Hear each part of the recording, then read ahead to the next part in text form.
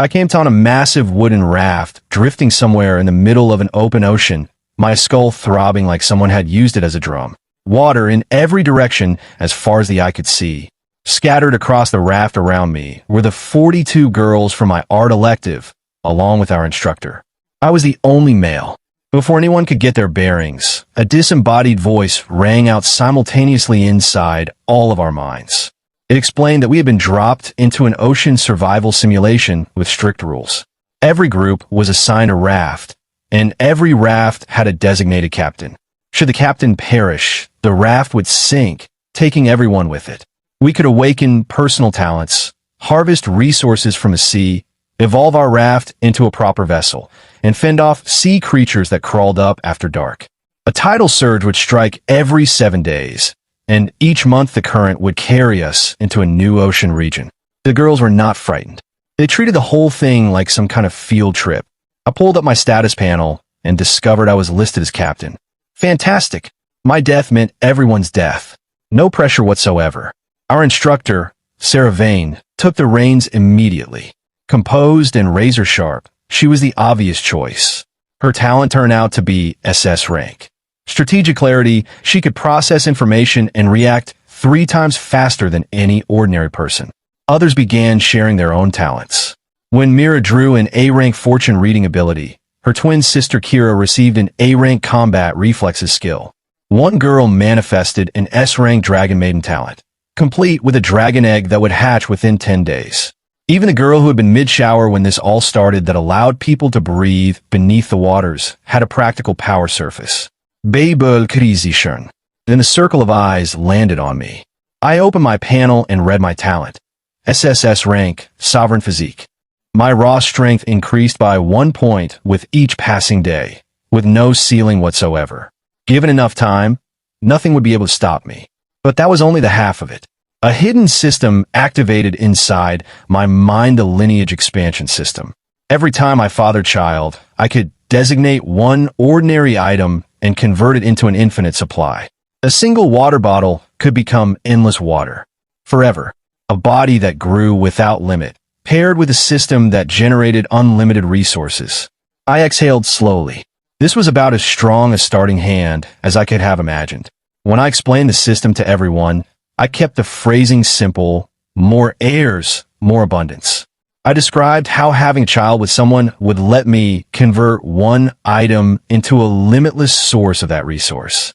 Infinite food, water, materials, whatever we needed. The raft fell completely silent. Then chaos erupted. The girls processed it fast. Since I was the only male and also the captain whose survival was everybody's survival, protecting me was not optional. And neither, as it turned out, was helping me activate my ability. The awkwardness was immediate. Faces flushed everywhere. Some girls began half-jokingly nudging their friends about stepping forward first. Even Sarah herself went slightly pink, though I could see her mind was already calculating the strategic value of my power. Nothing was going to happen right away, of course. We had all been ordinary college students less than an hour ago, and the raft had no walls to speak of. I told myself to be patient. When resources dried up enough, the decision would make itself. Mira snapped me back to reality by asking about my captain abilities. Apparently, the word captain floated above my head in gold lettering, effectively a glowing target sign for anything horror what those captain abilities actually did. I could steer the raft, restructure, and expand it, access permissions to the crew. I joked that I could also toss anyone who disobeyed me. Several girls actually took a nervous step back. Sarah cut through the noise and got everyone focused. She pointed out that dangerous creatures would emerge after sunset, so building walls was the first priority. Food and fresh water were equally urgent. Along the raft's perimeter, we found over 40 fishing rods, our starter equipment. I grabbed one and dropped the line in. The others followed, and soon all of us were ringing the raft's edge, trying to pull up our first meal in this new world. We fished for over an hour and caught almost nothing. The girls were worn out and beginning to complain. The sea was even tighter with its resources than I had expected. One girl reeled in a waterlogged crate containing a single piece of stale bread. Then I remembered Myra's fortune-reading ability and asked her to use it so we could gauge our luck for the day. She closed her eyes. A bamboo tube materialized in her palm. She shook it and whispered something about drawing a good one, which the other girls immediately twisted in a teasing aimed at me. Mira went scarlet. Her twin Kira stepped in, silenced the laughter, and Mira tipped the tube. One stick slid out. It read, "Great misfortune." The back of the stick warned us to finish a shelter before dark or face something terrible. The laughter died in an instant. Everyone sobered up. Sarah took command, assigned fishing duties, and gave a firm order. We needed wood for a shelter before the sun went down. Nobody complained. Everyone fished in silence and with genuine urgency. By dusk, after an entire afternoon of combined effort from 43 people, we had pulled up 112 wooden planks, 5 bottles of water, and 15 compressed bread rations. Not much, but 112 planks was barely enough. I walked to the pile and issued the build command cabin, 5 meters long for wide, too tall. The planks rose into the air on their own and locked together like a game interface constructing itself. Within seconds, we had 4 walls, a roof, and a door. The girls were wide-eyed. I was not relaxed. The sun was dropping fast, and darkness was close. I told everyone to get inside. No one was to step out tonight. The cabin was suffocating 43 people crammed into roughly 20 square meters, packed shoulder to shoulder. The girls pushed me to the center, insisting the captain needed to remain safe.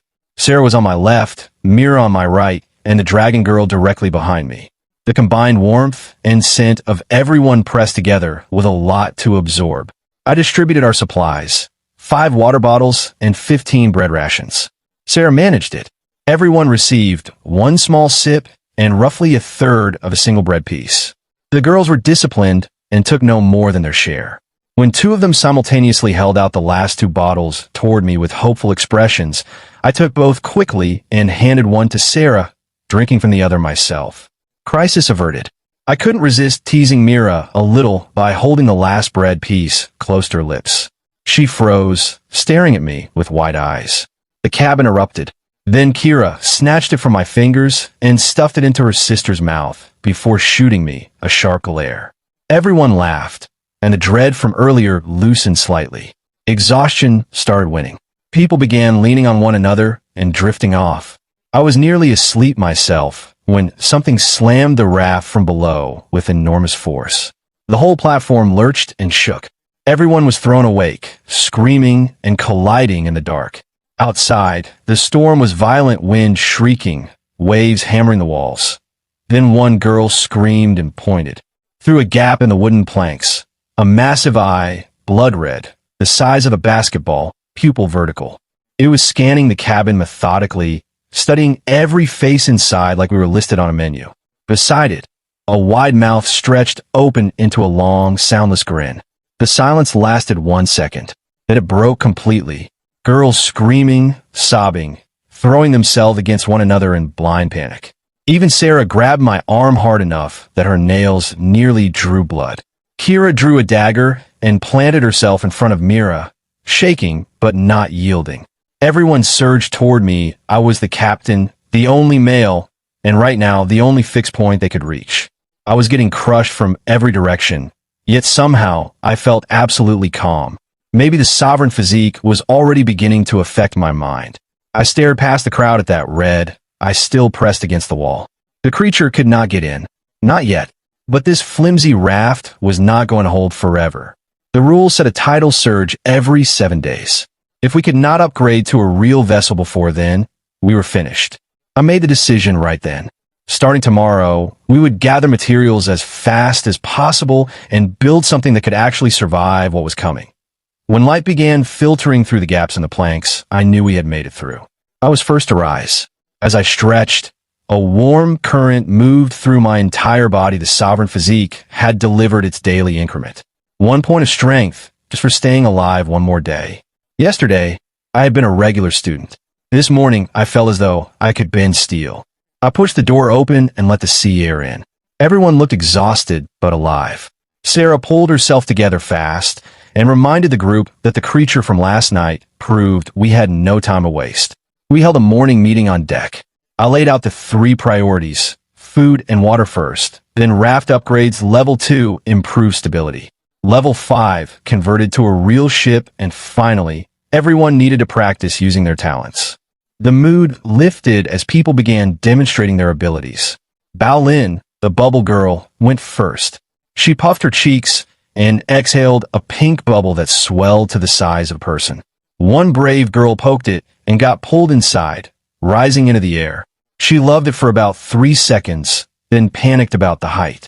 When Bao popped it, the girl dropped flat on her back. Everyone laughed. Silly looking, but for suppression or underwater work, genuinely powerful. Then Zara Fen, the S-rank dragon maiden, held up her glowing egg and told the group it needed body heat to hatch. She settled cross-legged with the egg cradled in her lap. One girl teased her about it, and Zara replied calmly that once her dragon emerged, it would go after that girl first. Laughter again. Even Sarah smiled briefly, then glanced at me with an expression that was slightly softer than her usual precision. Once the exhibition was over, I got everyone back to fishing. Zara and Bao stayed to practice their skills. The rest grabbed rods and lined the raft's edge. Our objective was straightforward: survive tonight and eat an actual meal. The midday heat was punishing. The raft baked. I asked Mira to use her fortune reading again. She shook the tube and drew a stick. Small luck, not impressive, but better than yesterday's catastrophe. And it held. Not long after, my rod bowed sharply. I pulled with everything I had and hauled up a black iron treasure chest encrusted with seaweed. The girls went wild. Inside, 50 wooden planks, 2 pieces of stale bread, and the genuine prize, a blueprint for a basic workbench. Sarah's eyes lit up at once. A workbench meant we could actually build things. I registered the blueprint, fed in wood and nails, and a proper workbench appeared on deck, hammers and saws arranged neatly beside it. The crafting list was promising: an iron fire pit, an iron cooking pot, a water purification unit. Real survival equipment. Then reality intervened. We had no iron, no plastic, no charcoal. The blueprint was useless without raw materials. I told everyone not to surrender. If we could fish up a blueprint, we could fish up what we needed to use it. We kept at it all afternoon. By sunset, over 300 wooden planks, which was good. But food remained desperate. 43 people had caught 3 small fish and 5 packets of compressed biscuits. Nowhere close to enough. As darkness arrived, stomachs were growling all around. Hunger was becoming harder to manage than the fear of monsters. Night 2. The cabin was larger now with the extra planks, so at least we were not stacked on top of each other. I built a small separate room in the corner of the captain's quarters with a curtain as a door. I split the food into 43 portions. Each person received a sip of water and a biscuit roughly the width of a finger. Not enough. You could hear it in the silence. Then someone whispered, "If only we had endless water." Every pair of eyes turned toward me. No teasing anymore, just raw, undisguised need. They all understood what I could provide and what providing it required. I felt the full weight of that stare. I stood, told everyone to sleep, and stepped behind my curtain. This decision had to come from them. I was not going to force it. Outside, something was scratching at the cabin walls again. That slow, rhythmic scraping, layered under the silence, made the air heavier than it needed to be. I lay in the dark, listening to the twins. Kira complaining about thirst, Mira murmuring about hunger. Everyone was suffering. Kira complaining about thirst, Mira murmuring about hunger. Everyone was suffering. I waited, not just for survival. I understood something more clearly than I could explain. Unlimited supplies were not only about food and water. They were the foundation of real authority. If I controlled that, these girls would follow me in every sense, not merely tolerate me as a figurehead. Then the curtain shifted. A hand lifted its edge. A familiar scent reached me. It was Sarah, my instructor, the woman who was always perfectly measured and in control, standing there with color in her cheeks and her lip caught between her teeth. She said she wanted to discuss the supply situation. We both understood this was not about discussing anything. I reached out, took her wrist, and drew her gently inside. "If we're going to speak seriously," I said quietly, "you should come in." That shows genuine intent. The moment was cut short before it could become anything more. A massive impact shook the entire raft.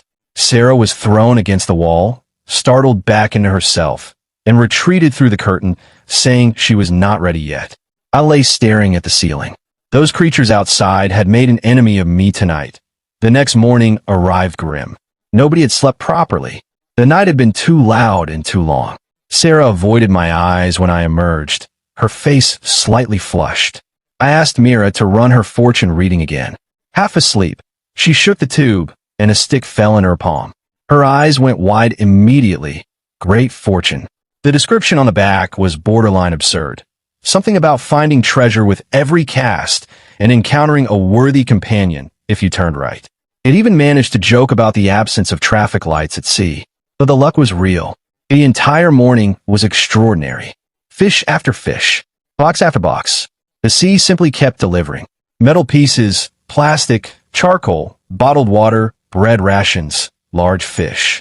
By midday, we had accumulated more than the previous 2 days combined. 500 wooden planks, 25 metal pieces, 32 pieces of plastic, 10 charcoal units, 24 water bottles, 30 bread rations, and 17 fish.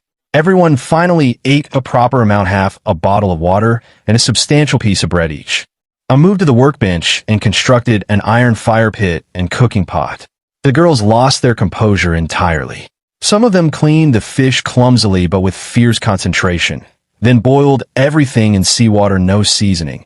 Nothing, but after 3 days of dry bread, the smell of hot fish broth drifting across the raft was the finest thing any of us had encountered. Everyone gathered around the pot like starving birds. I sat apart and reviewed my panel. Partners, 0. Children, 0. Item conversions, 0. Constitution had climbed to 13 from the sovereign physique, encouraging. But here was the irony. With this much food and supplies rolling in, nobody felt desperate enough to help me activate my lineage system.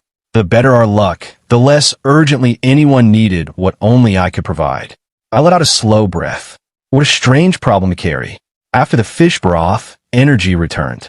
The lucky streak continued through the afternoon and into the evening. While the girls fished, I examined the captain's panel and found a key detail I had missed. We were drifting in a zone called the Shroud Current Sea that explained everything. This region had drastically reduced resource drop rates and doubled monster spawns after dark.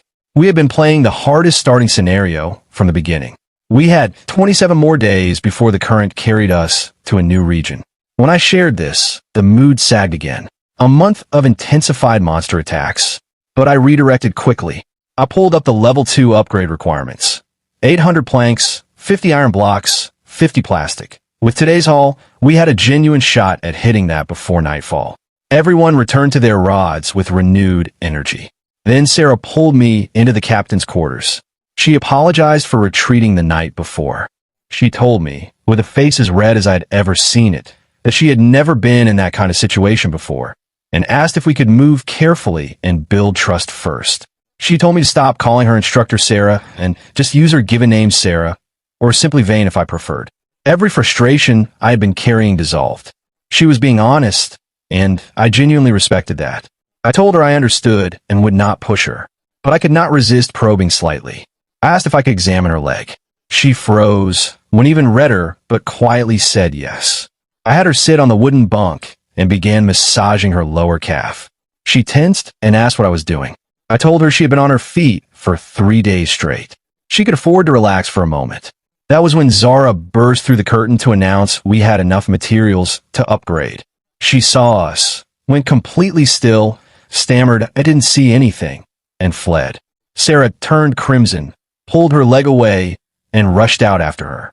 I followed, caught up with Zara, and pinched her cheek, telling her that if she ever interrupted me at that particular moment again, her dragon egg would become dinner. But the news itself was real. 821 planks, 55 iron blocks, 63 plastic. More than enough. I applied the upgrade. The raft thickened. The deck expanded by a quarter. A half-meter railing appeared around the edge. And most importantly, communication channels unlocked. One for our local sea region, one for the entire world. The regional channel was full of misery. Everyone in the Shroud Current Sea was barely clinging on, just like us. Our extraordinary day had been Myra's fortune reading at work. The global channel was far more interesting. Some groups were already at level 3 or 4.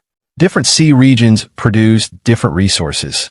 At level 3, a trading market would open, and that meant my lineage system's unlimited conversions could make us wealthier than anyone else on the water. Then an announcement shook the global channel. At level 5, rafts converted to ships. Doing so required a storm core obtained by surviving the first tidal surge arriving in 4 days. The first captain to reach ship level worldwide would receive 3 epic treasure chests containing purple tier gear. Everyone looked at me and Sarah. We all knew what had to happen. My system needed to be activated. Unlimited resources to trade. Unlimited leverage to upgrade. The math was clear. That night, Sarah came to me. She had made her decision. She said she was prepared to give herself to me for the sake of everyone's future. She knelt down, held my eyes, and asked me to be gentle. I could see this was not an impulsive choice, it was a sacrifice, thought through and made deliberately. I respected her even more for it. But just as things were finally about to proceed, a blinding explosion of light detonated at the far end of the raft. Zara's dragon egg was hatching ahead of schedule. Golden lightning and crimson flames erupted from the cracking shell, and whatever was lurking outside shrieked and pulled back from the raft entirely. Sarah and I ran out. Something was wrong. Zara's energy was being drained directly into the egg. Her face was chalk white and twisted in pain. Some girls wanted to intervene and stop it. I told them no. This was instinct. The egg was hatching early because it sensed the approaching tidal surge. Interrupting the process now could shatter her talent entirely. Instead, I ordered everyone to feed Zara food and water while others formed a protective ring around her. Then I sat in front of her, took both her hands, and used my sovereign physique to push life energy directly into her through what the system classified as an energy transfer. It converted my raw strength into vital force. It cost me considerably, but the anguish gradually eased from Zara's face. We kept watch through the entire night as golden light poured upward into the sky, and something ancient and powerful began its entrance into the world. By morning, the egg finally cracked open, not with any great explosion, just a quiet glow of red and violet light. Out drifted a creature no bigger than my open palm, wrapped in scales the color of embers and gold, with enormous golden eyes, tiny curling horns, and a tail tipped with a living golden flame. Impossibly small, impossibly beautiful. It made a soft, high sound and pressed its face against Zara's cheek. She was completely spent, but managed to smile when she saw it. Then the little creature noticed me. I must have looked terrible, skin gone gray, dark circles, visibly depleted from a night of energy transfer. The dragon shot from Zara's arms into mine like a thrown coal, curled against my chest, and began licking my chin insistently, behaving entirely as though I were its other parent, and it was terrified I might not survive the morning. That broke everyone. Zara rushed over in tears, saying it was all her fault. Half the girls followed, pressing in from every direction until I was being crushed by 40 people who meant well. Sarah had to physically push people back before I ran out of air. I checked my panel. Constitution had fallen from 13 all the way down to 9. The energy transfer had taken a serious toll. But then I noticed something new. I had gained a secondary talent, Dragon Warrior S rank, because I had channeled Sovereign Physique energy directly into the egg during hatching. The dragon had formed a soul bond with me alongside Zara. I could now merge with it to become a Dragon Warrior enhanced strength, speed, and elemental resistance. All dragon-type creatures would register me as a natural ally. The system had also labeled me Dragon Father, which I had complicated feelings about. Additionally, the Sovereign Physique had developed a new property. Consuming high-quality, energy-dense food could accelerate my strength growth. Plain bread and water would not be sufficient, but premium food could supercharge my development. Zara pushed everyone else aside and personally brought me water and bread, insisting she would make it up to me. She placed the little dragon back in my arms, and it gently licked my cheek. I told her I was fine. She smiled through her tears in a way that suggested she did not believe me at all, but was choosing to trust me anyway. After some rest, I felt my recovery kicking and the Sovereign Physique healed faster than normal, even with Constitution drained. When Mira drew her daily fortune, the result was good luck again. That girl had become our secret weapon. I laid out the plan. 3 days until the tidal surge. I wanted to be at level 4 before it arrived. The material requirements were steep. Level 3 needed 1,500 planks, 100 iron, 100 plastic. Level 4 demanded even more. The numbers frightened people, But I reminded them that with fortune on our side, anything was achievable. I had the girls craft wooden stools so they could sit while fishing instead of standing all day. A small thing, but it lifted everyone's spirits. Small gestures carry further than they ought to. At midday, we had fish broth again. The mood was light. People joked about how wrecked I looked after the previous night's ordeal, which made Mira go scarlet. I pretended not to notice. Then Sarah came to me quietly. She took my hand. Her fingers were cold, but her grip was firm. She told me we could not wait any longer. Her plan matched mine exactly. Open the trading market at level 3, activate my lineage system to generate unlimited conversions, then push to level 4 or even 5 before the surge hit. That was the only path to those epic treasure chests. I told her she was brilliant. She rolled her eyes with color in her cheeks. Nearby, some girls were murmuring about us. Mira sat apart with her fishing rod, expression subdued. Her sister Kira was nudging her, telling her to act before it was too late. Apparently Mira had carried feelings for me for 3 years. I filed that away without knowing what to do with it. By evening we had the materials. I upgraded to level 3 and the trading market opened a glowing blue interface displaying weapons, skill manuals, food, and ornamental items from other sea regions. Other groups were trading everything, but we had nothing special to offer yet. Then one girl said it plainly. Once the lineage system activated and I had an unlimited resource, the entire trading market became our personal supply depot. Every pair of eyes drifted toward me, then toward Sarah, then toward the curtain. Tonight had to be the night. Everyone understood that. They settled quietly into their spots, but no one actually slept. All eyes kept drifting to my curtain. I took Sarah's hand and led her inside. The curtain fell closed behind us. It was a long night, but when morning arrived, I checked my panel and stopped. Not pregnant. I could not believe it. After everything, I sat with that for a long moment. Then Sarah stirred and looked at me with quiet certainty. She said we would try again, and the way she said it made the word we feel like something solid. After the tidal surge passed and the immediate chaos settled, I confirmed what I had suspected for a little while. I made the announcement before I could think better of it, called the children our hope pair, said it a little too loudly, and several girls caught it before I could dial it back. So I went ahead and told everyone. I pulled Sarah into my arms and told the entire crew. Instructor Vane is carrying twins. The silence lasted roughly 2 seconds. Then the raft erupted. The girls swarmed Sarah as though she had suddenly become the most fragile and precious thing in existence, which, given the implications, was not entirely inaccurate. They made her sit down, offered to fish on her behalf, brought her water. Sarah kept insisting she was perfectly fine. Nobody listened. Zara stood off to one side with her dragon, expression a little hollow, watching Sarah being treated like royalty. She glanced at me, then back at Sarah. The little dragon tilted its head at her, confused by the sudden quiet. Mira was similarly withdrawn in the corner, head low.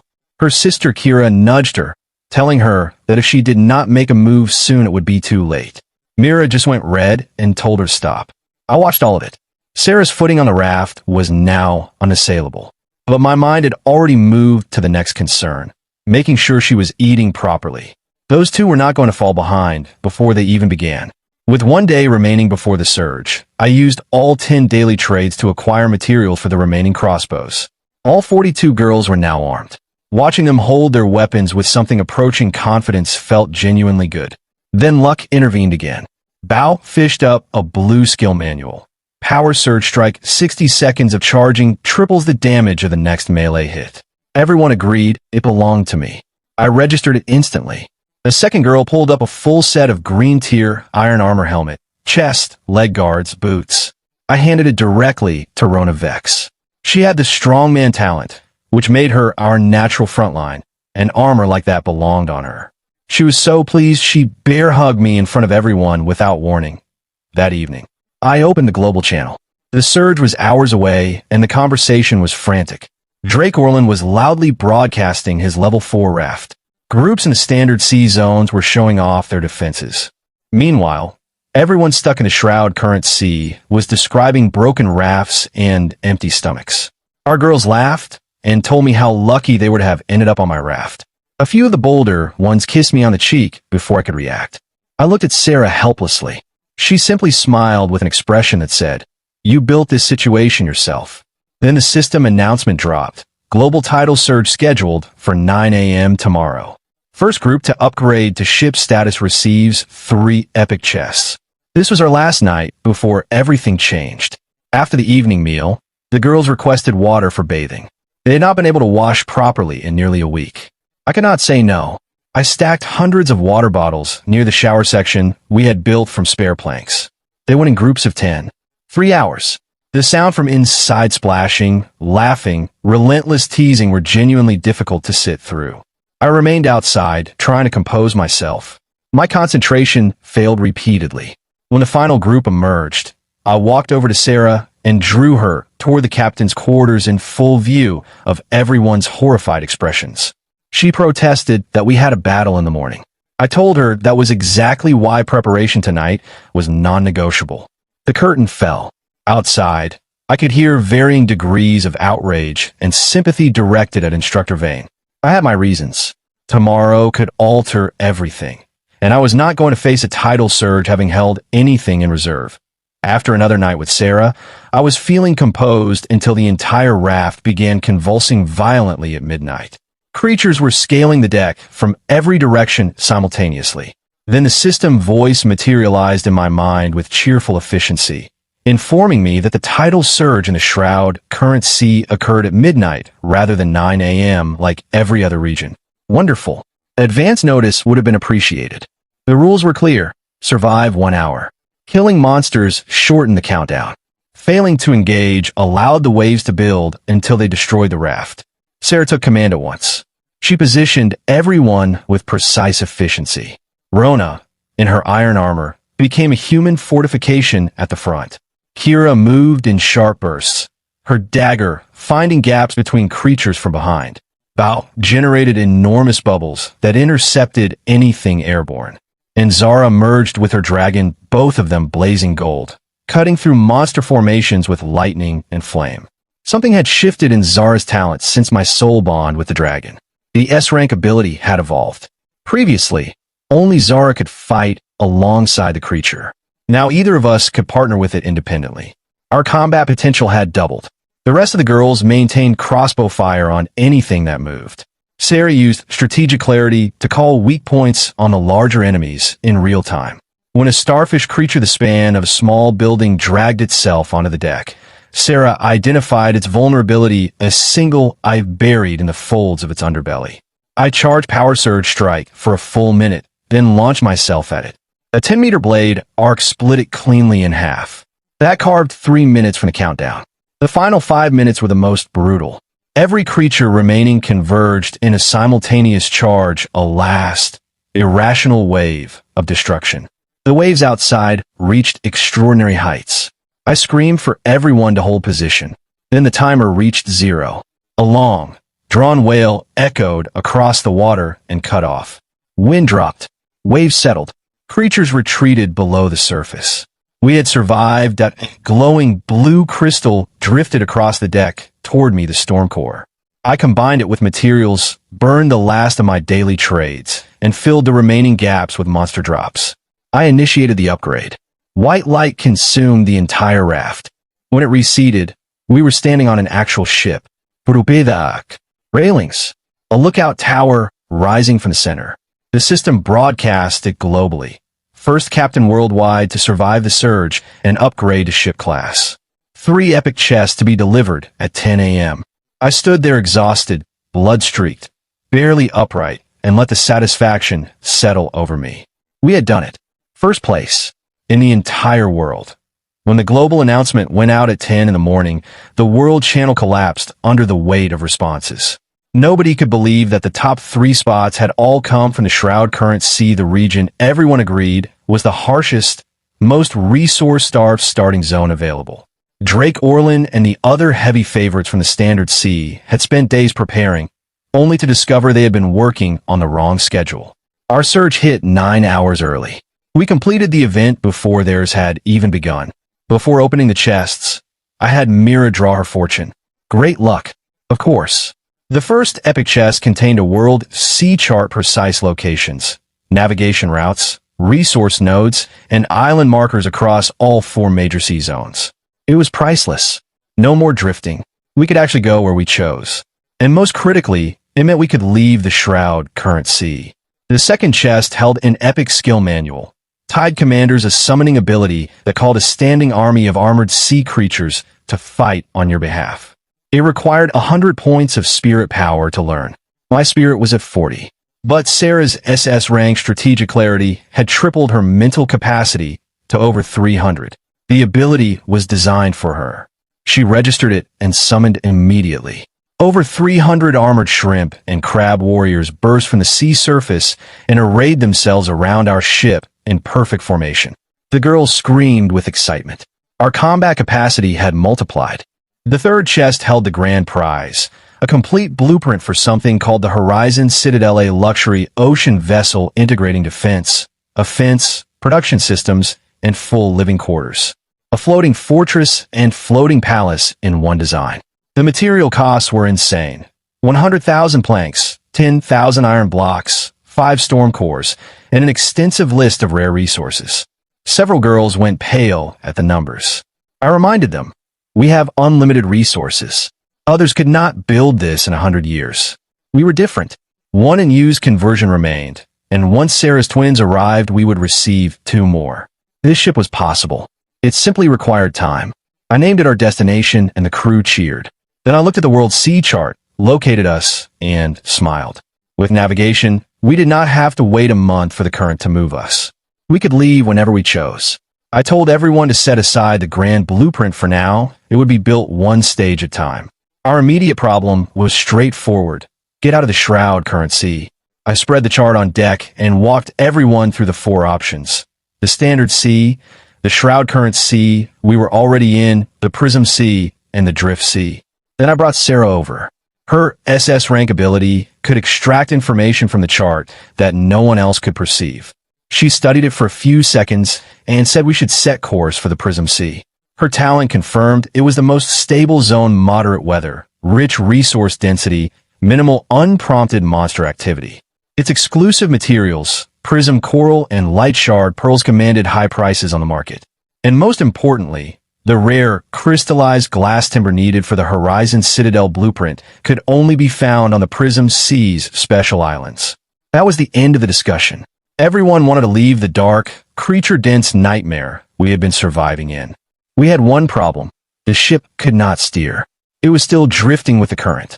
I checked the workbench and found 2 new blueprints, a basic rudder and a basic sail. Both needed fine timber, which was rare, but the creature drops from the surge battle had supplied enough. The crew worked fast. Within the hour, a metal and timber rudder was installed at the stern, connected by cable to a wheel mounted on the lookout tower. A tall mast rose from the deck's center, and a broad white sail unfurled in the wind with a sound like a held breath being released. I took the wheel. The moment I gripped it, something clicked, not mechanically, but somewhere deeper. The ship extended into my awareness. For the first time, I understood what it meant to be a captain, not just someone assigned the title. I checked the chart. Prism Sea, south-southeast. I turned the wheel, stated our heading to the crew, and the sail filled with wind. The ship pushed forward through the waves and began to move with genuine purpose. Behind us, the Shroud Current Sea began to shrink. Ahead, something brighter was waiting. The girls cheered as we sailed toward the Prism Sea. Our true journey was beginning. After a full day of sailing, the Shroud Current Sea dropped away behind us completely. When morning arrived, everyone went quiet at what they saw ahead. The dark, cold water was gone.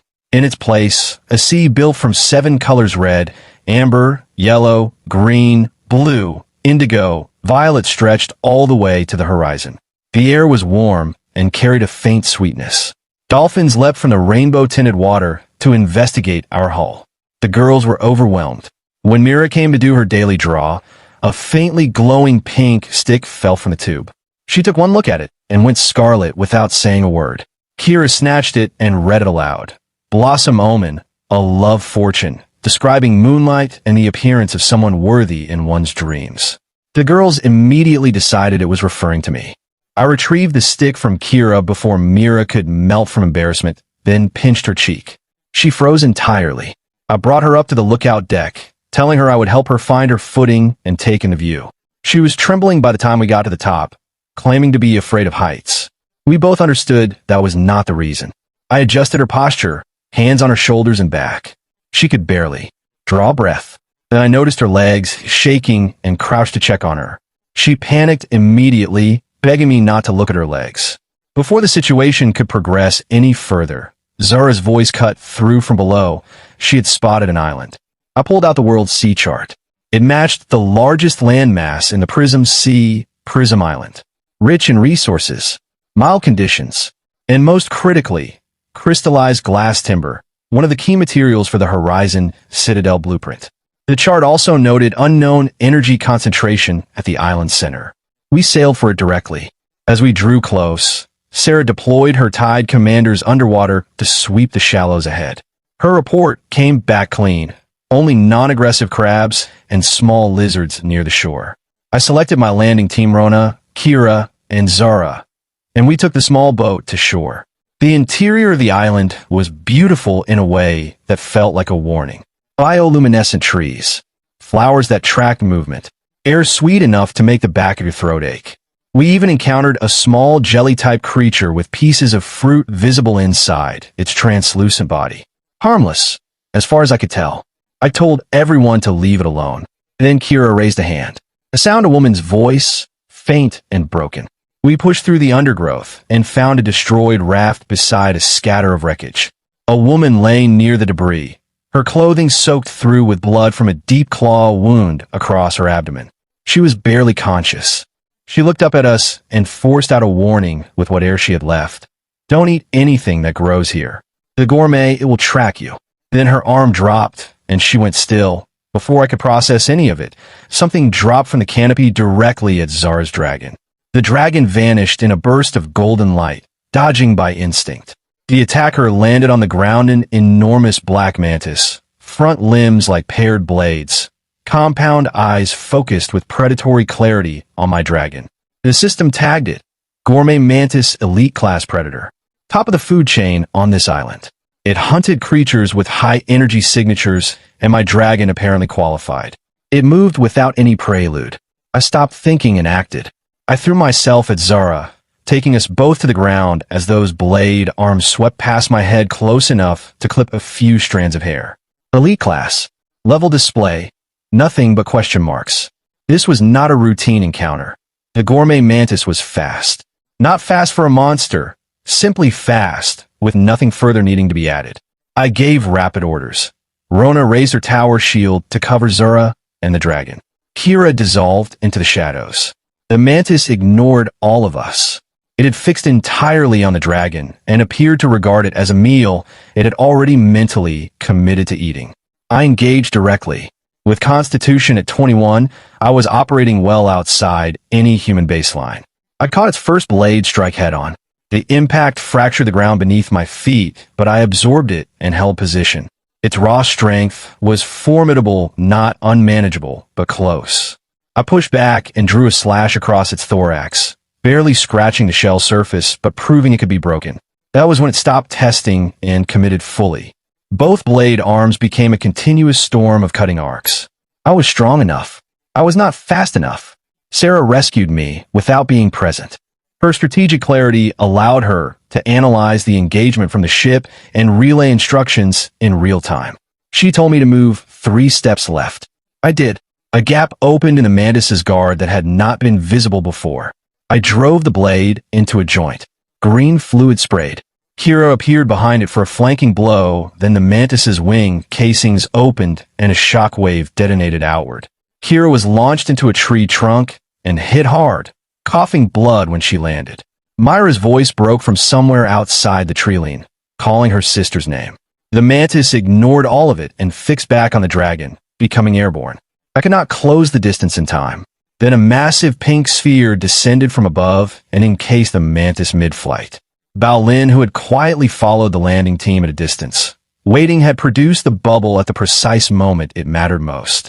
The mantis thrashed against the inner surface and found no purchase.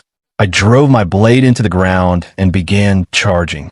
Zara ordered the dragon to breathe fire into the bubble. The mantis screamed inside a contained inferno. Sarah's voice through our channel. Now. I launched, expelled the full 60-second charge in a single strike downward, and split the mantis from crown to thorax. Green fluid and shell fragments scattered. We had won. Constitution rose to 22.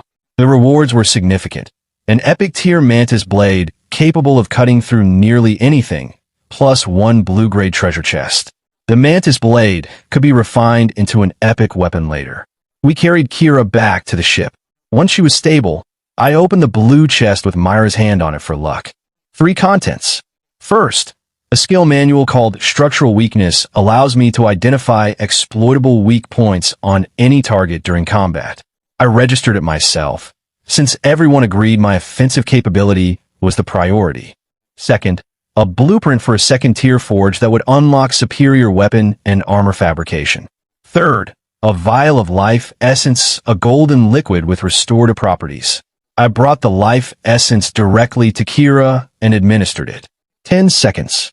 Her fractured ribs reset themselves. She sat upright in genuine shock, fully healed. Mira pressed both hands over her mouth, eyes bright. I looked back at Prism Island with reassessed perspective. That elite mantis had produced exceptional drops, and by Shroud Current Sea standards, it was arguably a mid-tier threat. There had to be more of them on that island. The calculation was already forming. Prism Island would become our personal hunting ground and material source. That night, the Prism Sea was everything the Shroud Current Sea had never been: calm water, warm air, a rainbow-colored moon overhead. The girls sat around a fire on deck eating fish broth, telling stories, laughing. It felt like a completely different world. I sat at the stern and turned things over in my mind. The dying woman's warning had weight. These predators targeted high-energy creatures, and every person on our ship qualified.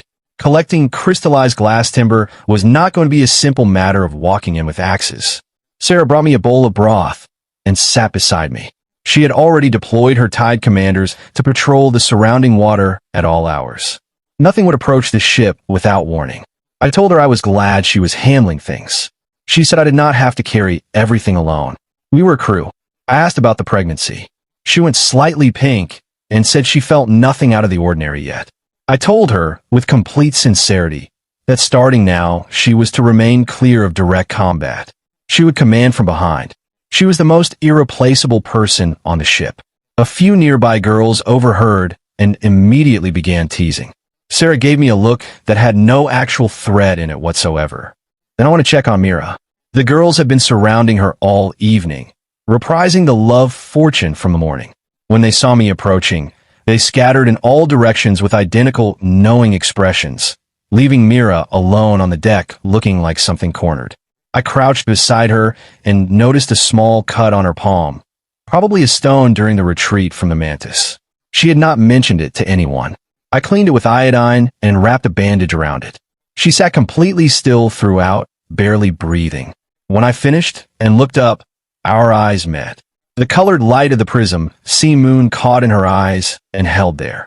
I could see everything she had been carrying: the nervousness, the restraint, and something deeper that she had been holding carefully in place for a long time. My chest did something I had not anticipated. I thought of her blossom fortune. Under the moon, a worthy one appears in dreams. I reached up and touched her head gently, told her to come to me immediately if anything happened to her, anything at all. Then I leaned close enough that only she could hear it and told her that tomorrow I would bring her to the lookout deck to see the view properly. Her response was barely audible. Her cheeks were burning. Morning. Constitution reached 23. The sovereign physique meant I needed only a few hours of sleep now. The deck was already busy, girls mending nets, cleaning crossbows, preparing the morning meal. Peaceful even. The kind of normalcy that felt hard-won. I spotted Mira crouched at the ship's rail, dropping scraps of fish to the colorful creatures swimming below. She looked lost in thought. I walked over and reminded her about the lookout deck. She looked at me as though she had half expected me to forget. I took her hand and led her up. The girls below erupted in a chorus of cheering and commentary the moment they saw us. Zara muttered something under her breath while her dragon chirped happily at me over the railing. Up top, the prism sea spread out under the morning sun in every direction, stunning. Mira could not absorb any of it. She was a wreck of nerves. I stood behind her with my arms on the railing on either side and told her to straighten up, breathe, and look at the distance. Then, without announcing it, I activated my structural weakness skill on her. Golden text appeared in my field of view, visible only to me. Status: extremely elevated heart rate, acute anxiety, admiration at maximum threshold.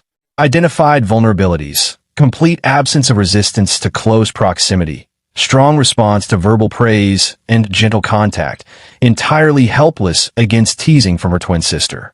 I absorbed all of this. This ability was not supposed to be a social instrument. But here we were. I ran a hand slowly through her hair and told her she was braver than she understood. I used her full name. She went almost entirely boneless, gripping the railing for structural support. I could see the happiness physically moving through her. She could not contain it. Then something on the island caught my attention. A thin column of blue-gray, smoke rising from deep within the forest canopy. Not mist, not atmospheric haze. A campfire. Deliberate. Someone was on Prism Island. The dying woman had warned about the gourmet plural, implied. So who was making that fire? Surviving strangers, or something we needed to treat as a threat? I had the telescope on me. I extended it and scanned the tree line. Too dense and too distant to see the source clearly. But the smoke was real, and what produced it was not a natural phenomenon. I released Myra's hand. The mood on the deck shifted immediately. The romantic dimension of the morning was over. Prism Island was concealing something significantly larger than beautiful trees and harmless jelly creatures. We needed to move on this sooner than I had planned. After spotting the smoke, I assembled the crew and told them what I had seen. The girls reacted with immediate anxiety.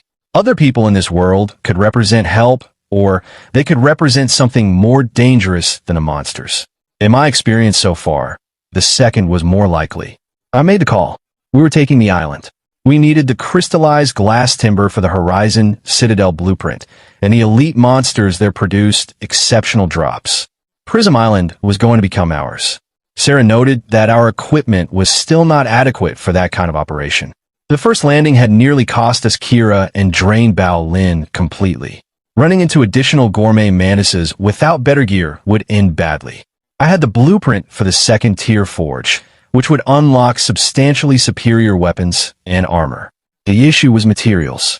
We were roughly 300 iron blocks short. The daily trade limit was exhausted, and iron was scarce on the market. Fishing for it would take too long. Then I reminded the group of something everyone had temporarily forgotten. We still had one in use conversion. The cabin went completely silent. Then it detonated with cheering. I produced a standard iron block and asked Sarah whether she thought this should become our second unlimited resource. She nodded at once, eyes bright. I engaged the system. Golden light wrapped around the block. When I opened the inventory display, the icon showed an infinity marker. Unlimited iron. Belmano. With unlimited water, we had solved survival. With unlimited iron, we had solved equipment. We were no longer merely surviving. We had the foundation to dominate. I upgraded the workbench to the second tier forge immediately. A proper fabrication station appeared on deck, quenching tanks, grinders, the full complement. The new construction list was extraordinary. Refined iron crossbows, long swords, full armor sets, tower shields, all green tier, all available in unlimited quantity. I organized the workflow. My landing team, Rona, Kira, Zara, Bao, and me, would receive full refined iron armor and primary weapons first. Everyone else upgraded to refined iron crossbows. Goal: fully equipped before nightfall. The deck became a production floor. Metal clanging. Sparks arcing. Girls working in shifts without being asked to. I stood at the bow and looked at Prism Island across the water. Whoever was on that island, survivors, inhabitants, something else entirely. They were about to encounter their new neighbors. And we were not arriving unarmed. By sunset, my 5-person team was equipped completely. Refined iron from helmet to boot, polished and gleaming. I carried a heavy longsword. Rona had a tower shield the size of a door. Kira wore twin short blades at her hip. Zara and Bao had lighter armor with crossbows for range. I left Sarah in command of the ship with the Tide commanders holding the water around it. The rest of the crew remained as its defense. The five of us crossed to the island on the small boat and landed on a sheltered beach. We moved into the rainforest with care. I had a cutting tool from a plant specialist among the crew that confirmed no toxic vegetation in the immediate path. Structural weakness kept me reading the environment in every direction. 30 meters in, I caught movement in the canopy above. A smaller gourmet mantis dropped toward bow. Kira intercepted it before it landed, her new gear giving her the speed to match it strike for strike. I called the weak point. Rona smashed it with her shield. The three of us drove crossbow bolts into its exposed underside. Dead in under 10 seconds. The same creature that had hospitalized Kira 2 days ago could not produce a credible threat now. We had not become fortunate, we had become stronger. We pushed deeper. Spider-type and centipede-type elite variants fell to the same approach. Structural weakness, Rona tanks, Kira, and Zara deal damage. Bao controls the angles with bubbles. No treasure chest drops, which was irritating. After roughly 30 minutes, the trees began to thin. Voices reached us. We moved to the edge of a clearing and crouched behind the undergrowth. Inside a rough camp, a log perimeter fence, a fire, 7 or 8 survivors seated around it gaunt, filthy, armed with stone-worked weapons, carrying the particular expression of people who had been surviving the hard way for a long time. The one in the center was a large man with a scar diagonal across his face, running a stone axe blade across a whetstone. Before I could complete my assessment, he looked directly at our position. Whoever that is, stop hiding. I can hear you. I stepped out. The team followed. The survivors went rigid when they registered what they were looking at. 5 people in full polished metal, carrying proper weapons. Against their stone tools, we must have appeared to be from a different version of the same world. The scarred leader's eyes moved across our gear without subtlety. The calculation was visible in his face. He tried to assemble something authoritative. Who are you people? This is my territory. Kaidrin name I went by when the situation called for it could not help the brief, quiet laugh that escaped him. The 4 girls at his back looked at the man the same way you look at someone who has misread the room so completely that the kindest response is silence. In a world like this one, the concept of my territory required more than a campfire and a stone axe to enforce. The scarred man whose name, as I learned later, was Brack's scar darkened immediately. The men behind him let out a chorus of low, ugly sound. Their eyes moved to the 4 girls at my back with a quality that did not require interpretation. One of them spoke before any restraint could intervene. Kaidrin's expression did not change, but something went out of his eyes like a light being switched off. Kira, he said, softly. She was already smiling with a particular quality that suggested she had been waiting for permission. Deal with him. 3 words. Understood. Kira's outline blurred. Brackscar's instincts fired at the same moment. He registered the danger a fraction of a second too late. He shouted a warning to his people that he was already too late. The loudest member of Brackscar's group had still been mid-sentence when a shadow crossed. Behind him, a single flash of light. A thin red line appeared across the man's throat. He touched it, uncomprehending, and then he fell without further sound. Instant elimination. The camp became perfectly still. Then Brackscar's face went a deep, furious red. Kill them. He raised the stone axe and charged without further deliberation. The others followed, screaming, bringing everything they had with them. They were poorly equipped, but they had the energy of people who had fought on this island long enough to stop being afraid of it. Perfect timing, Rona said, with complete sincerity. She dropped the tower shield edge first onto the ground and planted behind it like a fixed structure. 3 men hit it in rapid sequence with wooden spears and stone edges. The sounds they produced were entirely decorative. No impression was made on the surface whatsoever. Is that it? Rona said pleasantly. She drove her arm forward. The shield swung outward like a section of wall, becoming mobile. 2 men were lifted from their feet and came down without controlled landing. They did not get back up. Zara and Bao raised their crossbows. Zara adjusted her aim on Bao's quiet suggestion. The bolt landed in the outer thigh. The man fell. Bao's shot arrived almost simultaneously and struck the back. The target stopped moving. Structural weakness was live in my field of view. I moved into the center of the engagement and let the indicators guide everything. Braxcar was charging directly at me with the stone axe raised. The gap at his shoulder opened on the third step. I stepped in. Near the dead gourmet mantis, my overlord body flagged something new. I could devour monster corpses to recover strength directly. I hadn't known that was possible. I'd been thinking about this power too narrowly. The energy rush brought my stats to 24. We camped on Prism Island that night under glowing mushrooms and bioluminescent plants, cooking fish soup over a real fire, while Rona Vex and Kira Loon quietly dragged the bodies into the treeline. Sarah Vane mapped out Braxcar's intel. The Spider Queen's territory sat in a low valley, thick forest on all sides, likely guarded or trapped beyond what Brax had told us. Her plan split us in two. Rona Vex group would draw attention loudly from the front while I went around the side with Kira Loon and Zara Finn, using structural weakness to find a weak point the moment we located it. My constitution hit 27 by morning. 20 minutes of hiking brought us to a cliff overlooking a valley, and there was the colorful glass wood twisting upward with leaves like colored glass, glowing in every direction. Beneath it, a web spanning over 100 meters, and at its center, the Spider Queen. Truck-sized black metallic shell, 8 glowing red eyes, and worse, a human-shaped upper torso fused to the spider body below, a face that was almost a woman's and deeply wrong. A legendary tier boss. My first golden quality kill if we survived it. Rona Vex signal hit first. An explosion, then her voice screaming insults across the valley. The Spider Queen shrieked and sent over 100 smaller spiders rushing her position. That was our opening. I sent Kira Loon around the back while Zara Finn hit the Spider Queen with Dragon Fire from the cliff. It bounced off the shell without leaving a mark. Enraged, she fired Toxic Silk at us. I barely shoved Zara Finn clear as it burned through solid rock behind us. Kira Loon tried a joint strike and barely scratched the armor before the recoil threw her into the web, stuck. The Spider Queen's legs shot toward her like spears. I didn't think. I jumped. 27 points of constitution behind a single leap, sword raised, power charge strike fully charged, and right then structural weakness finally located it. The seam where her human torso met the spider body beneath. I twisted midair and aimed everything at that seam. She tried to block, 8 legs rising like shields, human arms reaching to stop me. But she was too slow.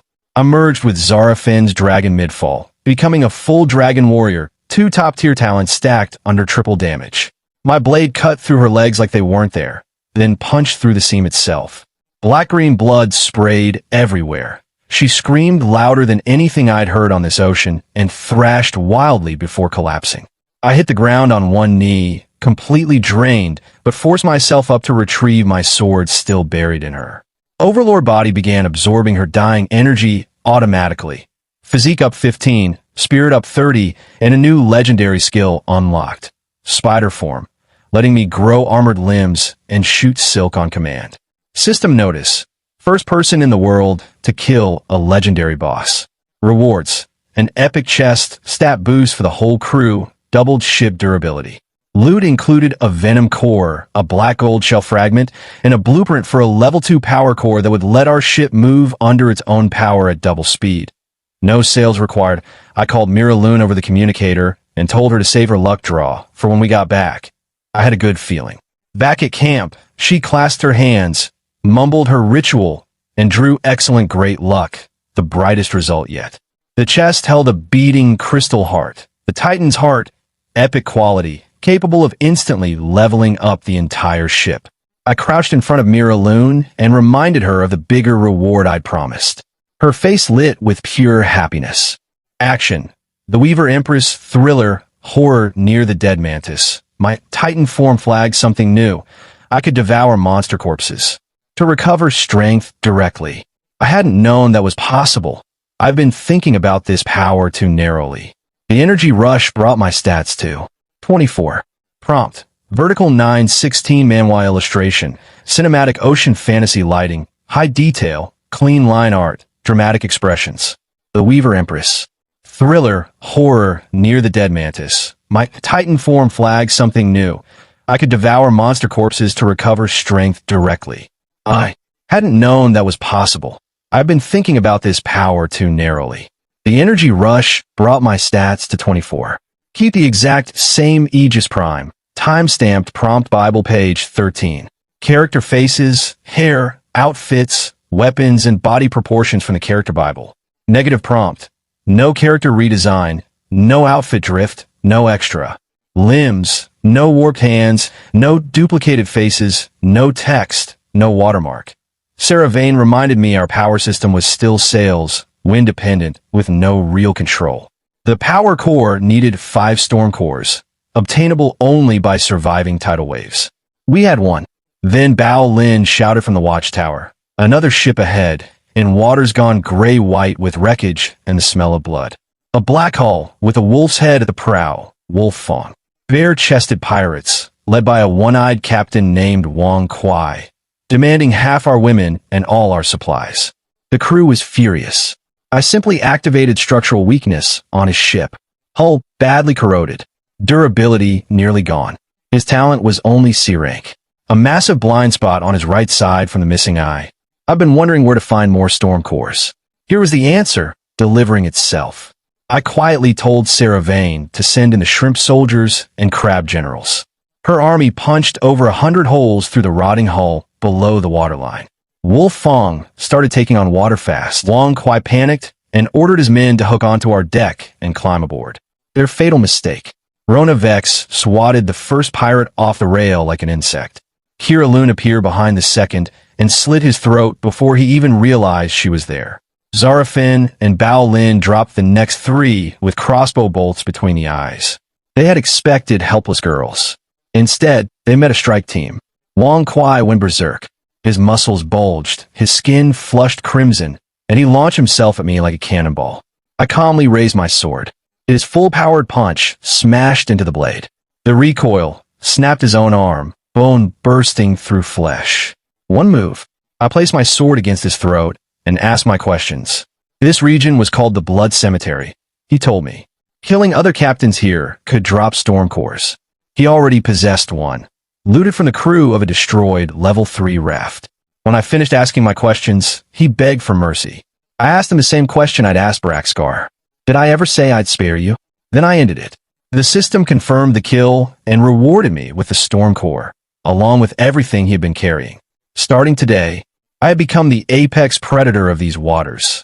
Inside, moonlight was the only light. Zarafin crossed her arms and tried to look tough, threatening me with her dragon. I stepped closer, backed her into the corner, caught her wrist when she pushed back, and told her quietly, "For ignoring orders, you'll stay in this room tonight until you understand what being part of a crew really means." My fingers brushed against her cheek by accident.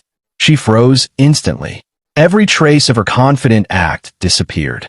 At that exact moment, a shrill red alarm echoed throughout the Pangu. System notice, a special event has begun. Blood Moon Battle in the Blood Cemetery. Countdown, 10 minutes. The atmosphere changed instantly.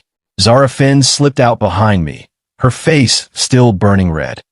For the next 12 hours, every ship in the region would have its position revealed on a shared map. Captain kills would have doubled storm core drop rates. The captain with the highest number of kills would receive a legendary chest. I still needed 4 more storm cores to complete the power core. It felt as though this event had been created specifically for us. I gathered everyone on deck. Someone wanted to hide. I rejected the idea immediately. Pangu was the largest ship in these waters. Hiding was no longer an option. It was better to hunt than to be hunted. Sarah Vane agreed immediately. She opened the shared map and traced our route. 3 weak targets were nearby, all below level 5. Farther away sailed a fleet of 7 or 8 allied ships. Those would come later. Assignments were issued quickly. Rona Vex, Kira Loon, Zara Finn, and Bao Lin formed the boarding team. The remaining crew prepared crossbows and defended the deck. Sarah Vane commanded from the center with her shrimp soldiers and crab generals beneath the sea. Wang Qing handled logistics and medical support. When the countdown reached 0, a blood-red moon rose above the ocean. Beautiful, terrifying. Our first target, a level 4 raft carrying roughly a dozen survivors, spotted us and immediately tried to flee. Nothing could outrun Pangu. At 500 meters, I gave the order. 20 crossbows fired simultaneously. The battle ended before it truly began. Second Storm Corps. It felt like farming beginners while already at max level.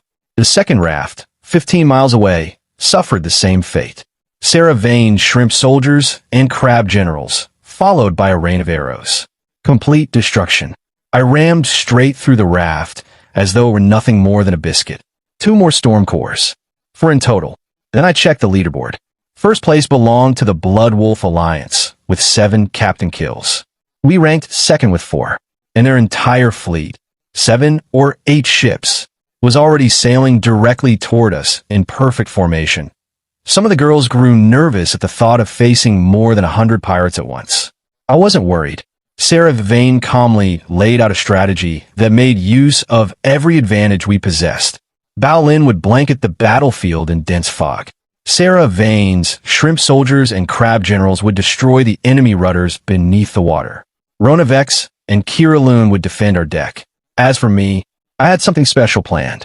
When the Blood Wolf Alliance surrounded us, their bald leader, Blood Wolf, opened with the usual demands. Hand over your ship. Hand over half your women. Before I could answer, Bao Lin did. She detonated an enormous wall of thick fog that swallowed the entire battlefield. Visibility disappeared instantly. Beneath the water, Sarah Vane's shrimp soldiers and crab generals chewed through every enemy rudder. Unable to steer, the pirate ships drifted helplessly into one another. Wood shattered. Men screamed. Chaos spread throughout the fleet. That was my signal. I activated spider form. Black armor spread across my body. 8 spider limbs unfolded from my back. I became a ghost inside the fog. Climbing silently up enemy hulls from below, I activated structural weakness to locate each captain. One after another, I eliminated them. Silent. Fast. Invisible. The pirate communication channel descended into panic. Captains disappeared in the middle of speaking. Terrified reports spread of an unseen monster moving through the mist. Blood Wolf finally ordered a retreat. Too late. When the fog slowly cleared, only his flagship remained. He stood alone on the deck, frozen in place, staring at the empty ocean where his alliance had once sailed. I appeared directly before him, sword in hand. Not a single stain marked my clothes. We had our conversation. Before the Blood Moon battle ended, Blood Wolf surrendered the 5th and final Storm Corps. System notice. First place worldwide. 11 captain kills. Reward. 1 legendary chest. A golden chest carved with sea monsters descended into my hands. I carried it back aboard the Pangu. Every pair of eyes followed me, including Zara Fenn's. She stood quietly in the corner, fists clenched, looking both nervous and excited. I raised the legendary chest slightly and smiled. Before we open this, shouldn't we settle one unfinished matter first? Everyone immediately knew who I meant. Zara Finn blushed deeply, but still tried to argue. I followed the orders. Not completely. Both of us knew the truth. I dismissed the rest of the crew to prepare dinner and led Zara Finn into the captain's cabin. Inside, I left the lights off. Leaning casually against the control console, I said nothing. Silence filled the room. It broke her much faster than shouting ever could. Finally, she spoke. What do you want me to do? I stepped closer. Placing one hand against the wall beside her head, I quietly asked her to tell me exactly what she'd done wrong. After a long pause, she admitted it. I rushed ahead. I shouldn't have. Good girl. I smiled. Then I gave her real punishment. From now on, every boss fight, you'll be the first one in. She blinked in confusion. That was exactly what she'd always wanted. Then I added one final condition. You follow every order I give. If I say retreat, you retreat, even if the boss is one hit away from dying. I looked directly into her eyes. I'm not trying to hold you back. I'm trying to make you the sharpest blade on this crew. Something changed inside her. She nodded slowly. Tears filled her eyes. I can do it. I gently kissed her forehead, then walked out of the room. Back on deck, I called Mira Loon over for the chest draw.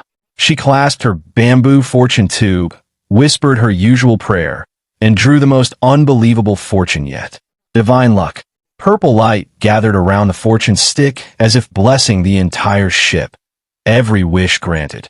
I opened the legendary chest. Golden light burst into the sky. Inside rested a skill book formed entirely from flowing seawater itself. Poseidon's Wrapping. Legendary quality. A skill capable of controlling seawater within 100 meters. Water chains. Water walls. Giant hands. Any shape I desired. In a world ruled by the ocean. It was a power that came dangerously close to godhood. I learned the skill immediately. The book dissolved into streams of water and merged with my body. I slowly raised one hand. The ocean answered. A gigantic arm, made entirely of seawater, burst upward from the surface, towering over the Pangu before sweeping through the air. Every person on deck stood frozen in shock. No one could believe what they were seeing. We now possessed all 5 storm cores. Only one final material remained. The colorful glass wood, still standing deep within Prism Island, waiting to be harvested. That evening, while sharing a bottle of soda beside Zara Finn, who pretended she didn't want it, Rona Vex asked about tomorrow's logging operation. Sarah Vane immediately pointed out a serious problem.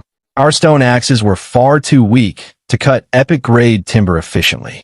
I opened the trading market, listing 1,000 bottles of unlimited water in exchange for 100,000 planks. Every 1 to 10 daily trades sold instantly. Using the resources, I forged 41 refined iron axes. Every member of the crew received one. Effectively, at no cost. Before everyone turned in for the night, I handed Wang Qing complete control over the ship's new eco-garden. Her plant talent, dismissed as useless for weeks, finally had a place where it truly mattered. The look on her face changed completely. For the first time since boarding, she genuinely smiled. The next morning we split into 2 teams. Half remained aboard the Pangu for guard duty. The rest of us returned to Prism Island, carrying refined iron axes into the rainforest where the Spider Queen had once ruled. The colorful glass wood was breathtaking. Its trunk shimmered like living crystal. It was also unbelievably hard. Rona Vex unleashed her strongman talent, chopping nearly 5 times faster than anyone else. A surviving gourmet mantis suddenly attempted to ambush one of the girls. I reacted instantly. Using Poseidon's Wrapping, I formed massive chains of seawater that wrapped around its limbs. Before it could escape, Kira Loon flashed past. One clean strike. The monster died before it even understood what had happened. By sunset, we had gathered every piece of colorful glass wood we needed. Back aboard the Pangu, I fed every required material into the blueprint. Purple light swirled around the entire ship for 10 long minutes. The materials dissolved into the hull. Then, a deep mechanical horn echoed across the ocean. The power core had been installed.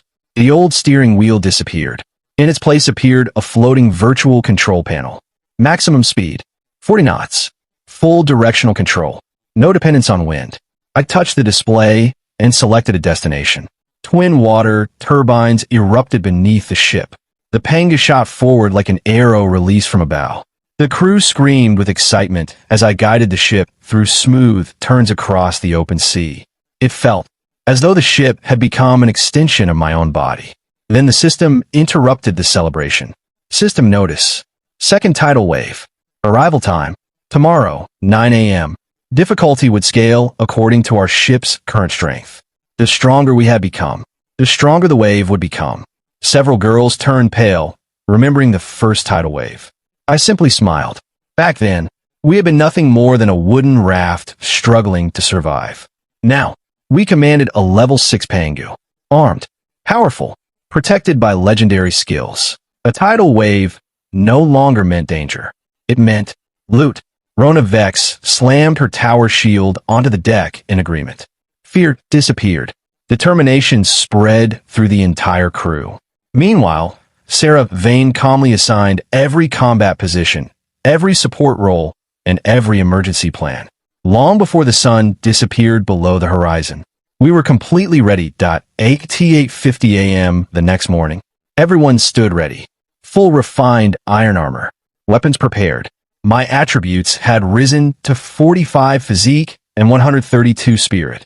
The instant the countdown reached 0, a black line appeared on the horizon.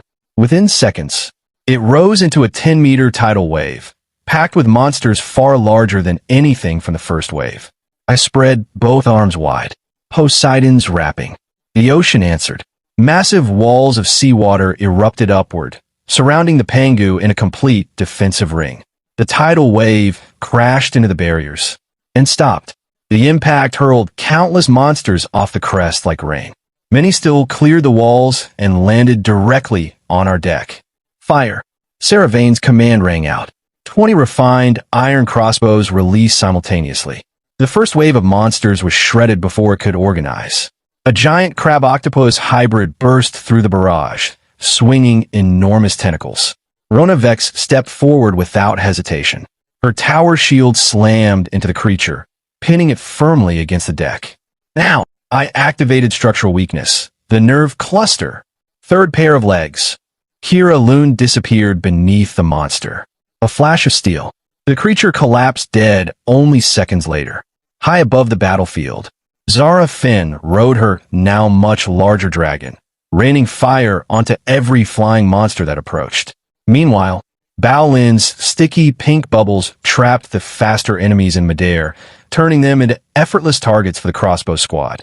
The battlefield looked chaotic, but under Sarah Vane's command, everything moved with perfect precision. Then, the second surge arrived, much stronger. A massive black-scaled lizard, nearly 10 meters long, emerged from the collapsing wave. Without warning, it fired a devastating beam of energy directly toward our crossbow line. I reacted instantly. A gigantic seawater hand rose from the ocean to intercept it. The beam tore straight through the water, but the brief delay was enough. I saw the opening. Its mouth, dragon fire, a thrown spear, more than a dozen arrows. Every attack struck the open mouth simultaneously. The monster staggered. That was all I needed. I launched myself into the air. The gourmet mantis blade appeared in my hand. Power charge strike. Triple damage. I drove downward with everything I had. The blade pierced through the creature's mouth, bursting out through the back of its skull. The enormous body collapsed into the sea. A storm core floated upward from the corpse. The tidal wave continued for a full hour. Wave after wave, monster after monster. The crew fought without retreating even once. Finally, the ocean became calm again. The deck of the Pangu was buried beneath mountains of monster corpses. Every single member of the crew had survived. Only a few suffered minor injuries. Nothing serious. System evaluation complete. Reward: 1 additional storm core. 1 epic chest. Cheers erupted across the ship. Everyone looked exhausted. But they were smiling, no longer hiding behind me, no longer depending entirely on me. They had become true comrades. Cleanup began immediately. Sarah Vane's shrimp soldiers and crab generals dragged the monster corpses back into the sea. The rest of the crew scrubbed blood from the deck. Repairs consumed 50,000 planks and 8,000 iron. With unlimited resources, the cost meant nothing. I praised the entire crew for their performance. But I also made sure everyone remembered one important fact. Without Mira Loon's incredible luck, without Poseidon's rapping, today's battle would have ended very differently. The crew immediately began calling her our lucky goddess. She blushed so hard her face became bright red. Later, I crouched beside her. Brushing a loose strand of sweaty hair behind her ear, I whispered softly, "Come to my room tonight. I'll teach you something. Only the two of us can learn together." Her entire mind stopped working. She stood completely frozen. Nearby, Kira Loon kept teasing her relentlessly, trying to discover exactly what I had meant that we sorted through the enormous pile of loot together. 30,000 planks, 12,000 plastic, 8,000 iron, food, monster materials, special items. Bao Lin excitedly discovered a blueprint for an automatic arrow tower, perfect for defending the Pangu during the night. Meanwhile, Wang Qing found a seed exchange card. Potatoes, tomatoes, cabbage, wheat. The crew nearly erupted with excitement. After weeks of surviving on nothing but fish and bread, the thought of fresh vegetables felt almost unbelievable. Nearby, Kira Loon discovered something even rarer beside the corpse of an elite monster. A D-rank talent awakening card. A treasure capable of granting an ordinary person a completely random talent. Without hesitation, I handed it to Zhang Xiaopeng. She had never stood out. She rarely spoke, but no one on the crew worked harder than she did. She accepted the card with trembling hands. Golden light surrounded her. Talent awakened. Foodie. The ability allowed her to detect poison instantly and improve the flavor of every meal she prepared. Not a powerful combat talent. But that wasn't the point. I wanted everyone aboard the Pangu to understand something. Hard work would always be rewarded. That night, long after the ship had gone quiet, a gentle knock sounded at my cabin door. It was so soft, I almost didn't hear it. I opened the door. Mira Loon stood outside. Her face was bright red. Her hands clutched tightly at her sleeves. Behind her, Kira Loon quickly disappeared around the corner with a satisfied grin. Clearly, she had pushed her sister into coming here. I was quietly cleaning the gourmet mantis blade when Mira Loon stepped inside. I smiled. So, you came on your own? Her face became even redder. Unable to answer, I gently took her cold hand, leading her toward the window overlooking the endless moonlit sea. The stars reflected across the calm ocean like countless jewels. I looked quietly at the water before speaking.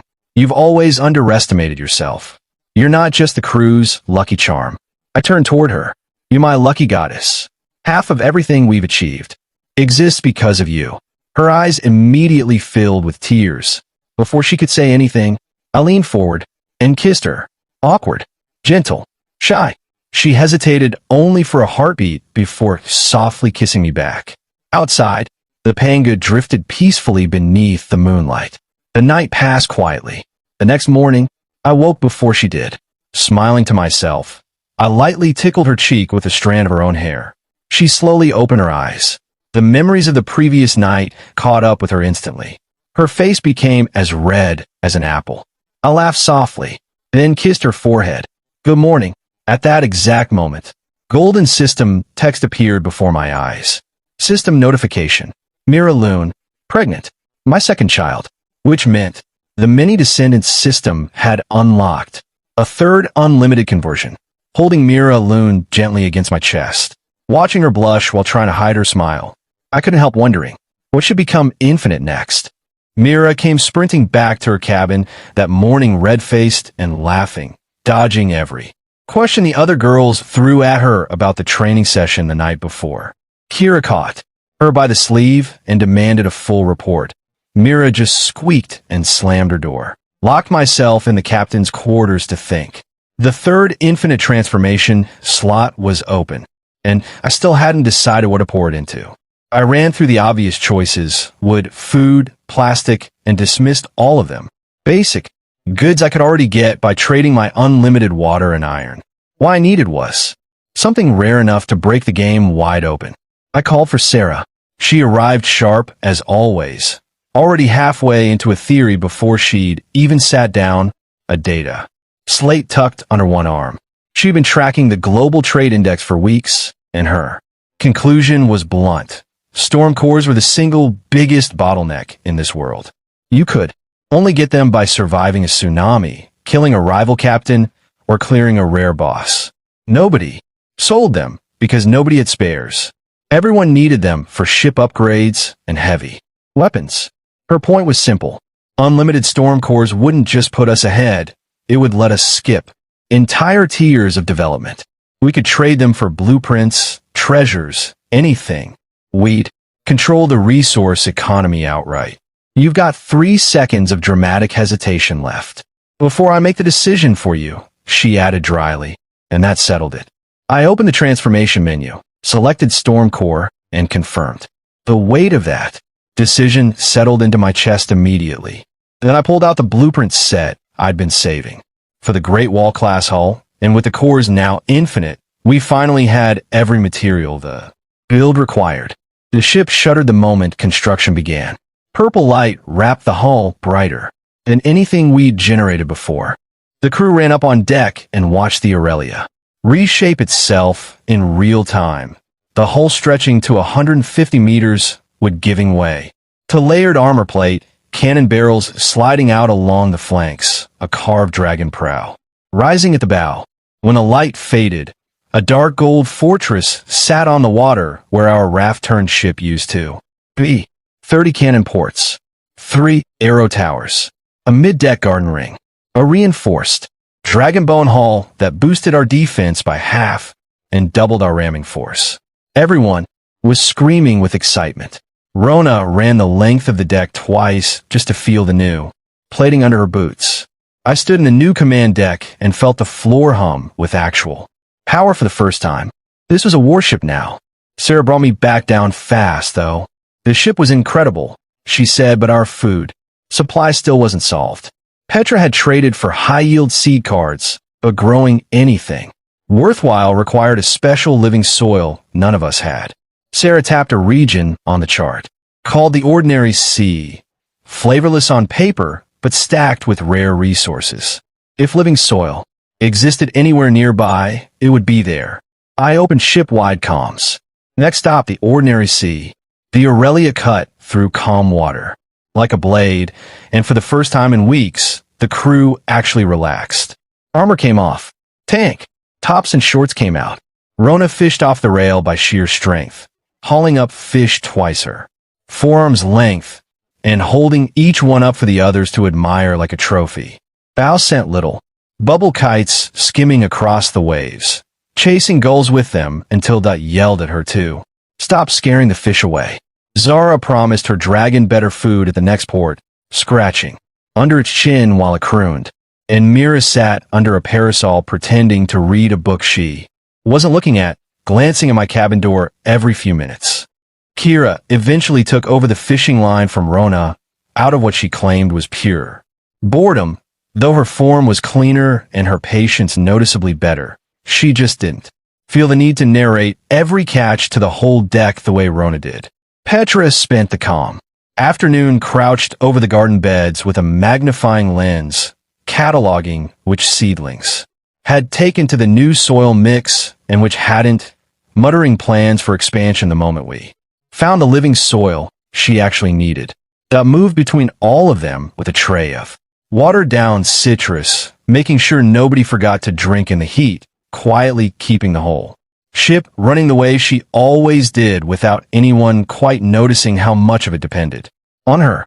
In the corner, Kira watched Myra's flushed face with her arms crossed and her jaw tight, pretending she wasn't paying attention. She was. I could tell from the way she kept accidentally walking past that side of the deck. That evening, Lyra, the quietest of the deckhands, knocked at my door with 4 other girls, trailing behind her, all of them a little sheepish. They'd been at sea 2 weeks straight with terrible nutrition and worse stress, and now that things had stabilized, their bodies were catching up all at once. Supplies had run out days ago, and nobody had thought to restock. I hadn't either, honestly. I opened a trading market that night and searched for basic hygiene supplies. The prices were absurd, 10 bottles of clean water per pack, and the world chat was full of other captains complaining about the exact same shortage. With unlimited water sitting in my inventory, though the asking price meant nothing, I bought out the largest seller, then cleared every other listing on the board, 2 full crates by the time I was done. When I hauled the crates onto the mess table, the girls actually got a little emotional about it. Lyra hugged me so hard she nearly knocked the wind out of me. I put Sarah in charge of rationing it out fairly and told her to keep a reserve stocked going forward. It cost me a few 100 bottles of water I would never miss, and it bought more goodwill on that ship than anything else I'd done so far. Cheapest trade I ever made. Later that night, once the ship had gone quiet, I finally let myself sit with what the day had actually been. 6 weeks ago, I'd been an art student on a field trip boat, and now I was standing on the deck of an armored warship with 40-some crew members depending on decisions I was making up as I went. The system never explained why any of this had happened, why an ordinary ferry crossing had dropped straight into a world governed by captains, ranks, and an ocean that ran on rules nobody had written down for us. It only ever answered the question in front of it and left the bigger one alone. I'd stopped expecting otherwise. I checked my own status panel of habit, physique, spirit, and command stats all ticked upward steadily now, feeding off every fight, every trade, every piece of infrastructure we built. The Overlord body trait, my inherited class, whatever it actually was, kept flagging small bonuses I hadn't noticed before, faster stat recovery, a resistance to mental interference that had probably saved my life more than once without me realizing it. I made a note to ask Sarah to help me map out what else might be hiding in the fine print. She'd enjoy that kind of puzzle more than I would. Down on the mess deck, I could hear Rona still recounting the ship's transformation to anyone who'd listen, embellishing the size of the dragon prow a little more with every telling. Somewhere above, Kira was doing a final equipment check before turning in, methodical even, when nobody was watching. It was a strange, good kind of exhaustion. I closed the panel, banked the lantern, and let the sound of the ship carry me towards sleep. For peaceful days passed, sailing, fishing, resting. On the evening of the 4th, Sarah told me we were 1 nautical mile from the ordinary sea. The moment we crossed the line, everything went quiet.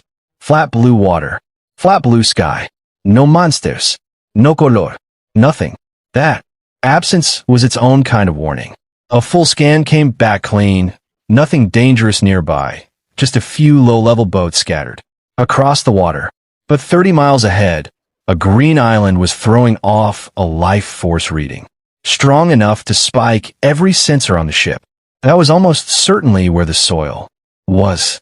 As we closed in, the smell hit first, clean, overwhelming plant life so strong it felt like breathing color. My own condition, sitting at 50 physique by then, let me feel something deeper underneath it, a current of raw life energy, vast enough to be unsettling. 5 miles out, every scanner on the ship died at once. Screens dissolved into static. Some field was jamming us completely. I ran a weakness insight scan on the island anyway. What came back chilled me. Asterisk dream. Garden. Status. Guardian dormant. A vast being rests here. Asterisk, this wasn't just an island. It was alive, and it was old, and it was far past anything we'd fought before. I called battle stations. We held the ship a mile out, weapons ready, and waited. Nothing moved. Then a voice arrived, not through the air, but directly inside every head on the ship. Calm, amused, faintly annoyed, like we'd interrupted a nap. Asterisk strangers. You've wandered into my dream. That takes some nerve. Asterisk. Half the crew went white. Bao actually dropped the bubble she'd been idly shaping. A voice in. Your skull is worse than any monster's roar, no matter how calm it sounds. I told everyone to breathe and hold position, cracked a bad joke about talking parrots, and hoped nobody noticed my own hands weren't steady either. Whatever that presence was, it leaned on the mind like a physical weight, heavy enough that even with 130 spirit points, I felt it. Running wasn't really an option. The soil we needed was here, and I wasn't confident we could outrun whatever had just spoken. So I took a landing party, Rona, Kira, Zura, with Bao, throwing a shielding bubble over the raft as we crossed. The ground on the island was warm, almost soft like it was breathing. Vines pulled back from our path on their own. Branches lifted themselves clear overhead. The whole island seemed to be steering us somewhere. We followed the pole to a glowing lake at the island's heart.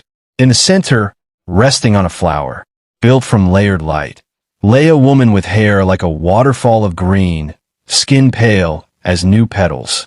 Features too symmetrical to be real. My scan named her Verdana, the sleeping flower. Guardian, legendary tier. Her spirit had been damaged in some ancient conflict, and self-protective sleep was the only thing keeping her alive. The system offered 2 paths: predatory extraction, kill her, take the material yield, and permanently strip all life from this stretch of sea, or a bonded awakening, conditions unlisted. Killing her was never a real option. Beyond the waste, it felt wrong to end something like this. For parts, if I could wake her instead, she might actually join us, which from a purely practical standpoint was a far better trade. Behind me, Rona had gone very still, which for Rona was its own kind of alarm. She murmured that she'd fought plenty of things in her life and never once felt like the thing she was looking at could unmake her without trying. But that was exactly what this felt like. Kia didn't answer, just tightened her grip on both blades and kept her eyes moving between the sleeping figure and the tree lean. unwilling to fully trust that nothing else was watching us from the dark. Zara's dragon had gone quiet on her shoulder, wings tucked in tight, sensing something none of the rest of us could name. I told them to hold position and stay ready, but not to act unless I gave the word, whatever. It hadn't hurt us yet, and a legendary being that could have crushed our ship from Milot had instead simply talked to us. That mattered.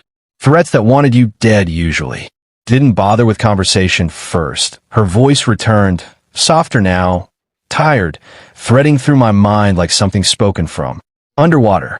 She explained what she was, both the island's guardian and its prisoner, wounded in a war so old the world had forgotten it, sealed in sleep because sleep was the only thing keeping the wound from finishing her.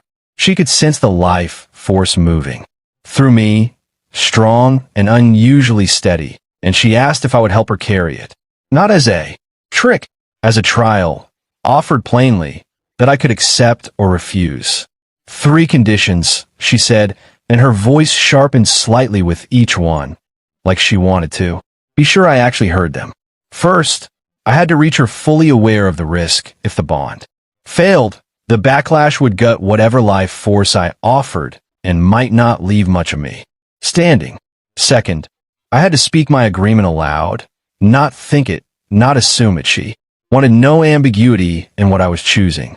Third, and this one made her voice go almost wry, I had to answer her one honest question before she'd let me near the core because she'd been tricked by clever, silver-tongued things before, and she wasn't interested in being tricked again.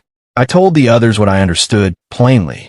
The island's guardian needed a partner to help her wake through a bonding rite that would draw on my own energy, and she'd laid out real terms for it. Nothing hidden, nothing I didn't understand going in. Rona wanted to come stand at my shoulder in case it went wrong. Standing closer wouldn't help, and asked her to hold the triangle formation instead, weapons up, eyes on the treeline. She didn't love it, but she held the line. I crossed the lake on a path the water opened for me and stopped at the edge of the flower. Verdana's eyes were still closed, but her voice was fully present now. Close, almost amused. Asterisk, here's my question, small strong thing. If I wake and I am not what you hoped, if I am difficult or strange or slow to understand your world, will you still keep your word? Asterisk, I told her yes. Not because it was the answer she wanted, but because it was true. I wasn't in the business of taking things back once I'd given them. She seemed to accept that. The diamond-shaped core on her chest brightened, and she guided me through the actual working with the patience of someone who'd clearly done this before in some older age with someone else. I was to place my palm flat against the core and let my own energy flow outward at a pace she set. Not I, she'd pull, and I was to let her, and stop the instant either of us said stop. We agreed on that out loud too, both of us before either of us moved. The flower bud folded slowly around us as the transfer began, sealing the working away from the wind and the noise of the world. It was slow going at first, almost gentle, her pull steady and careful like she was testing the weight of what I was offering before she trusted it. Then it built, the diamond core flaring brighter, green and gold twisting together, her breathing changing as something long buried in her started stirring back to life. My own energy drained, hard toward the end, but her current reversed and flowed back into me before I hit empty, keeping me upright, keeping the exchange balanced instead of one-sided. The bud burst open an hour later in a wash of light. The output was too much for the island to hold quietly. A column of green light tore straight up through the clouds, visible for 100 miles, and the system broadcasted to every captain in the region. Asterisk unknown high tier. Energy detected. Legendary asset suspected. Coordinates marked. Asterisk so much for staying unnoticed. In the last few minutes before the bud opened, I felt something in the exchange shift. Less like pouring water into an empty vessel, more like two currents finally finding the same rhythm. Verdana's voice reached me one final time before the light broke over both of us, quieter than anything she'd said, yet almost private. She thanked me, not for the energy itself, but for asking the question and waiting for the real answer instead of assuming she'd already given it. It stuck with me longer than I expected it to. Back on the Aurelia, Sarah couldn't reach me through the jamming, so she didn't wait for orders. She threw the ship straight into combat stance. Cannons unlocked, arrow towers charged. Every hand on deck armored up. Her strategic rating turned her into a cold, competent commander in about 4 seconds flat. The world chat was already boiling. Every captain within range was turning toward the beam. On the island, the light reversed all at once, sucking back down into Verdana's core like water, draining through a hole. The flower closed, then opened again. Her eyes came open, the purest emerald I'd ever seen, and she looked around at the world like she was seeing it for the first time. Then she found me. The system confirmed the bond. Awakening complete. Service contract signed, willingly on both sides. A shout cut through the quiet before I could process any of it.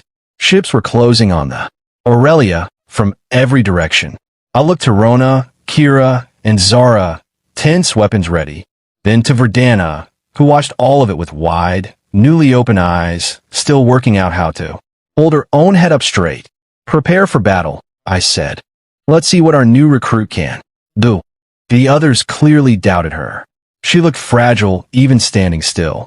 I didn't explain, I just asked her through the bond if she could fight. She tilted her head, working through the question like it was a new word, then raised one hand and closed it slowly toward the sky. The island answered.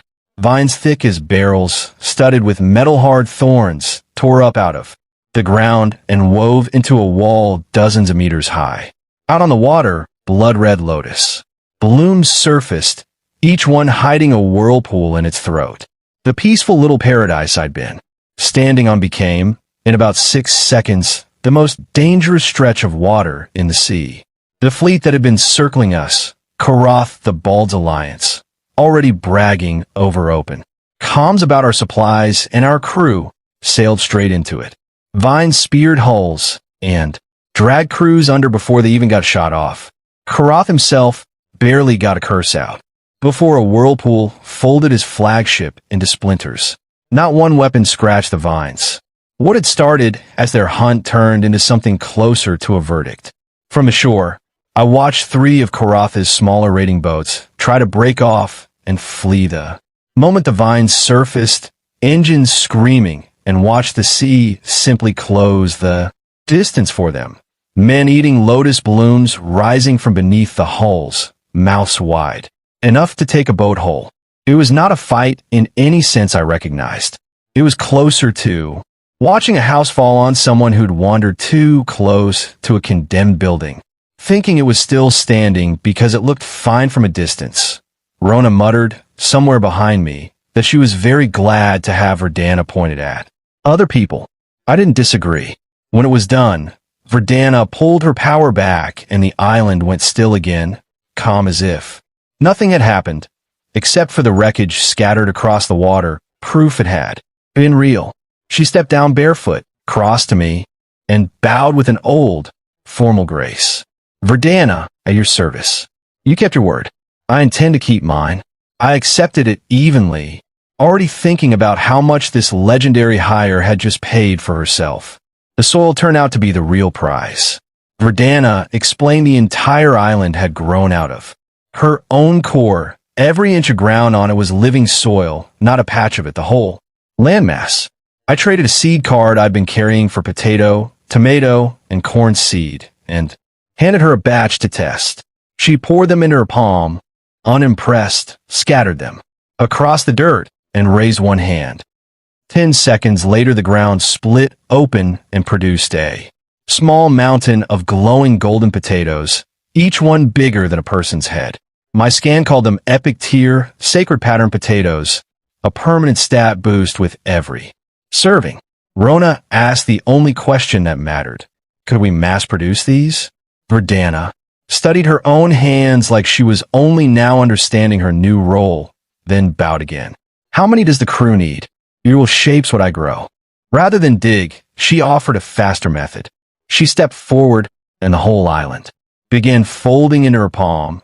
Forest, lake, soil, all of it compressing down into a single, glowing sphere the size of coin. An entire ecosystem packed away like luggage.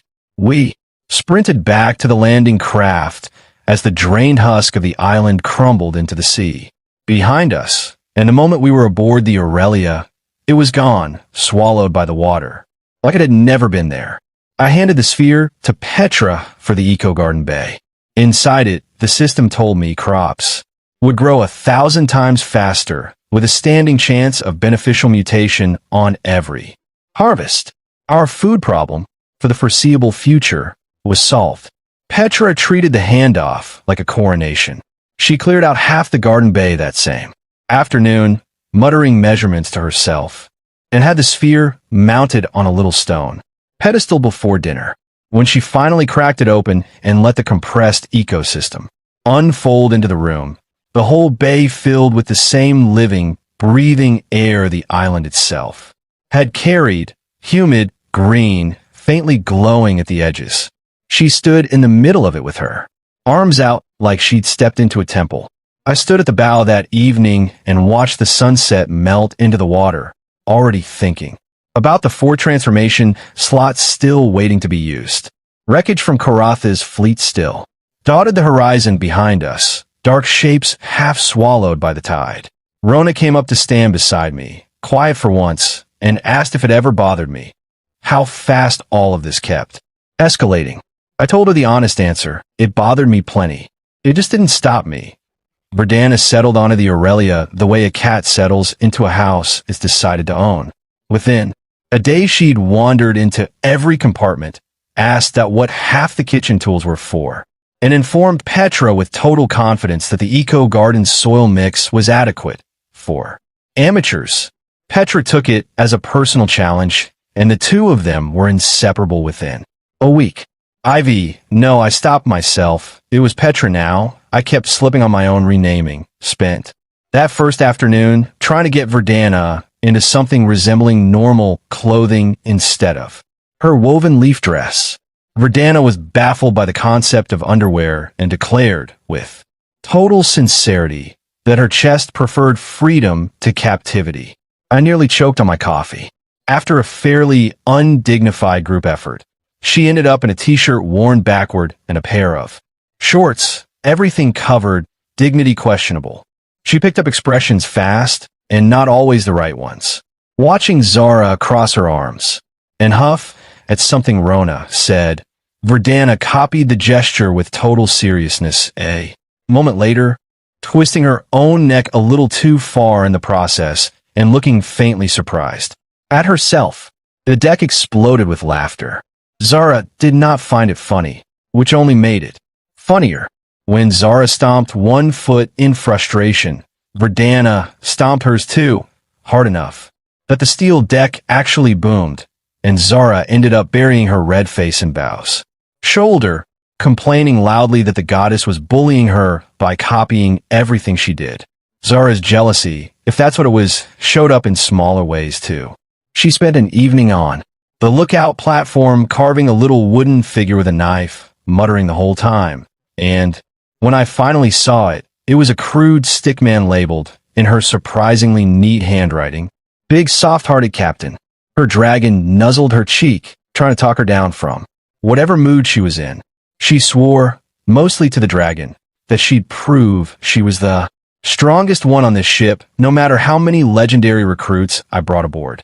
Verdana, for her part, treated the whole crew with the earnest confusion of someone raised entirely by an island.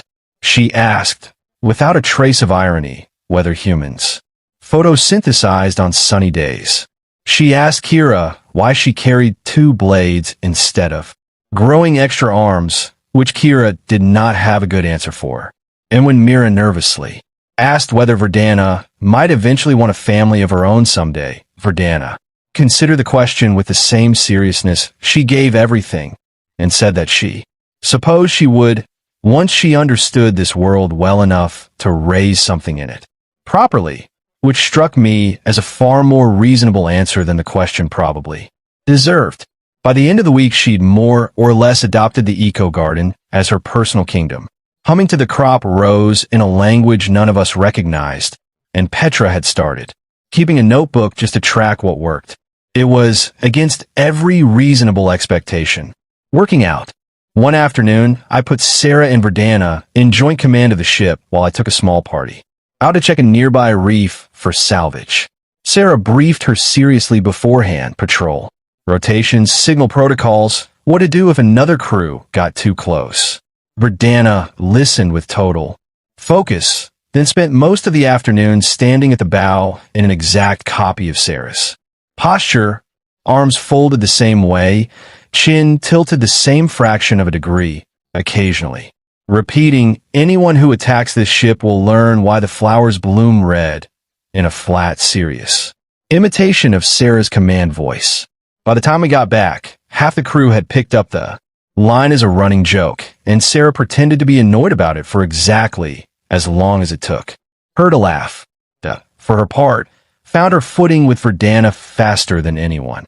The two of them settled into an easy rhythm in the galley, that handling technique, Verdana supplying ingredients that shouldn't have existed outside a legend, glowing root vegetables and fruit that hummed faintly when you bit into them.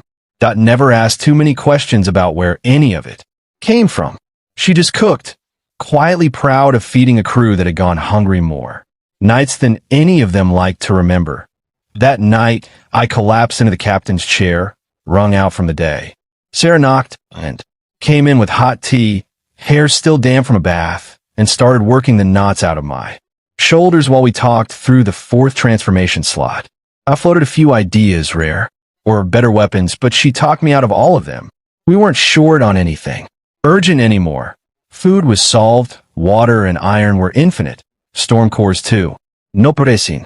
Weakness meant no reason to burn the trump card yet. Better to save it for something that actually changed the equation. She was right, as usual, and I told her so.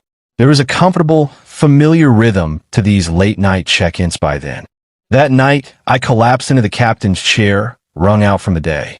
Sarah knocked and came in with hot tea, hair still damp from a bath, and started working the knots out of my shoulders while we talked through the fourth transformation slot. I floated a few ideas, rare, or better weapons, but she talked me out of all of them. We weren't short on anything urgent anymore. Food was solved, water and iron were infinite. Storm cores too. No pressing. Weakness meant no reason to burn the trump card yet. Better to save it for something that actually changed the equation. She was right, as usual, and I told her so. There was a comfortable, familiar rhythm to these late-night check-ins by then. Sarah would find some excuse to linger a little past when the strategy talk actually ended. That night it was. A small tear starting at the ankle of her stocking, and she went faintly pink when I noticed it, before she tried to hide it. "It's nothing," she said, in the tone of someone who very much wanted it discussed. I told her I'd restocked her drawer that week. Unlimited water bought a great many things, including an embarrassing amount of hosiery, and set a fresh pair on the desk without further comment. She took an unusually long time picking it up. Neither of us ever quite said what any of this was. It didn't need saying. She lingered by the door afterward, turning the new pair over in her hands like she was deciding whether to say something else. In the end, she just thanked me for the stockings, and in a roundabout way that cost her some effort to get out, for trusting her judgment on the transformation slot without needing it explained twice. I told her that was easy. She'd earned that trust every week since the raft days, long before either of us had a warship or a crew ranking to worry about. She left with a small, satisfied sort of smile she didn't bother hiding. The next morning was for once genuinely quiet. Rona fished off the rail with a rod that looked more like rebar. Kira ran drills on deck. My physique had climbed to 65 by then, and the ship was running well, fed, armed, and stronger across the board. I cooked the first batch of golden potatoes in a huge iron pot on deck, and the smell alone pulled every girl on the ship into a line. I handed out the first bowl to Sarah, then took mine. It hit like warm, dense cream. and the system logged the gain immediately, a small permanent boost compounding with every meal. The rest of the crew didn't process the energy as cleanly as I did. Temperatures spiked across the deck almost at once. Bao's face went red as a lantern Mira started fanning herself with both hands. Zara peeled off her jacket down to a sports vest, and even Sarah looked flushed, pushing her glasses up with the back of her wrist. I told everyone to sit, breathe, and let their bodies burn through it. Sound advice that also happened to be the only thing keeping the deck from turning into total chaos. Verdana wandered through the middle of it completely unaffected, mildly curious why everyone looked so warm, and made herself useful fanning people with a huge leaf she'd grown for the occasion. An hour later the surge had settled, and the numbers didn't lie. Average physique across the crew had jumped hard. Girls who'd been sitting at baseline were now pushing into the low teens. Our overall combat rating climbed with them. There was a lighter side effect, too. The crew had gotten noticeably bolder around me. More teasing, more confidence, less of the shy deference from the raft days. Rona started arm wrestling me for fun and losing loudly on purpose. Kira dared me to spar with her twin blades and actually landed a hit, grinning about it. For the rest of the day, that I was still enjoying the moment when the sky itself interrupted it. A curtain of gold light rolling across the horizon, ancient text scrolling overhead. The newbie protection period had ended. 3 new systems were live. A daily mission board, a global ship power ranking, and a global crew strength ranking, both updating weekly with rewards for the top 100. I checked crew strength first. We were first. Verdana's legendary rating alone carried us there, though I knew that wouldn't hold if she ever had to fight off her home ground. Then I checked ship power, and the ground dropped out from under the good mood. We were 5th. First place was a level 8 fortress ship called the Leviathan. 2nd and 3rd were level 7. Our level 6 Aurelia looked small next to all of them. I noticed a familiar name farther down the board too, Drake Orlin, a flashy rival captain I'd traded a few smug messages with on the World Channel, sitting comfortably in the top 20 and clearly enjoying reminding everyone about it in the world chat. The crew's confidence took a visible hit. I stood up and put to them plainly, we were 5th, not 1st, and that just meant there was room to climb. Did they want to hide on this ship hoping nothing bigger ever found us, or push to make the Aurelia the actual best hull on the water? Rona punched the air. Kira's eyes lit up with something sharp. The mood snapped back hard. Sarah, ever practical, pointed out what climbing to level 7 would actually cost. Rare materials like colorful glazed timber that barely existed on the open market, all of it hoarded by captains who needed it for their own ships. The mission board was our best shot at getting any of it on a predictable timeline. I opened it and found an epic tier bounty near the top. Clear. The nest of something called the Howling Wraith. The reward included a rare material exchange card worth 10,000 units, more than enough to cover our upgrade, plus a treasure chest and 1,000 points.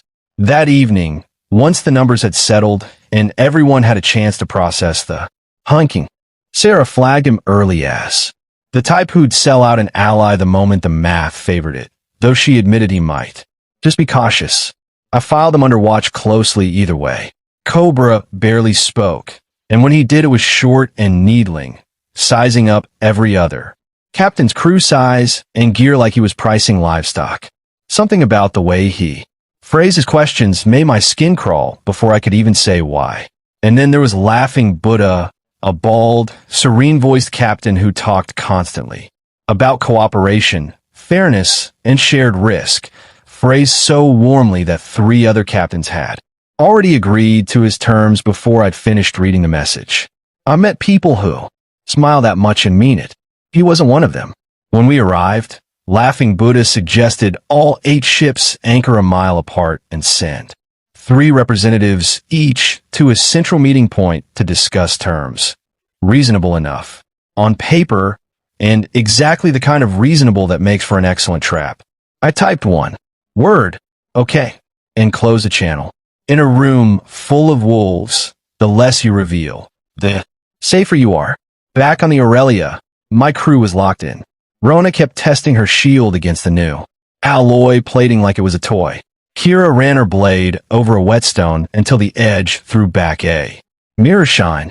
Zara leaned against the mast while her dragon paced and growled at her feet, sensing the tension building. Even Bao practiced tougher, denser bubbles in the corner, cheeks puffed out with concentration. I checked in with Sarah at the chart table. Her report wasn't encouraging. The dive site was called the Whaling Trench, and the magnetic interference that would blind our scanning equipment completely once we were inside. Worse, every report she dug up mentioned a constant weakening field, something that drained anyone nearby just for existing in it. If my own stats got dragged down along with everyone else's, I'd lose the one advantage that had carried us through everything so far. This mission was going to be harder than I'd let myself hope. Sarah laid out what she could find on the other 7 crews, cross-referencing old world chat archives against the mission channel's activity logs. T-Rex's crew had a reputation for burning through allies fast. 3 prior joint missions, 3 prior betrayals, always initiated by someone else first according to his own account, which told her everything she needed to know about how reliable that account probably was. Old Turtle's crew had a cleaner record, oddly enough, which made her more suspicious of him rather than less. Cobra's crew barely had a public record at all, which was its own kind of warning sign. And Laughing Buddha's public reputation was infuriatingly spotless. Charitable donations to newer captains, mediation credits in 3 separate disputes, a small fan following on the World Channel who called him honest and fair. Sarah didn't buy a word of it, and neither did I. The polished ones are always the ones to watch first, she said, tapping his profile picture with one finger. Nobody gets that clean by accident in a world like this. I told her I agreed, and asked her to keep a private channel open to me the entire time we were underwater, regardless of what the mission's official comm rules said about it. She already had a half set up before I finished the sentence. I spent the last hour before we reached the site going over gear with the team one more time, less because anything needed checking twice and more because it gave everyone something to do with their hands. Bao asked, not entirely joking, whether we could just let the other 7 crews fight it out first and swoop in for the reward once the dust settled. I told her that was exactly the kind of plan Cobra was probably already running through his own head, which meant at least one other captain down there had the same idea, and we couldn't count on being the only ones patient enough to wait out.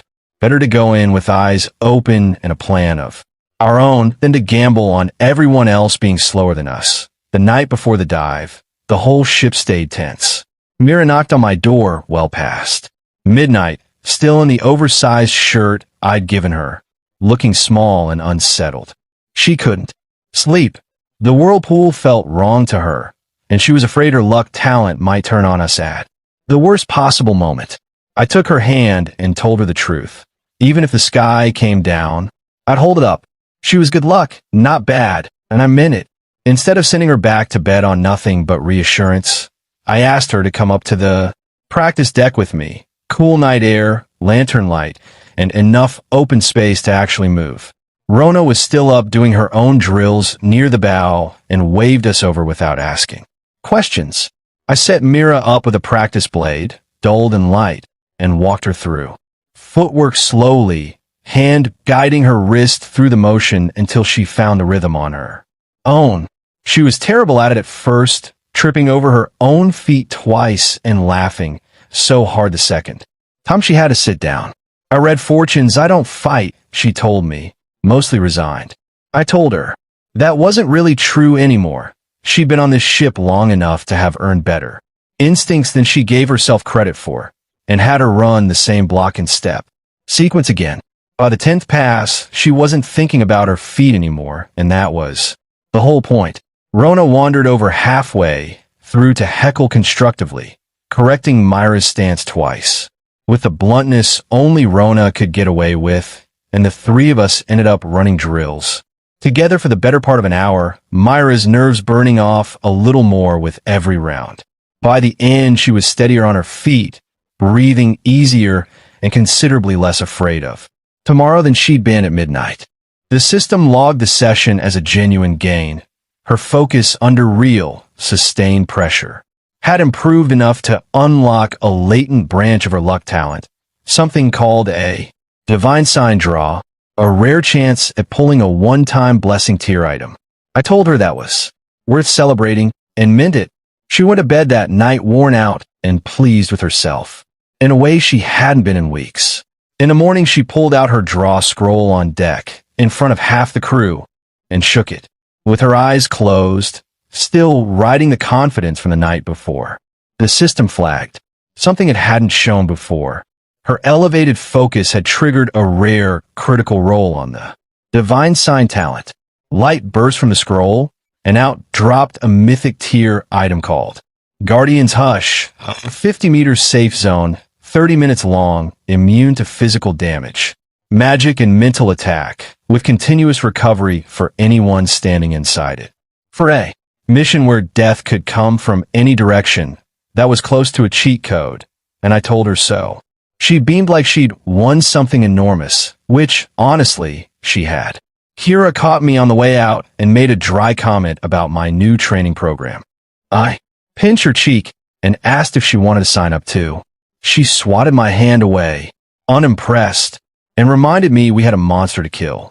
Mira found me again before we left the deck, scroll still clutched to her chest, and asked, half joking, half not, whether the divine sign meant she'd actually earned her place on this crew instead of just being lucky ballast everyone tolerated. I told her that lucky ballast didn't pull a mythic tier item out of thin air through sheer nerve, and that if she wanted proof she belonged here, she just handed it to herself.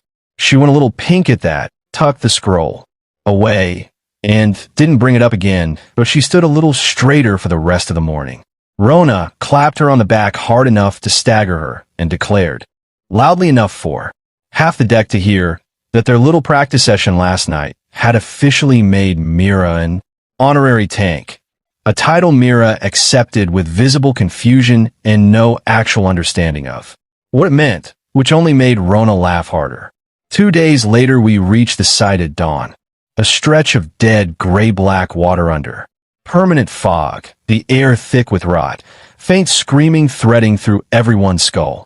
Without ever touching an ear, 8 ships sat around a mile-wide whirlpool like ancient beasts, facing off in the dark.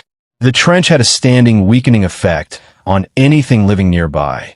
I felt my own stats sag under it, though my conditioning kept it from mattering much. Some of the crew went pale immediately. At the central meeting, 20 representatives gathered on a makeshift platform of lashed driftwood at the whirlpool's edge.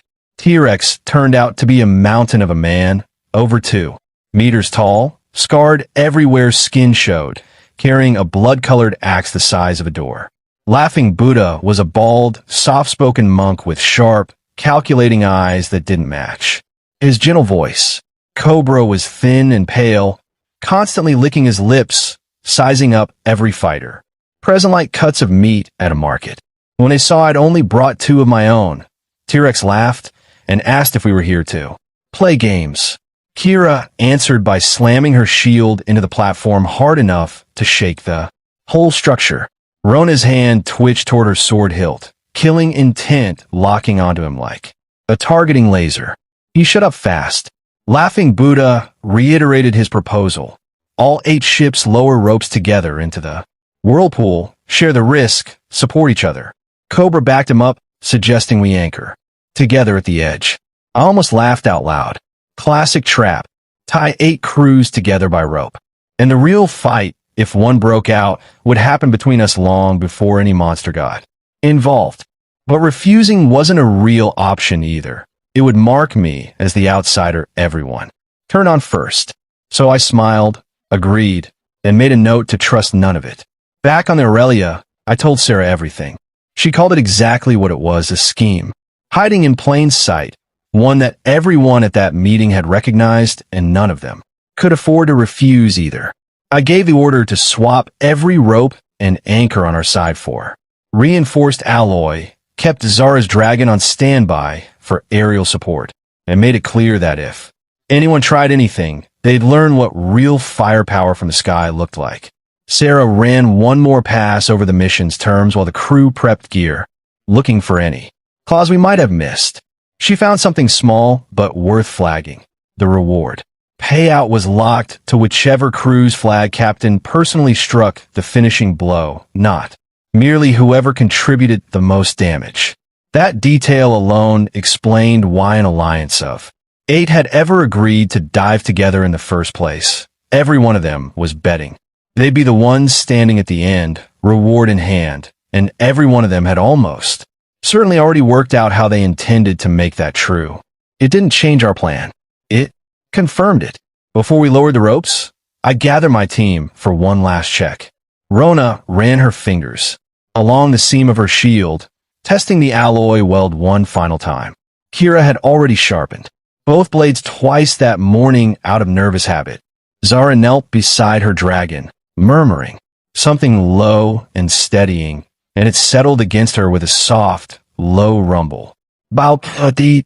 One more compressed bubble, small and dense, testing whether she could hold the shape under real pressure instead of open air. I told them the same thing I always told them before. Something dangerous. Watch each other's backs first, the mission second. Everything else was negotiable. The 8 ships moved into position around the whirlpool. Anchors crashed into the seabed. Thick ropes dropped into the darkness below. An alliance built on lies and mutual suspicion was officially in motion.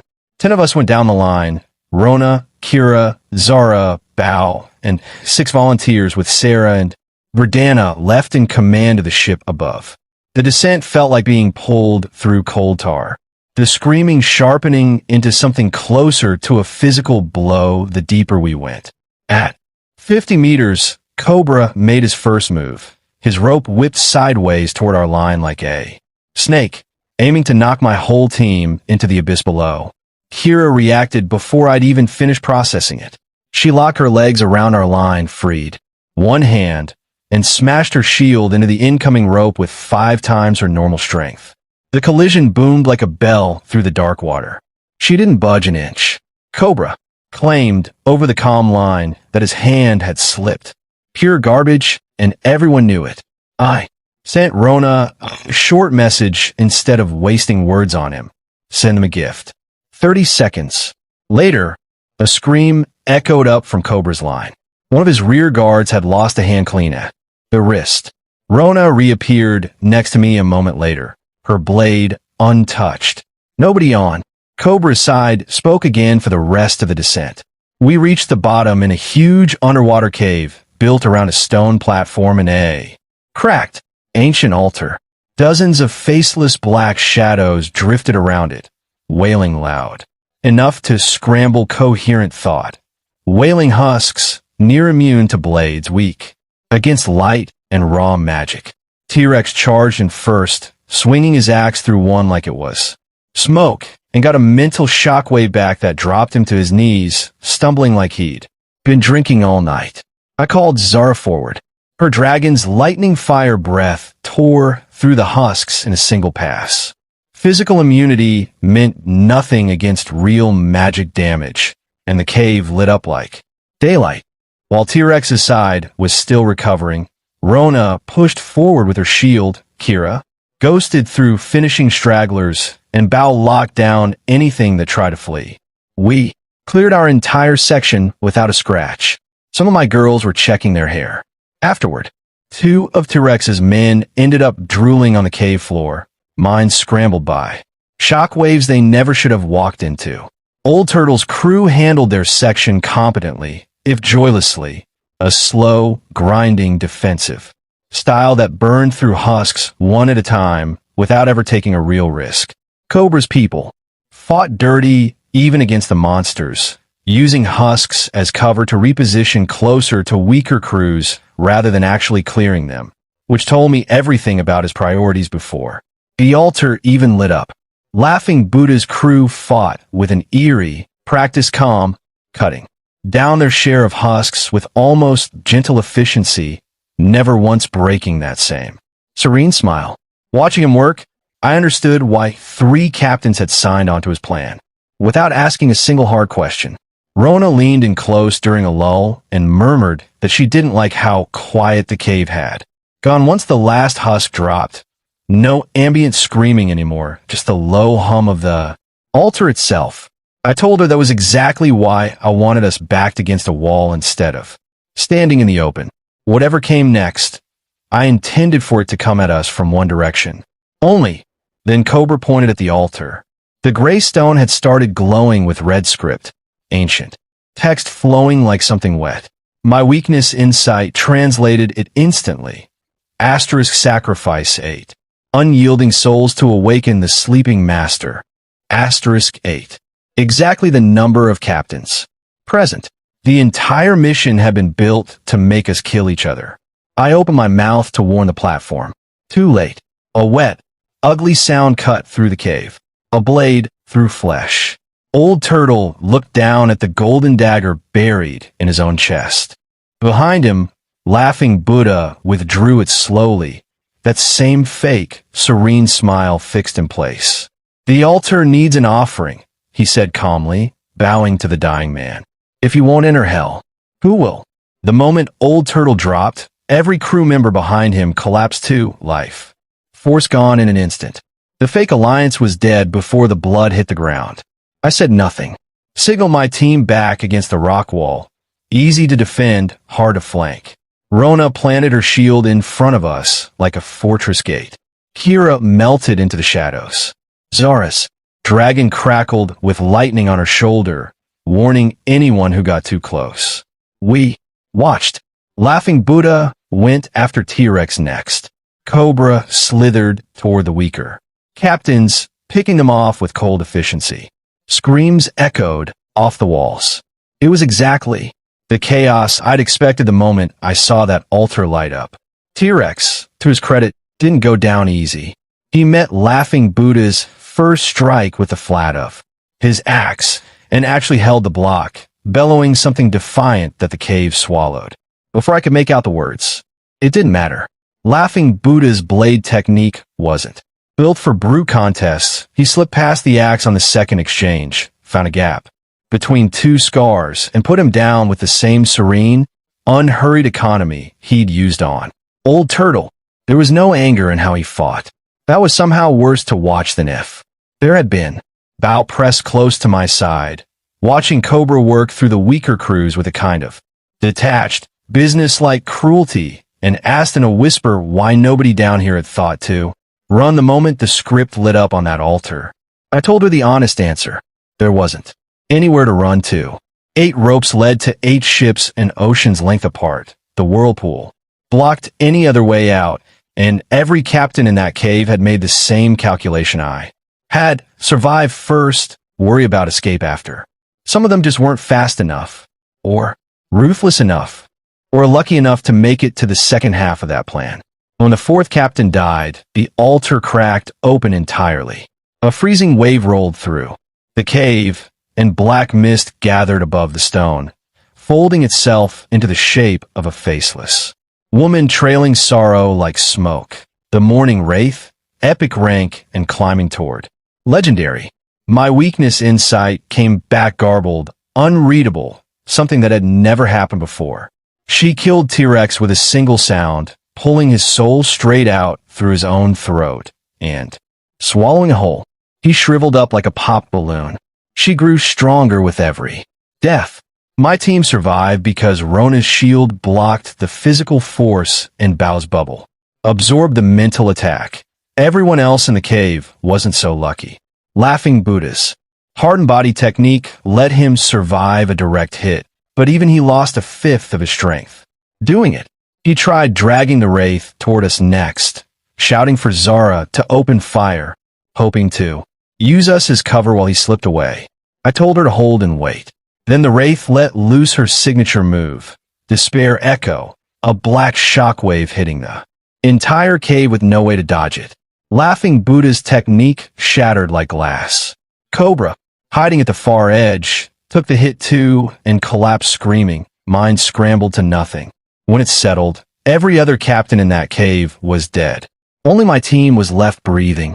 The wraith turned toward us, and the pressure of her attention alone made a few of the girls flinch. My insight flagged one final warning. She was winding up a skill called ending an instant, undodgeable death judgment. There was no counter for it, except one. I pulled Guardian's Hush and crushed it without hesitation. Warm gold light expanded outward from where I stood, and the wraith's death strike hit it and simply dissolved like ink dropped into still water. Inside the barrier, nothing could touch us, and the recovery effect started, pulling color back into everyone's faces immediately. 30 minutes, completely safe while the wraith screamed and clawed at a wall she couldn't get through. We used every second of it. Sarah, tracking the fight through comms from a ship above, worked out that the wraith would hit a weak window right after her big attack, 5 minutes, where her core sat exposed. She called the play. Zara opens with dragon fire to crack the shield. Rona holds the front. Kira finds the cut. Bao locks down the field. As the barrier's timer ran low, the wraith was already visibly spent, her form flickering. When a shield dropped, Zara let everything go at once, compressed fire and lightning, punching clean through the wraith's core, tearing her mist form open. I closed the distance for her. The finishing strike, my blade forged years back from the shell of a gourmet mantis and never once dulled since. And then, right as it came up, she stopped fighting entirely. The rage went out of her all at once, replaced by something closer to relief. Her faceless head turned toward me, and a small, tired voice reached into my mind. "Kill me," she said. My blade froze mid-swing. For a long moment, nobody in that cave moved. Even Rona's shield lowered a fraction, like some instinct in her had recognized this wasn't a fight anymore. Not really. The wraith's mist form drifted, ragged where Zara's fire had torn through it, and the sound in my head wasn't a threat this time. It was closer to a plea from something that had been carrying a very old weight for a very long time and had simply run out of road. I didn't answer right away. My insight was still reading garbled static off her, but something in the tone had shifted enough that I risked a direct question instead of a killing stroke.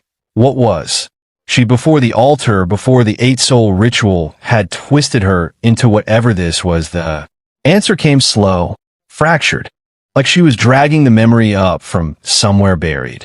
Under centuries of the same interrupted despair, she'd been bound to this trench long before any of us existed, sealed to a duty she never chose, feeding on captains sent down by a ritual none of the actual victims had designed. She wasn't hunting us. She was doing the only thing the binding allowed her to do, over and over, for longer than any of us could really picture. Sarah's voice crackled in through the private line, quiet and urgent. The barrier's aftereffects were fading fast, and whatever I decided, I needed to decide it in the next handful of seconds, before the trench's ambient weakening field caught up with all of us again. I looked at the exposed core, still pulsing faintly where Zara's attack had torn it open, and at the ragged, tired shape hovering above it, and made the call. Not a killing stroke, a binding strike instead, the kind meant to sever a compulsion rather than end a life, aimed at the ritual thread still, tethering her to that altar rather than at whatever remained of her underneath it. Whether it would work was not something my system could promise me. I swung anyway. The binding strike hit true. The ritual thread snapped with a sound like a rope giving way under too much weight, and the morning race form convulsed once, twice, then began folding in on itself, not dissolving, not dying, just settling, the way smoke settles when the wind finally stops pushing it somewhere it never wanted to go. What was left when a mist cleared wasn't a monster at all. It was a woman, hollow-eyed and exhausted, kneeling on the cracked altar stone like she'd just set down something impossibly heavy after carrying it for longer than she could remember. She didn't attack. She didn't run. She looked at her own hands like she barely recognized them, then looked up at me with an expression that had nothing left of the wraith's rage in it. My insight finally returned to clean reading. Name unknown. Status change from hostile to undetermined, ritual bindings severed, class and abilities currently unstable. Whatever she'd been before the altar claimed her, some piece of it was still in there. Rona kept her shield up anyway, and I didn't blame her. Kira circled wide without lowering her blades, but nobody moved to finish what my strike hadn't. The woman on the altar, I still didn't have a name to call her, asked in a voice raw from centuries of screaming, how long? It had been since the last binding. I told her I had no idea, that we'd only just found this place, ourselves, and that the 8 of us who'd come down here were, as far as I could tell, the only living things left in the cave. That seemed to land harder than the fight itself had. She asked about the altar, whether it still stood, whether the ritual could be triggered again by some other captain foolish or desperate enough to try it. I told her the truth. It was still standing, cracked but intact, and I had no intention of leaving it here for the next crew to stumble into the same trap we almost hadn't survived. She agreed, quietly, that it needed to be dealt with, and volunteered with the flat, practical tone of someone offering the one skill she actually had left to help me bring it down from the inside, where centuries of forced servitude had taught her exactly where its foundations were weakest. We spent the better part of an hour working the altar apart together while Sarah coordinated the extraction topside and the rest of my team held the perimeter. When the last support cracked and the whole platform collapsed into the trench floor in a slow avalanche of stone, the ambient screaming that had haunted the water since we arrived finally, genuinely stopped. The silence afterward felt cleaner than any silence had a right to feel that deep underwater. Getting all 11 of us back up the line took longer than the descent had. Mostly because nobody entirely trusted that the trench's weakening field wouldn't try one last trick on the way out. It didn't. We surfaced into great dawn light with the other 7 ships' crews nowhere in sight. Dead, fled, or still down in the dark, and I wasn't inclined to go check which. The mission board updated itself the moment my team cleared the water. Bounty complete, soul claimant, full reward issued. 10,000 units of rare material exchange credit, an epic treasure chest, 1,000 points, and, tucked in the fine print I almost missed, formal recognition of a new crew member, added automatically the instant the woman from the altar stepped onto the Aurelia's deck under her own power. Sarah met us at the rail with a dozen questions already lined up and visibly holding back a dozen more out of basic courtesy. Verdana, of all people, was the one who broke the tension. She took one look at the newcomer's hollowed, uncertain expression, recognized something of her own first days awake in it, and simply took her by the hand and led her toward the garden bay without asking permission from anyone, muttering something about warm soil being good for whatever ailed a person. Nobody argued with her. Nobody usually did. I stood at the helm that evening with the exchange card in one hand and the weight of everything we just survived settling somewhere behind my ribs. Level 7 was within reach now. The materials for the upgrade sat in my inventory, real and countable no longer. A number on a ranking board mocking us from a distance. Somewhere out there, 7 other crews had learned the hard way what happens when you build an alliance out of convenience instead of trust. Somewhere out there, a Leviathan-class fortress and a captain named Alida were still sitting comfortably in first place, entirely unaware that the gap between us had just gotten a great deal smaller. Sarah found me there a while later, 2 cups of something hot balanced in her hands, and didn't say anything about strategy for once. We just watched the last of the fog burn off the water together, the Aurelia riding low and steady under a crew that had, against every reasonable expectation, made it through one more impossible day intact. A burst of laughter filled the cabin, and the atmosphere lightened. After that, Kaidrin opened the last reward, the epic treasure chest. Blueprint, alloy ram, excellent grade. Installs at the bow, significantly increases collision damage and structural strength. Skill book, iron will, excellent grade.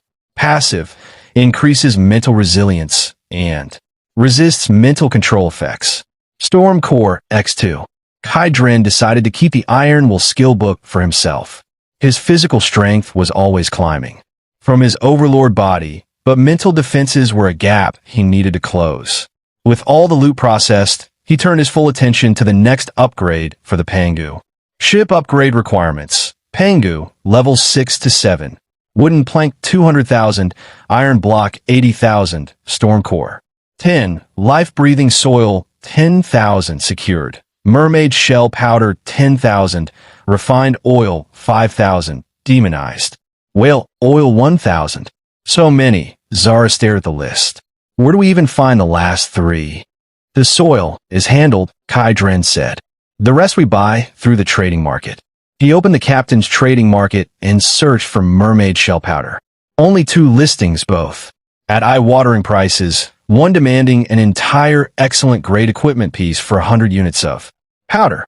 Are these people insane? Zara clicked her tongue. Trading 100 units of material for a piece of blue equipment. Kai shook his head. Normal. The production method for materials like this was extraordinarily rare. Specialty of some specific sea area. For captains who urgently needed it to upgrade. It was a necessity. We aren't short on basic materials. Sarah, you handle operations. Use pure water or other materials to sweep the market. Don't worry about price. Sarah nodded and got to work. Within half an hour, the market had been methodically cleared. Refined oil and demonized whale oil were secured. Only the mermaid shell powder remained. We may have to collect it slowly over the next day, Sarah said quietly, reviewing the transaction records. Notarus. Kai waved a hand. He had the resources, and his patience was solid. Then, from the lookout tower, Miraloon's voice, laced with surprise, came through the ships. Communicator. Captain, look quickly. To the front right of the ship. There's something there. Everyone walked out onto the deck. On the blue, sparkling sea, about a nautical mile to the front right, a group of strange creatures was breaking through the water surface and rapidly approaching. Their upper bodies were female in form, with long hair of vivid, varied colors. Their lower bodies were massive fish tails covered in brilliant scales. Mermaids. A large group of them, at least 30 or 40. A chorus of gasps swept the deck. My God, real mermaids. Are they attacking us? Don't be hasty, Kai said immediately. He used the captain's appraisal to scan them. All names appeared green, neutral, no hostile intent. They had simply been drawn here by something. The mermaids stopped about 100 meters from the Pangu, observing the steel ship with curiosity, exploration, and a hint of caution. Their leader had long, seaweed-like blue hair, an exquisite face, and a noble bearing, like a queen. Her gaze swept over the crew and settled on Baolin, who was at a loss in the crowd. The queen parted her lips, and an ethereal, melodious voice resonated directly in everyone's minds.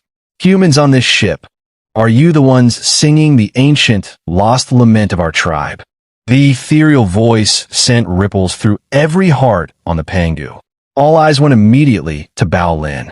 Baolin startled and instinctively shrank behind Kai, her small hand nervously clutching the edge of his coat. He patted the back of her hand to calm her, then stepped forward. As captain, he needed a handle. A companion on my ship, learned this melody by chance. We mean no harm to any of you. We are merely passing through. The mermaid queen, azure eyes deep as the ocean, studied Kai for a long moment. She could feel the vitality within him, vast as a scorching sun, with even a faint touch of divine power. Her weariness eased slightly. Her gaze moved back to Baolin, and her tone softened. Human, do not be afraid. That elegy is the requiem of our ancestor, the siren. It has been lost for nearly 1,000 years. We only followed the song to find out how you came to know it. Kai understood at once. The siren's tear inheritance. He explained briefly, omitting the quest details. In battle, saying only that through a stroke of fortune, Baolin had received a gift from an ancestor. The Mermaid Queen and her people behind her all showed expressions of understanding, then sorrow. To think that the remnant soul of our ancestor Siren had turned into such an existence. She sighed softly, then placed a hand over her heart and bowed to Kai Dren and Bao Lin in elegant, ancient salute. Thank you for allowing her to find final peace and liberation. I am Lillian, leader of the Azure Song tribe of this sea area. As a token of our gratitude, we are willing to fulfill one reasonable request. Queen Lillian, we don't require any reward, Kai Dren said politely, then changed his tone. However, our ship's upgrade does require a special material called mermaid shell powder. Lillian tilted her head. You must mean the starlight coral powder our tribe uses to polish weapons and build homes. When ground down, it does resemble shell powder. She took a pinch of white powder, emitting faint starlight from a small shell pouch at her waist. Kai Dren used the captain's appraisal. Starlight coral powder, mermaid shell powder. Exact match. We need a large quantity. Would you be willing to trade? A flicker of curiosity crossed Lillian's azure eyes. Do humans have anything the Azure Song would need? We live in the deep sea. The things of land are both foreign and distant to us. Of course. Kai Dren reached into his pack and withdrew a basketball-sized, entirely golden potato emanating an enticing aroma and immense life energy. The epic grade golden light, sacred powder potato grown by Petra. The moment it appeared, every mermaid's eyes went wide. What kind of fruit is this? It smells so good. A young mermaid whispered, unable to stop herself. Swallowing. Kai Dren explained, a potato grown on their ship's farm. He cut a small piece and offered it to Lillian, encased in seawater. She hesitated, then tasted it. The potato melted in her mouth, and a warm current spread through her body. An earthy sweetness and massive life energy she had never experienced before, making her almost sigh aloud. Delicious. Her beautiful eyes lit up instantly. I'd like to trade this food for your starlight coral powder. What do you think? Before Lillian could respond, the mermaids behind her erupted in excited chatter. Lillian's face reddened slightly. She silenced them with a look before turning back to Kai Dren with as much queenly dignity as she could muster. We can trade one such potato for 100 units of starlight coral powder. Is that acceptable? 1 for 100. Kai Dren almost laughed out loud. This was practically a giveaway. It took Petra about 10 seconds to grow a single giant potato. He feigned contemplation for a moment before reluctantly nodding. Fine. Since you are descendants of the Siren, I'll accept this price. He had Petra grow over 100 of the golden potatoes on the spot. When the mermaids watched Petra wave her hand and an entire small mountain of potatoes grow from nothing on the bare deck, their collective worldview shattered. They looked at her as if gazing upon a deity. In the end, Kai Dren traded 300 epic-grade potatoes for everything the mermaids carried. 20,000 units of mermaid shell powder, plus bonuses of deep-sea pearls and nerve-soothing seaweed. The mermaid shell powder was finally secured. After seeing off the enthusiastic Queen Lillian and her tribe, the Pengu's deck erupted in celebration. Captain is incredible. You even found a seller for something this rare. We're getting a level 7 ship. Kai Dren didn't delay. He went straight to the captain's cabin, opened the construction interface, confirmed. All materials had turned blue, and pressed the upgrade button. All required materials confirmed. Beginning Pango upgrade, level 6 to level 7. A 7-colored light, more dazzling than anything before, instantly enveloped the entire Pangu. The hull vibrated within the light, making sounds like bones being reshaped. Everyone was gently lifted and suspended in the air as the transformation unfolded beneath them. The ship expanded, length and width both growing visibly. Simple wooden structure gave way to a strange alloy shimmering with metallic luster. On both sides of the gunnel, brand new mana cannons with pitch-black muzzles generated themselves and pointed into the distance. The alloy ram fused into the bow and became something larger and more ferocious. The process lasted 10 full minutes. Pangu successfully upgraded to level 7. Length increased to 160 meters. Width increased to 60 meters. New. Mana Cannon X-20 Primary Energy Shield. Captain's exclusive cultivation room. All base ship attributes. Increased twofold. Primary Energy Shield. Continuously consumes storm core or demonized whale oil to form a protective energy barrier against attacks. Captain's cultivation room. Built-in time acceleration significantly, increasing cultivation efficiency. Before Kai Dren could even explore the new features, a notification sounded for everyone on deck. Warning, your ship is about to leave the normal sea area. In 30 seconds, you will be teleported to the Styx Sea Domain. This is a high-risk sea area. Prepare accordingly. The Styx Sea Domain. As the countdown reached 0, the space around the Pangu was violently twisted by invisible hands. When the prismatic light dissipated, a nauseating smell of blood rushed in. Bao Lin, who had been enjoying the view on deck, clutched her mouth and gagged. Everyone looked up and fell silent. There was no blue sky, no white clouds, no sun.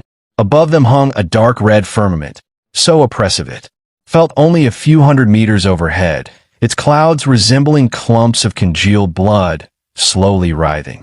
Below the ship, an endless sea of blood.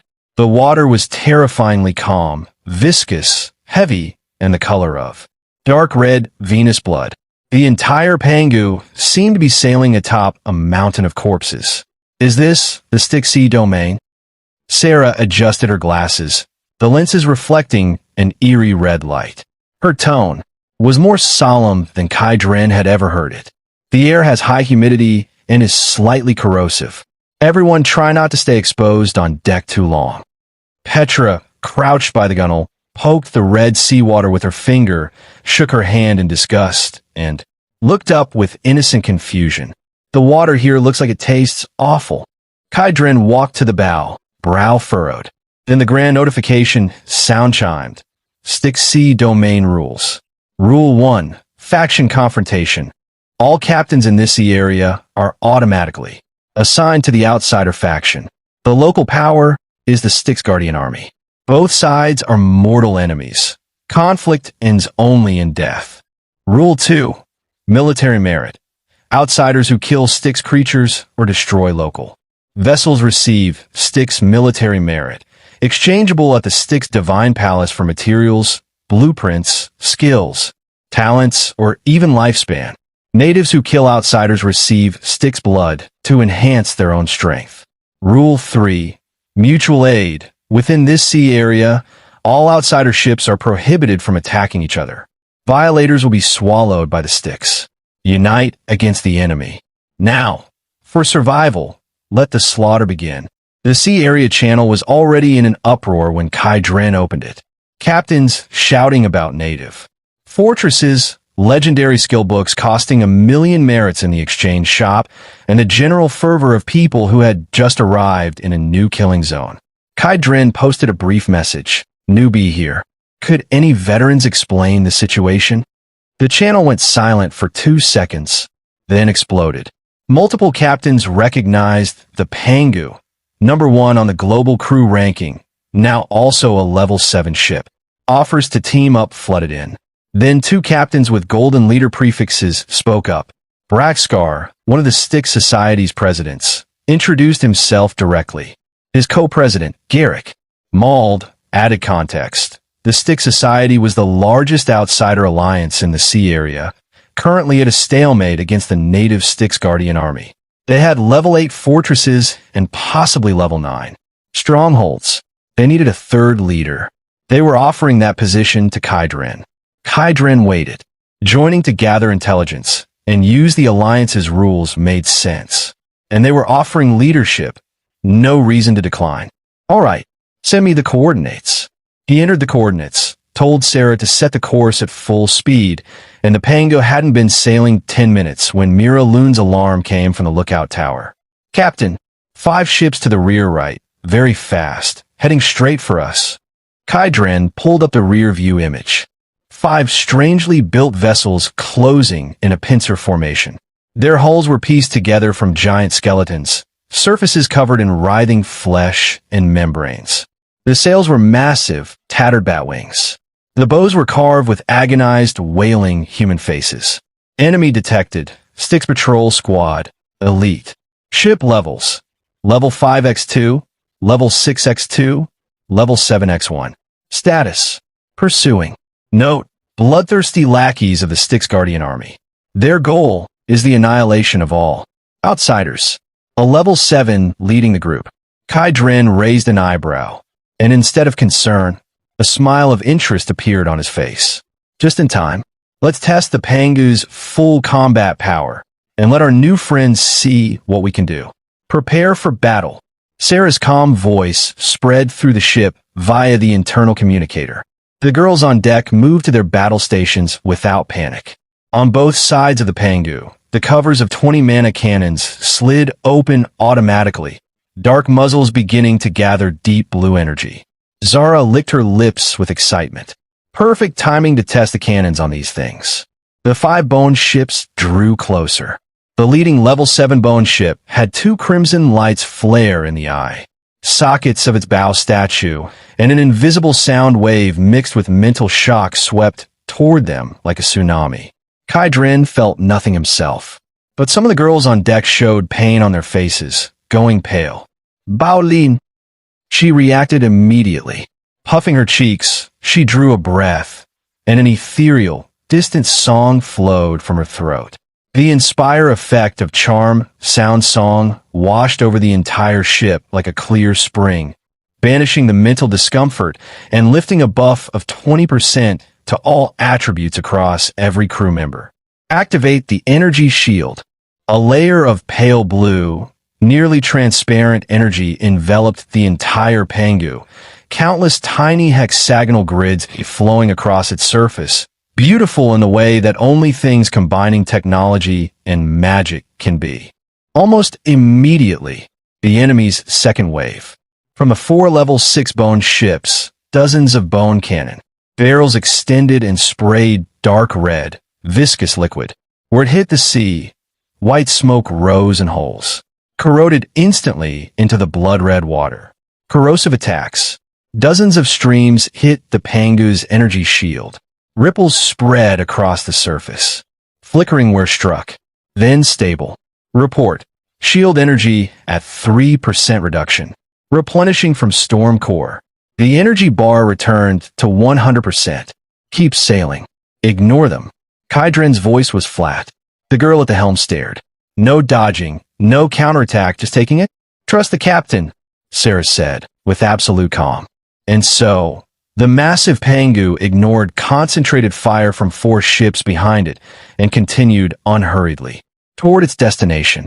The enemy ship's combined assault washed over the energy barrier like rain against stone. The Styx patrol fleet was thrown into confusion. On the leading level 7 bone ship, the Styx Guardian Army captain, cloaked in black robes, only crimson, eyes visible, let out a raspy, disbelieving roar. It had never seen a level 7 shield withstand this. Normally, 3 minutes of concentrated fire broke any barrier at this tier. But this ship had been sailing under bombardment for 5 full minutes, and the shield hadn't dimmed at all. Increased firepower. The captain took personal control of the giant bow statue. Its mouth opened, and a dark purple energy ball, compressed from countless resentful souls, began rapidly condensing. A level 7 ship's full power strike. Captain, the enemy flagship is charging its ultimate. Zara warned. I see it. Kai Dren nodded without urgency. Perfect. Let's show them the meaning of despair. He glanced at Sarah.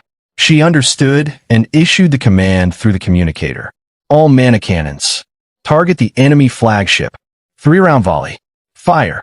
20 cannon muzzles had already locked on. Boom, boom, boom. 20 thick blue energy beams tore through the dark red sky.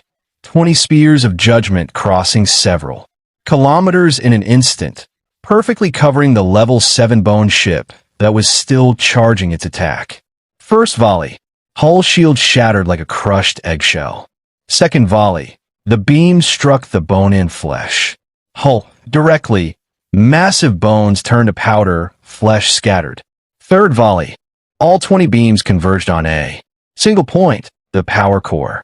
The level 7 bone ship exploded midair, a massive purple fireball. Wreckage and corpses rained into the blood sea. Kill notification.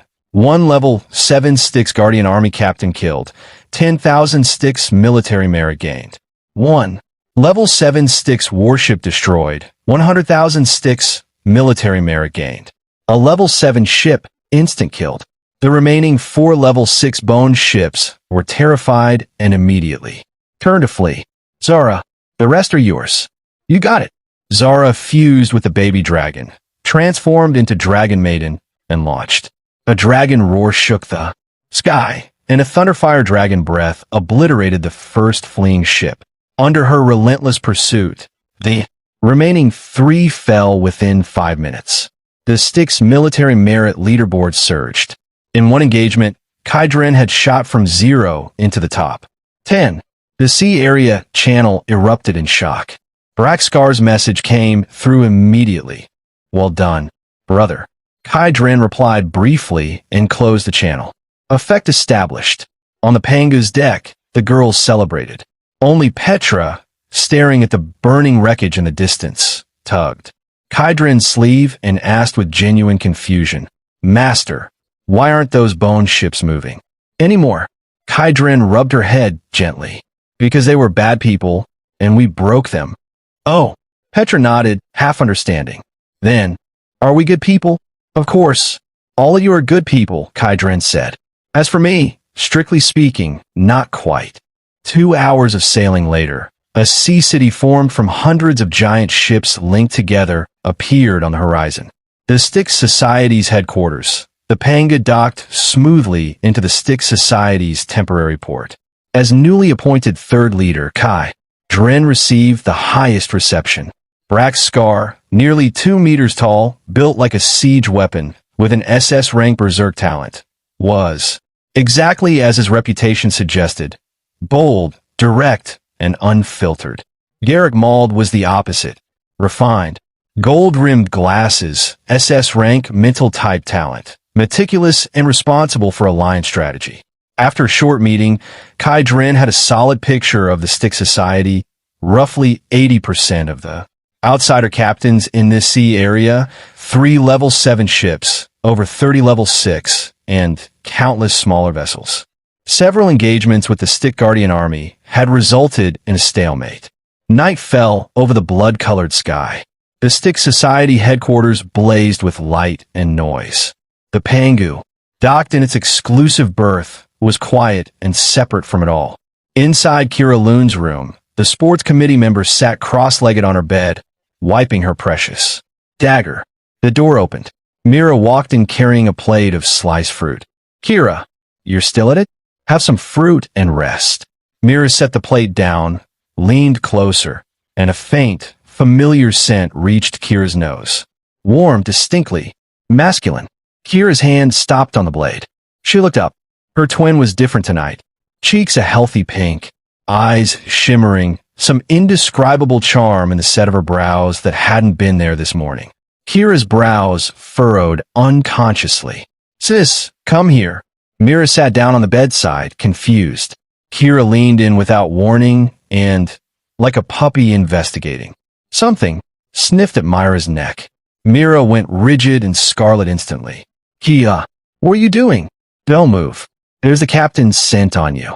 Not a question. A statement. Myra's heart lurched. Her eyes darted in panic. No way. I just finished. Bathing. It's the body wash. Body wash. Kira's lip curved. We use the same peach-scented wash. The captain uses mint. Do you think my nose is decorative? Everything was clear now. Kira leaned back against the headboard, arms crossed, watching her sister burn. With embarrassment. Be honest.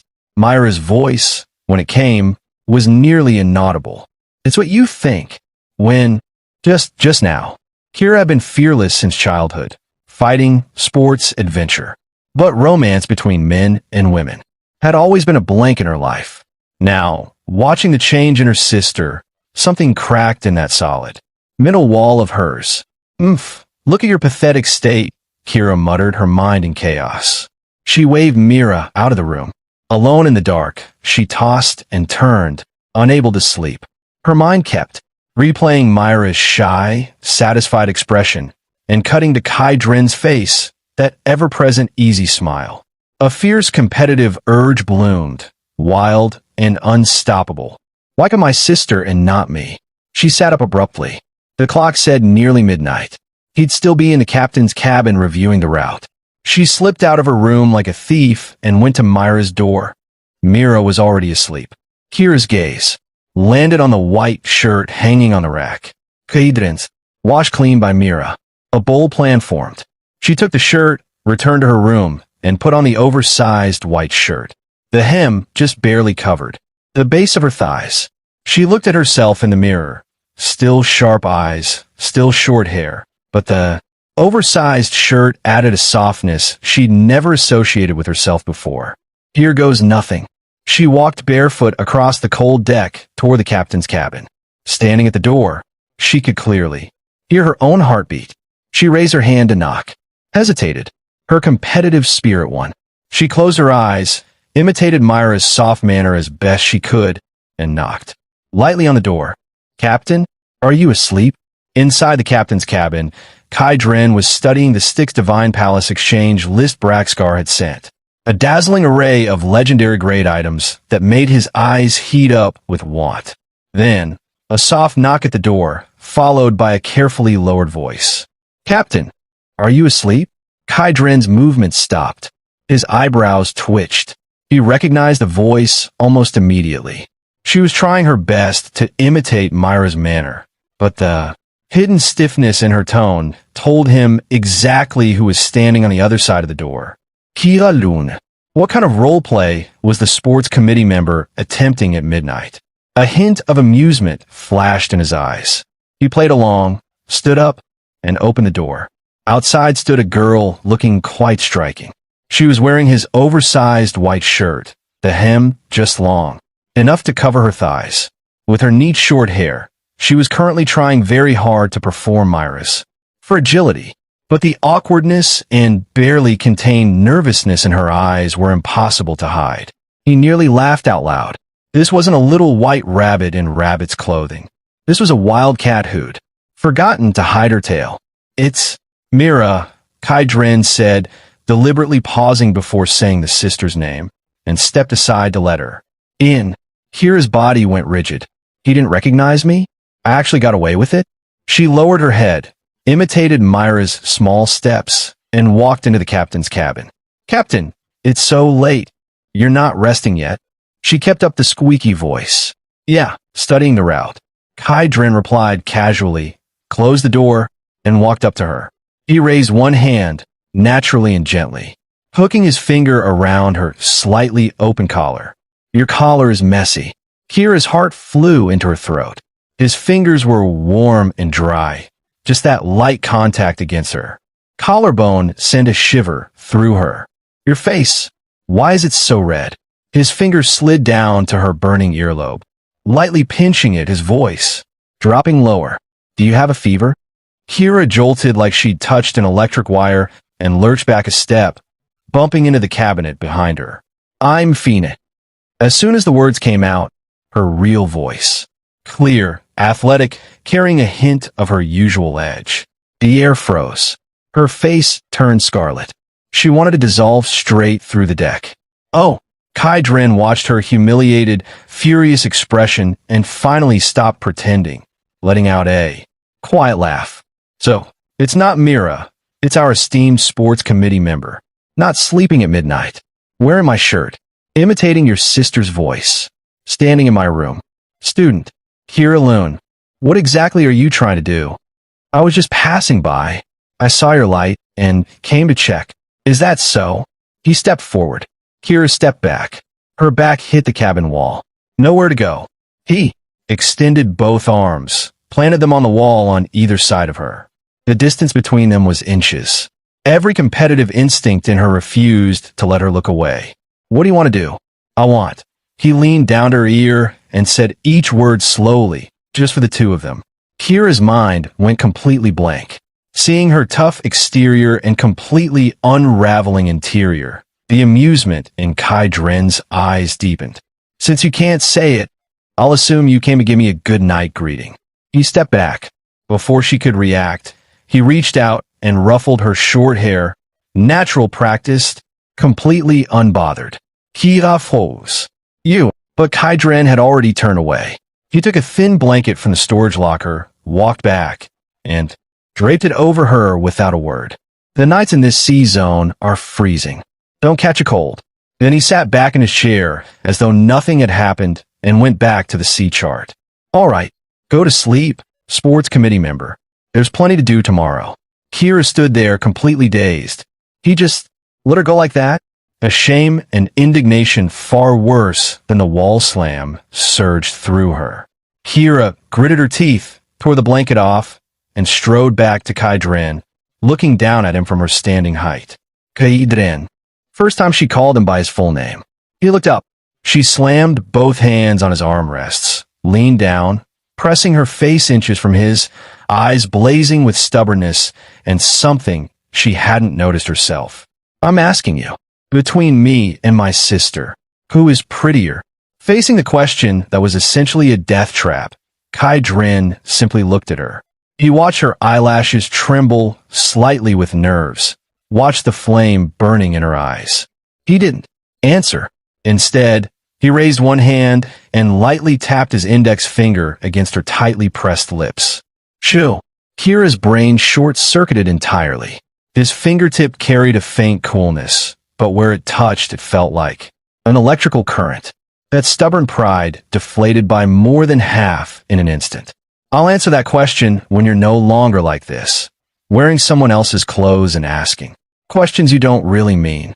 He withdrew his finger, draped the thin blanket over her again, and then patted her on the back. This time, Kira didn't resist. Like a deflated balloon, she gave him one long, complex look, then clutched the blanket to herself and practically fled the room. Kai Dren shook his head with a quiet laugh. A prickly little wildcat who explodes at the slightest touch. The next morning, the atmosphere on the Pangu was strange. At the dining table, Mira kept stealing glances. At her sister, then at Kai Dren, her eyes full of confused worry. Kira buried her head in her food the entire meal, not making eye contact with anyone, though the red tips of her ears said everything. After breakfast, Kai Dren received a communication from GIRLS.My. GIRLS and Braxcar were planning a war meeting about their next strategic objectives. Location: Brax. Scar's flagship, the Tyrannosaurus Rex. 10 of the strongest level 6 ship squadron leaders in the Alliance would also attend. Kai Dren gave a few instructions to Sarah, Rona, and the others, then took a small boat to the Tyrannosaurus Rex alone.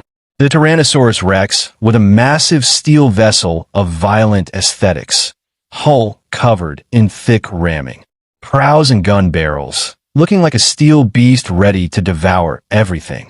Pure attack power was probably even higher than the Pangu.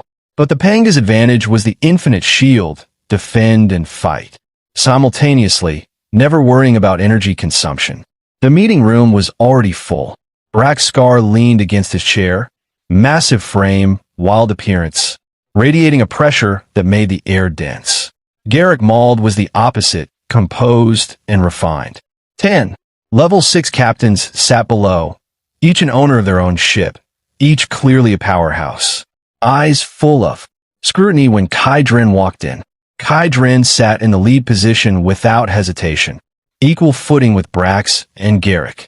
I'll be direct, GIRLS said, activating a projection device at the table center. A 3D map of the sea zone appeared, with one coordinate point marked prominently. Here, coordinates 3681, -1120, is the largest Styx Guardian Army military fortress in the Southwest Sector, the Blood Sea Fortress. The projection zoomed in. A massive black fortress, large as a mountain range, built entirely from unknown black metal and enormous skeletons, with countless menacing turrets shrouded in a dark red energy shield. Blood Sea Fortress, Threat Assessment. Fortress level, level 8, pseudo. Garrison, roughly 3,000. Styx Guardian Army members, 10,000 skeletal soldiers. Ships, level 7x5, level 6x24, level 5x237. Defenses, 420 blood vessel turrets, 150 bone catapults, 10 Watcher's Eyes. Core, Blood Sea Heart, powers the entire fortress and emits a persistent weakening aura. Commander, Grim Warden Valdrek. Local hero, SSS rank talent, Blood Monarch, strength unfathomable. The sound of sharp intakes of breath filled the meeting room. A pseudo-level 8 fortress? An SSS rank commander? 5 level 7 ships? A captain exclaimed. How do we fight that? Are we just supposed to charge and head first? Brack Scar slammed the table. Stop panicking. Wealth is found in danger. Take that fortress and the military.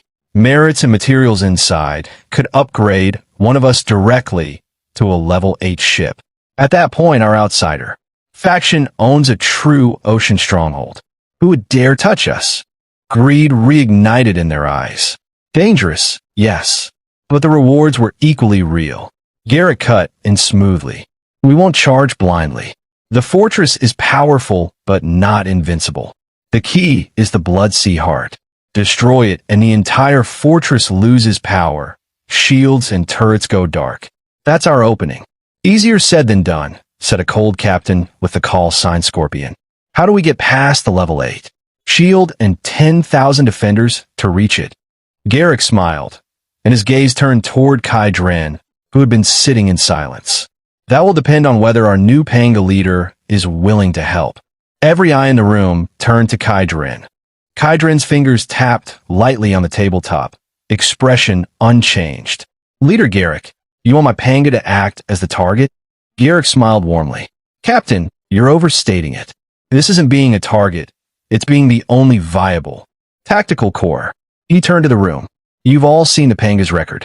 A level 7 ship withstood concentrated fire from 4 level 6 ships and 1 level 7 ship simultaneously, and its shields didn't move an inch. My plan is simple. The Panga leads at the front, drawing all fortress battery fire.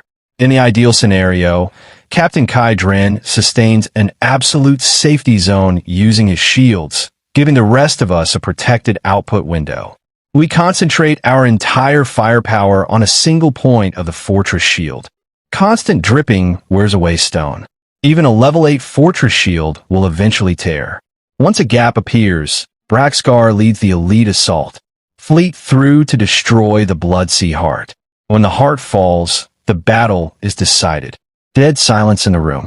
The plan was bold to the point of madness. Its entire core rested on the Pangu, and on Kai Dren's willingness to be the shield for 800 ships. Garrick Braxcar said, this plan puts all the pressure on our brother Pangu. If a ship can't hold, we're all finished. I trust Captain Kai Dren's strength, Garrick said. He looked at Kai Dren. Am I right? As one of the leaders, you should rightfully shoulder this responsibility. An open scheme dressed up in righteousness. Refuse and his prestige as new leader collapses. Accept and he bears the greatest risk. Whether my ship can hold is my concern, Kai Dren said finally. His tone was flat. You've spent a long time on the plan and my responsibility. I like to know how the gains are distributed. If the rewards were worth the gamble, manageable. If not, no. Braxcar and Garrick exchanged a glance. Both saw the same thing in each other's eyes. As long as he's talking about benefits, there's room. 3 leaders each take 10%, Brax said. Remaining 70 is distributed by contribution. Since the Panga has the primary role this time, 20% for you as priority. Garrick and I take 5 each. Remaining 70 distributed to all ships by contribution level. Anyone object? 20% of a level 8 fortress's total haul. Everyone in the room knew they would work harder than they'd ever worked and still walk away with a fraction of that. But none objected. Without the Pangu as a meat shield, none of them even had the right to approach the fortress. No objections. Kydrin stood up after a moment of reflection. Then it's settled. When do we move? The reason he agreed. The benefits are massive. Yes, the risk was high, but he was genuinely confident. With the Infinite Storm Core as his trump card, that said he needed to upgrade his shield before going in. More hull defense, more insurance. Also, and this was worth noting, while it seemed like he was bearing the greatest risk, he really wasn't. If the shield genuinely couldn't hold, he could simply withdraw. The one truly at risk was Brack's Scar, who would have to lead a direct charge into the fortress interior once the shields were down. And Brax was getting half of what Kydrin was getting. Since Brax had no objection to those terms, Kydrin certainly didn't either. One wave of resources and military merits from this could get the Pangu to level 8. The sooner the better, Garrick said, a sharp glint in his eyes. Dawn, the day after tomorrow. Tonight, everyone prepare. Get your ships to peak condition. Done. Kydrin returned to the Pangu after the meeting. The giant steel vessel was quiet, a sharp contrast to the clamor of the Styx Society headquarters outside. Sarah Vane had been waiting in the captain's cabin and handed him a cup of warm coffee the moment he stepped in. Everything arranged? We move at dawn the day after tomorrow. He took a sip of coffee and briefly recounted the meeting. Sarah's elegant brows furrowed slightly. The plan demands too much from the Pangu. The firepower of a pseudo-level 8 fortress. Even with infinite storm cores powering it, the shield's structural strength may not withstand that level of instantaneous burst damage. She'd reached the same conclusion he had. The Pangu's shield advantage was sustainability, not absolute defense. So, I need to upgrade it before the battle. I want an epic grade shield enhancement blueprint. Blueprints of that level almost never appear on the market. And if they do, the price is astronomical. Astronomical. Kydrin smiled. Sarah, have you forgotten we have infinite resources and Petra, who produces epic-grade food? Meanwhile, the Styx Society's war preparations had already caused chaos on the World Channel.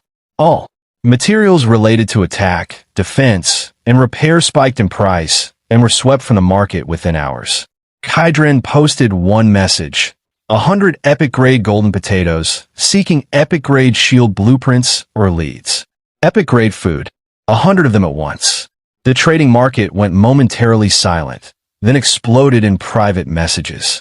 Kydrin filtered for keyword, blueprint. One message caught his eye, a seller with a hidden ID.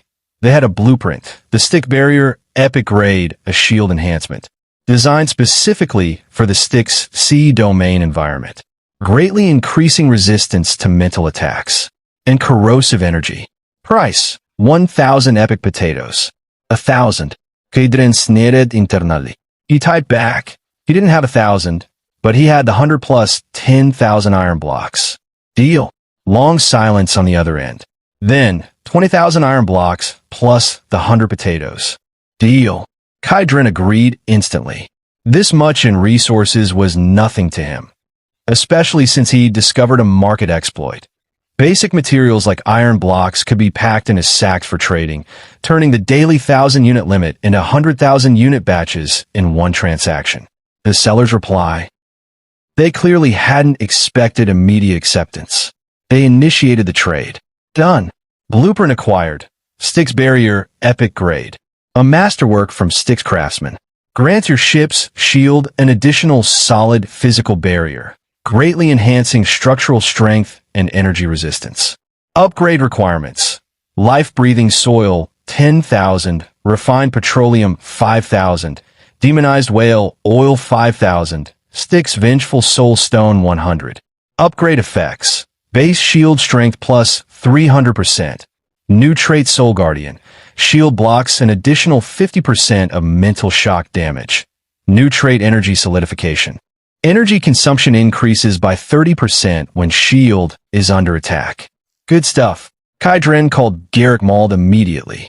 I have the shield blueprints. I'm a bit short on rare materials, though. On the other end, silence. Then, we'll gather them now. Under 10 minutes, Garrick and Brax had pooled everything and sent it over. To them, as long as this battle could be won, materials were trivial. Upgradable ship component detected. Consuming materials to upgrade primary energy shield. Around the Pangu's hull, the previously invisible energy shield began to flicker with a faint eerie blue glow. The glow flowed and condensed, crystallizing on the hull's surface into a translucent shell resembling black crystal, covered in mysterious flowing energy patterns, as if the massive steel vessel had donned a suit of indestructible armor. Upgrade complete. Primary energy shield successfully upgraded to Styx Barrier Epic Grade. Everything was ready, only waiting for dawn. Time passed. At the dawn of the appointed day, the blood-colored Styx sea domain was already saturated with a murderous intent before the sky had even lightened. Over 800 ships, large and small, form an unprecedentedly massive fleet, cutting through the dark red waves toward the Blood Sea Fortress in the southwest. At the very front, 3 Level 7 vessels. Braxcar's Tyrannosaurus Rex, Garrick Mauld's Infernal, and at the very tip, Kydrin's Pangu. The black crystal barrier reflected cold luster in the dim morning light, silently proclaiming the role it was about to fulfill. On the lookout tower of the Pangu, the sea breeze cut sharply, whipping the hem of Kydrin's coat. Binoculars raised, he stared at the horizon, where a black silhouette crouching like a giant beast was already vaguely visible. Behind them, 800 warships stretching to the horizon, an army on the edge of the greatest battle the Styx sea domain had seen. Ahead, the Blood Sea Fortress radiating an ominous, death-laden aura. But with the enemy closing in, he reluctantly let them go after 2 minutes. Luxury would have to wait until after the fortress was taken and the level 8 ship was secured. For now, battle. Standing on the tower watching the fortress silhouette draw nearer, even Kydrin felt a knot of tension in his chest. The shield was upgraded, but whether it would actually hold against a level 8 fortress's full firepower was something only the battlefield could answer. The romantic moment on the observation deck didn't last long. When the silhouette of the Blood Sea Fortress occupied a third of the telescope's field, an invisible aura of slaughter enveloped the entire fleet. Mira and Kira went to gear up. The upgraded Styx barrier gave Kydrin real confidence. He refocused on the horizon. Then, a low alarm blared from Braxcar's Tyrannosaurus Rex, spreading throughout the formation. All hands on alert. 10 nautical miles ahead, Styx Guardian Army Patrol fleet detected. 15 ships charging toward them at high speed. 2 massive level 6 skeleton warships in the lead. 13 level 5 ships behind them. Garrick's calm voice came through the communicator. Everyone, the appetizer is here. 3 level 7s in the vanguard. Level 6s on the flanks. Remaining ships providing long-range fire from the rear. Brax, frontal breakthrough. Kydrin, left flank. Draw the level 6 ship and at least 5 level 5s on that side. Take the right. Goal, total annihilation. No ship escapes. Ha ha, my cannons have been starving. Brax roared through the communicator, and the next second the Tyrannosaurus Rex's engines detonated with a savage boom, and the ship broke formation, charging straight at the enemy like a crazed beast. Kydrin didn't hesitate. Sarah, 30 degrees left front. Full speed. The Pangu carved an elegant arc and moved to intercept the left flank. The leading level 6 skeleton ship's bow skull opened its mouth and unleashed an invisible fan of soul waves. Mental shock, capable of bypassing physical defenses to act directly on minds. When the wave hit the Pangu, a bizarre scene occurred. The black crystal Styx barrier lit up with a ghostly red halo on its surface, and a mental sonic wave struck it and simply disappeared, absorbed and neutralized without a ripple. Soul Guardian trait triggered. 50% additional resistance to mental shock. Just as the wave struck, an ethereal, holy-tinged song rose from the deck. Bao Lin stood at the railing small, face pale with tension, but eyes exceptionally firm. Charm sound song activated. The singing washed over the entire ship like a warm tide, banishing the dizziness and oppression, replacing it with clarity and a 20% buff to all stats. Well done, Bao Lin. Zara gave a thumbs up, then patted the baby dragon impatiently bouncing beside her. Dragon, get ready. We're roasting all those bone racks. On the frontal battlefield, Brax had already collided with the enemy. Fire!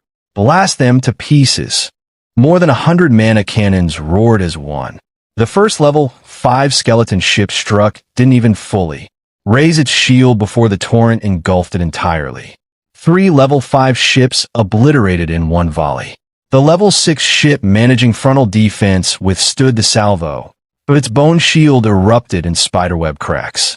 Its undead commander roared and focused every cannon on the Tyrannosaurus Rex. Brax didn't dodge a single one. He laughed wildly as his ship's thick shield absorbed everything and launched his second salvo. This guy, Kai Dren, watched from the left flank. Truly a fierce man. On the left flank, the level 6 bone ship and 6 level 5 escorts had completely surrounded the Pangu and opened concentrated fire. Corrosive light orbs, bone spears, and resentment-laced curses slammed into the Styx barrier from all directions. The girls, especially those experiencing this scale of naval combat for the first time, went pale and instinctively crouched. Only Rona, excited in her tower shield armor, actually moved closer to the ship's side, practically eager. Sarah stood beside Kai Dren, watching the energy readings on the shield panel with a slight frown. At this intensity of concentrated fire, the structure is holding, but energy consumption is severe. The shield generator may overload under continued high load. I have it under control. Let them keep hitting for now. He was waiting, also watching, gauging his allies' capabilities while the enemy wasted ammunition. The world channel completely exploded over this massive battle. Kill announcements flooded in, mostly Brax scars. Spectators noted that the Pangu seemed to just be taking hits. No kill announcement from Kai Dren. The Panga moved. Now, a flash of light in Kai Dren's eyes. All mana cannons.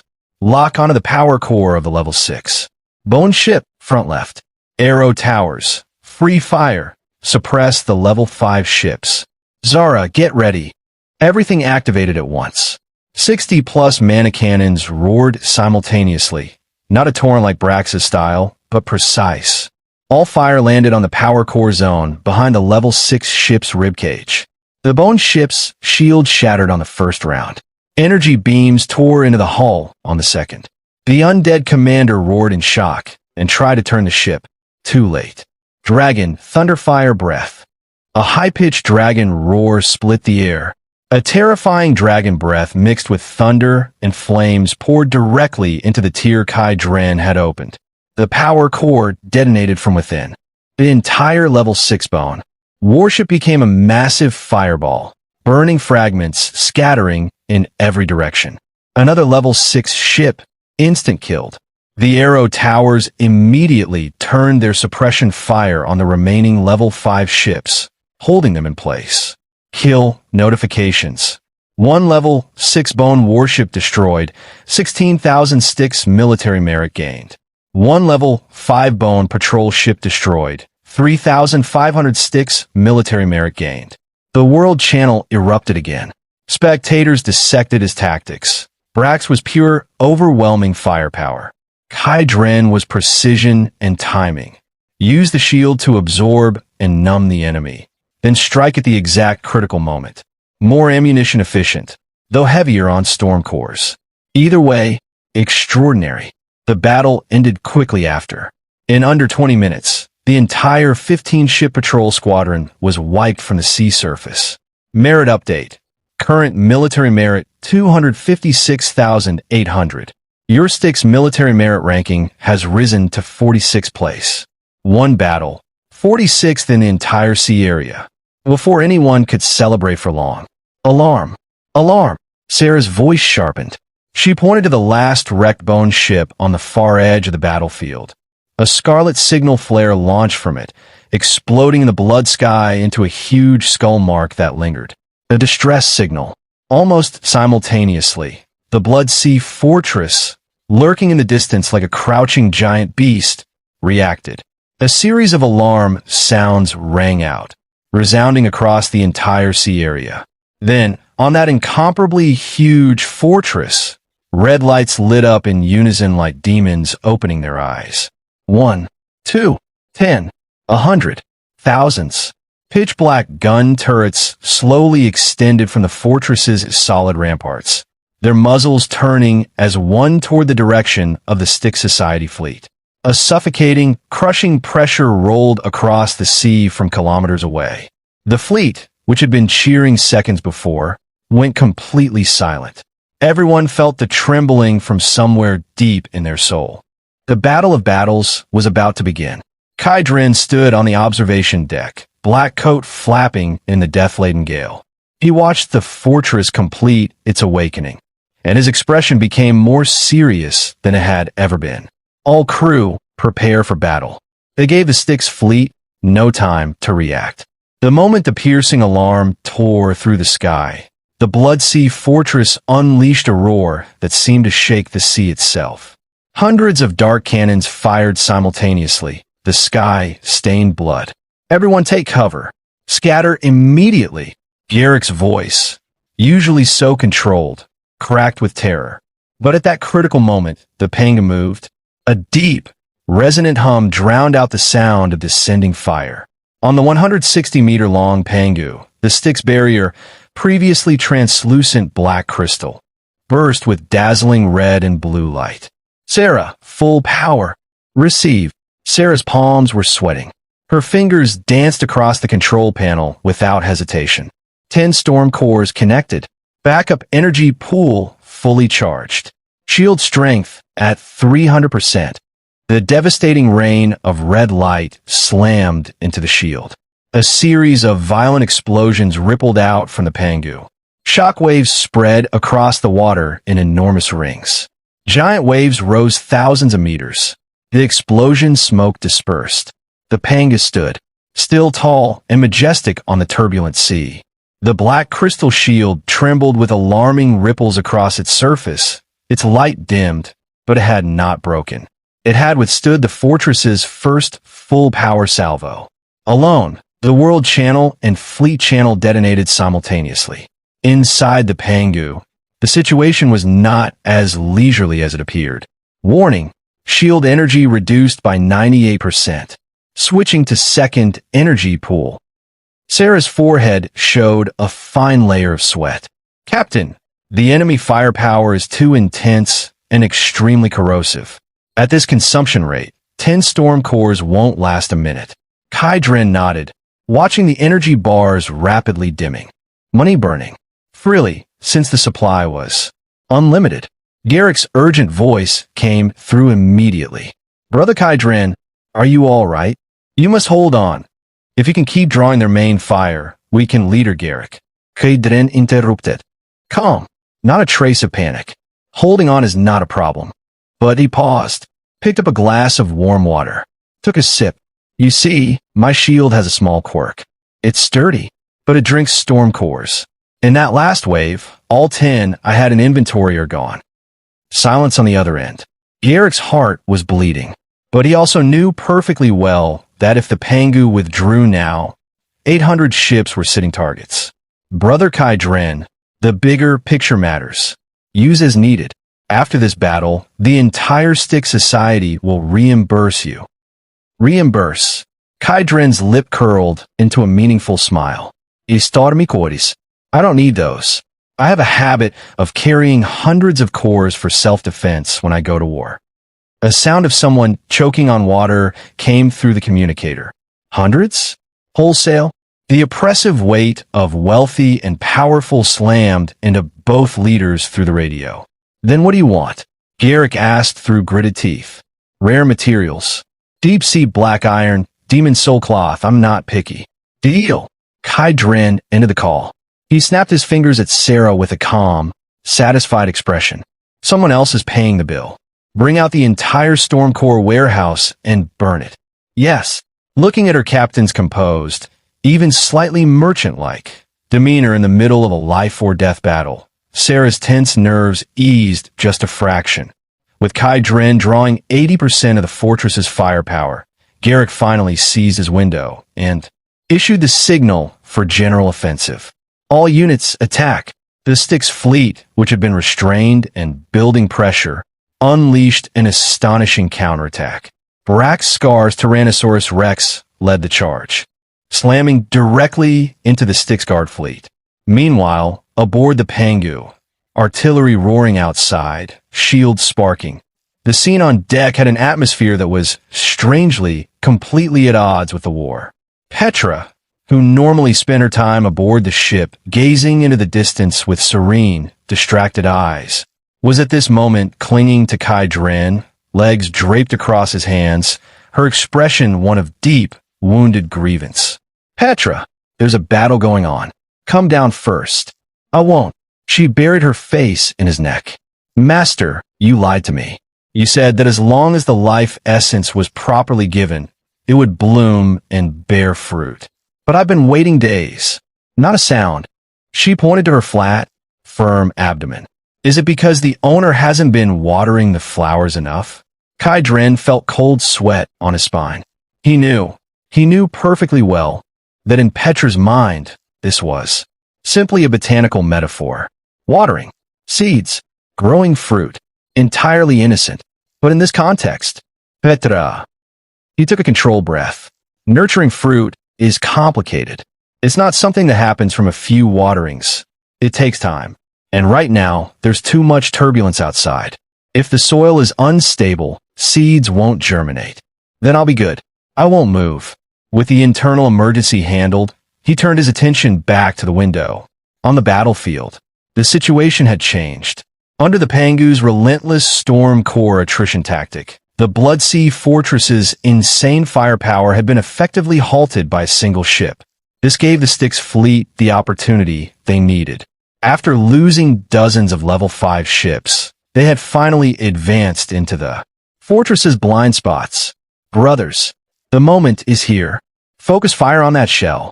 The combined cannon fire of the fleet bombarded the dark red energy shield around the fortress. The shield flickered violently, light stuttering. Then Kai Dren's brows furrowed sharply. His weakness insight was always active. Just now, the fortress's energy core, which had been a steady red, flashed to purplish black. An extremely dangerous premonition washed over him like cold water. Something's not right. Everyone be careful. It's changing tactics. Before the warning had even finished, atop the fortress's tallest spire, a gigantic skull formed from countless vengeful spirits slowly rose. It opened its empty mouth in a silent roar. The next second, a visible purplish-black wave centered on the fortress swept across the entire sea area in an instant. Global announcement. Bloodsea Fortress enters Phase 2. The Undead Scourge. Warning, all fallen units will be forcibly resurrected as skeletal golems and join the Guardian forces. A chilling, clicking sound rose from beneath the sea. The wrecked stick ships still burning on the water, the corpses floating on the surface, they all began to move, twisted and spliced together, transformed into ferocious sea monsters that lunged at their former comrades from behind. The Pangu, drawing the most fire and with the most debris floating around it, was the first to bear the brunt. Thousands of skeletons and rotting corpses swarmed toward the ship along anchors and ropes. Defense alone is no longer sufficient, Kai Dren said quietly. His gaze swept over the girls, frightened but weapons gripped, and then landed on Petra, who was poking curiously at a zombie face pressed against the glass. Petra, now that you've had some water, shouldn't you do some work? Petra turned. Her eyes lit up. Are we going to farm?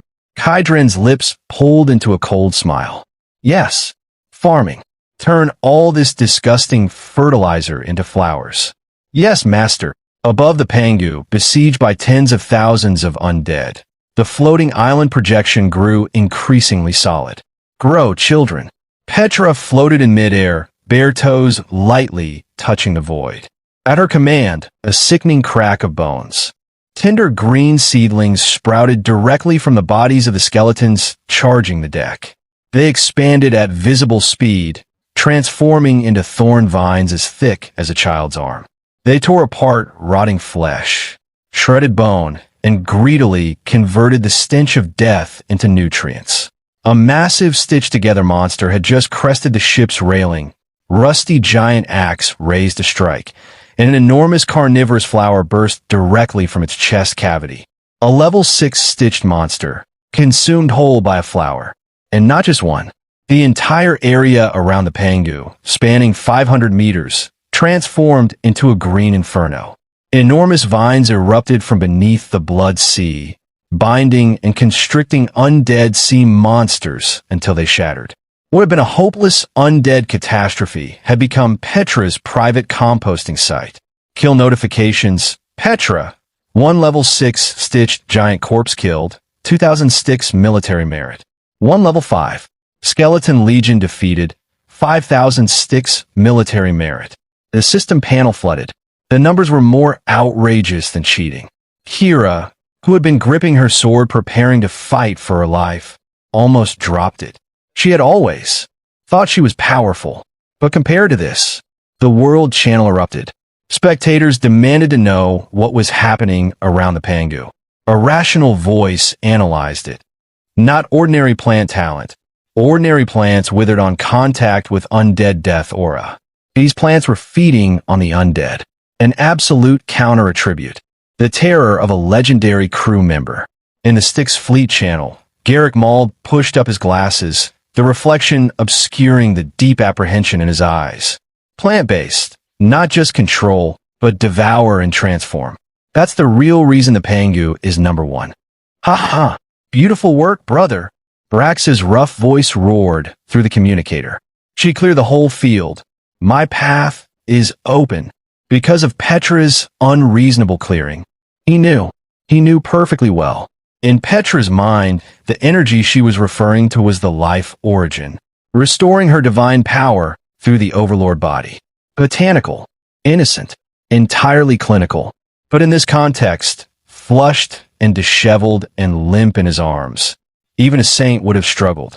Not far away, Sarah Vane had just finished directing battle cleanup, and was coming to report losses when she stopped in her tracks. A hint of surprise crossed her face, which quickly became helplessly amused. These two don't even consider the setting. She turned without making a sound. Everyone, hold position and finish the cleanup. The captain is giving Lady Petra post-battle treatment. No one approaches or disturbs them. Stern instructions directed especially at Kira, who had produced binoculars from somewhere and was watching with great professional interest. Kira, go check the power room. Huh? Can I just watch? That's a legendary one. Go. With everyone cleared, Sarah took one long look at Kydren's back. A warm, dry smile at the corner of her lips. Kydren, you cleared everyone out this time. If you can't handle a delicate flower, tonight I'll have to give you a thorough lesson on how to manage legendary crew members properly. She walked toward the command room, leaving behind an irreplaceable silhouette. Footsteps faded. Kydren let out a breath. Petra shifted in his arms with dissatisfaction at being ignored, and the softness pressed against him made his breathing sharpen. Don't move. He forced himself calm and steadied her with one hand at her waist. You exhausted your divine power. That growth of all things technique consumed too much. But it really hurts. She bit her lip, tears gathering. It feels like parched earth cracking open. Master, you have unlimited water resources. Could you give me just a little more? Kydren checked his own constitution. Life essence as vast as a deep sea. The overlord body hadn't just given him strength. It had turned him into a walking power supply for creatures like Petra who ran on life energy. All right, take as much as you need. He sighed, carried her, and headed for the lounge beside the captain's cabin. But we're setting rules. Energy transfer through hands only. You're not allowed to bite. Petra is the most obedient. She immediately stopped crying and started laughing, eyes sparkling with cunning and anticipation. As long as there was food, the method was entirely negotiable inside the Bloodsea Fortress. The shouts of battle were deafening. Although the Styx Society had breached the outer walls, resistance inside was tenacious. Narrow passages choked with undead guards in heavy armor. Every inch of progress cost blood. Damn it! How are these things so stubborn? Barak's scar shattered a skeleton captain's shield with one axe blow, his body already covered in black foul. Blood panting hard. Where's Garrick? Why hasn't he caught up? Ambushed. 2 level 7 undead captains. I'm pinned. Garrick's exasperated voice came through. Where's the Pangu? Hasn't that kid finished by now? Why isn't he coming in? The Pangu was quietly parked outside the fortress in the safe zone, cannons still providing fire support. But the ship itself had an extremely leisurely energy. In the captain's lounge, Kai Dren was leaning back on the sofa, covered in sweat. Not from exertion, but from endurance. Petra was lying on his lap, arms wrapped around his, not letting go. Streams of pale, golden life energy flowed continuously from him into her through their contact. Is this what being full feels like? She raised her head in a daze, looking up at Kai Dren with lingering warmth in her eyes. Master, you're so much more than last time. Kai Dren's temple veins throbbed. He was maintaining a stable energy supply and simultaneously reciting philosophical texts in his mind to suppress his internal state. Then Pangabiro, where the hell are you? Brax's hoarse, roaring voice through the communicator nearly made Kai Dren sever the energy supply. Petra frowned with displeasure, a flash of murderous intent in her eyes at being interrupted during eating. Kai Dren patted her back quickly and picked up the communicator. Ahem, Leader Brax, don't worry. I was just adjusting my condition. That last wave of exertion was quite intense. What exertion? You just put a botanical garden outside. Come in and help me. There's something here I can't handle alone. Kai Dren's eyes sharpened. Something tough enough to challenge Brax's scar, SS rank berserk talent, top tier combat power. That could only be Petra. Are you full?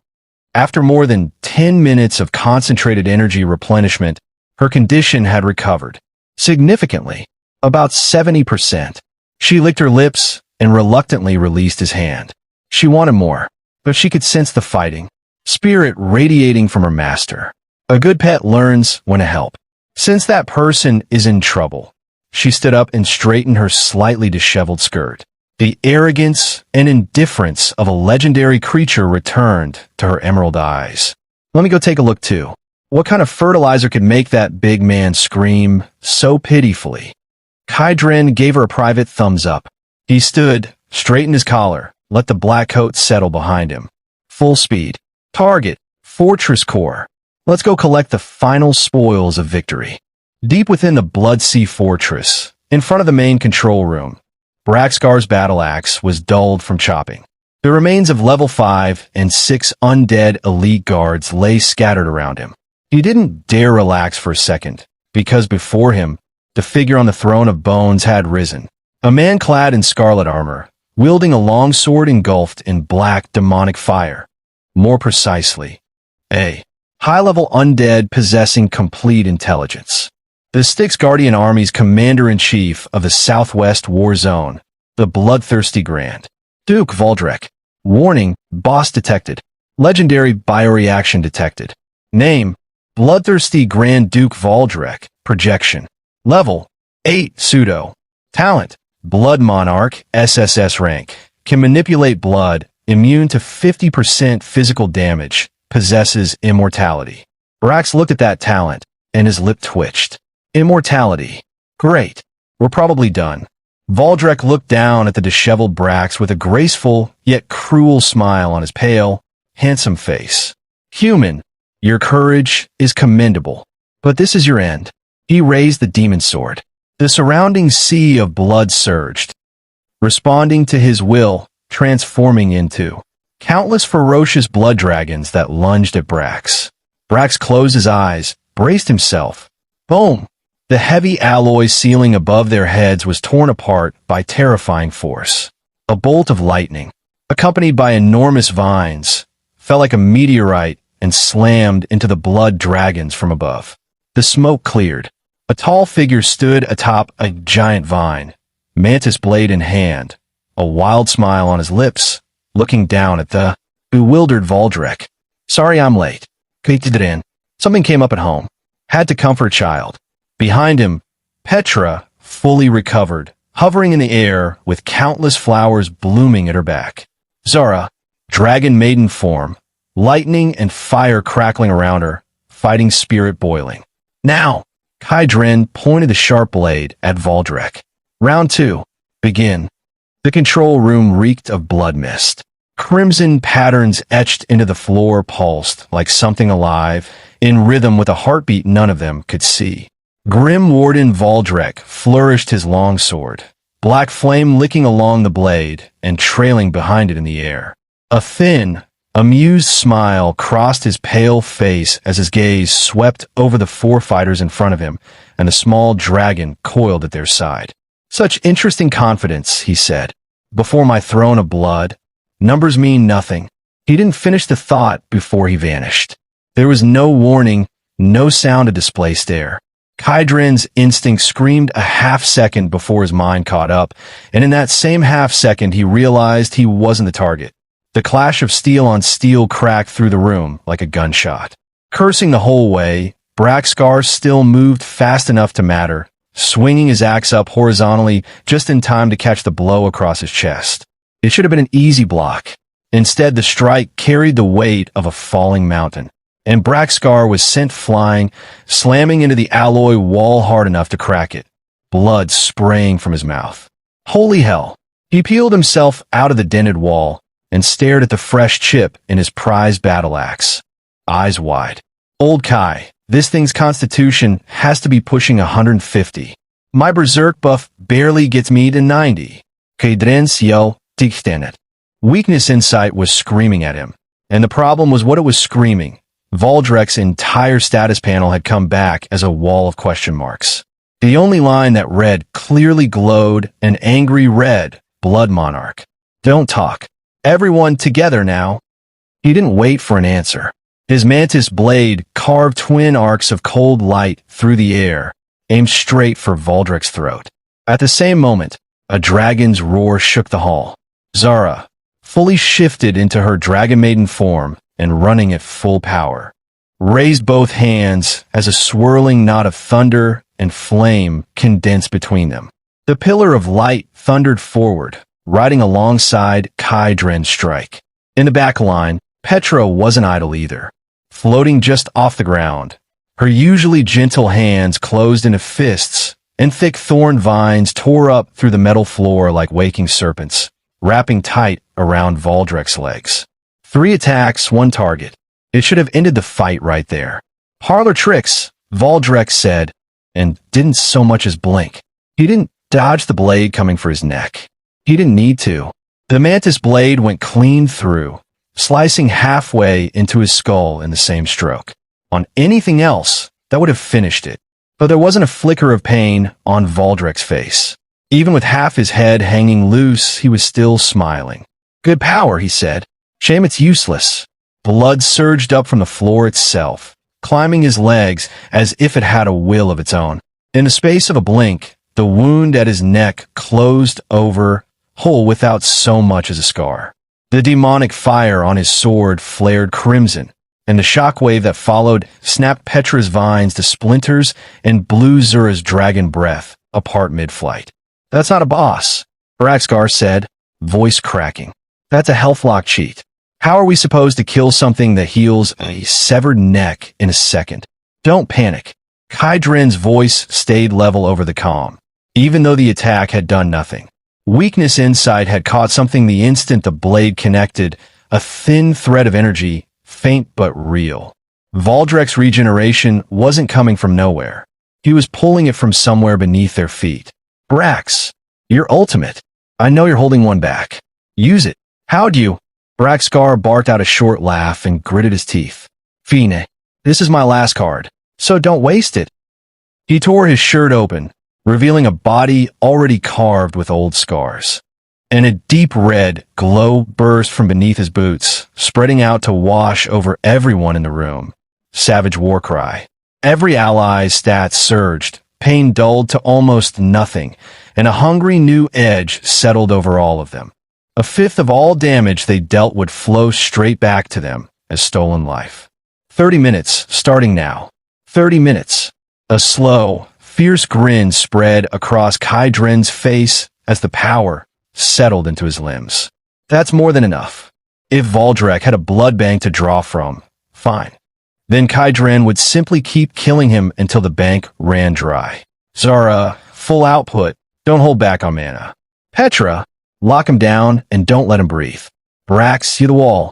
Hold the front. Roger. Zara's eyes lit with lightning as she became a bolt of gold and thunder, driving hard for Valdrek's flank. Her spear a blur of strikes wreathed in fire. Filthy insects. Valdrek was already swinging to counter, only for a vine laced with faint golden light to snap across his wrist. It barely scratched him, but it broke his rhythm just long enough to matter. Petra held her focus through the effort, refusing to let up even as it clearly cost her. Braxcar threw himself back into the fight like a bull that had forgotten how to feel pain, planting himself against Valdrek's guard and refusing to give an inch no matter how many times he was thrown back, even headbutting the flat of the blade out of pure stubbornness. It was a fighting style reckless enough to actually rattle the otherwise composed Blood Duke. But the real damage came from Kai Dren. He moved like something out of the shadows, every strike aimed at a vital point. Heart, throat, joints. In under a minute, Valdrek had been cut down, piece by piece, no fewer than 8 times. Any normal boss would have exploded into loot long before the 4th. This one just kept getting back up. Kai Dren's blade found Valdrek's arm and took it clean off in a single slash. A heartbeat later, blood surged from the floor, and a brand new arm grew back in its place, backhanding a sword strike toward Kai Dren's chest hard enough that he barely got his mantis blade up to block it in time. The impact still forced him back several steps, hand numb, chest ringing. No good, he muttered, watching Valdrek stand there unscathed, not even his hairstyle out of place. A cold, familiar powerlessness crept up his spine. Was this even a boss fight?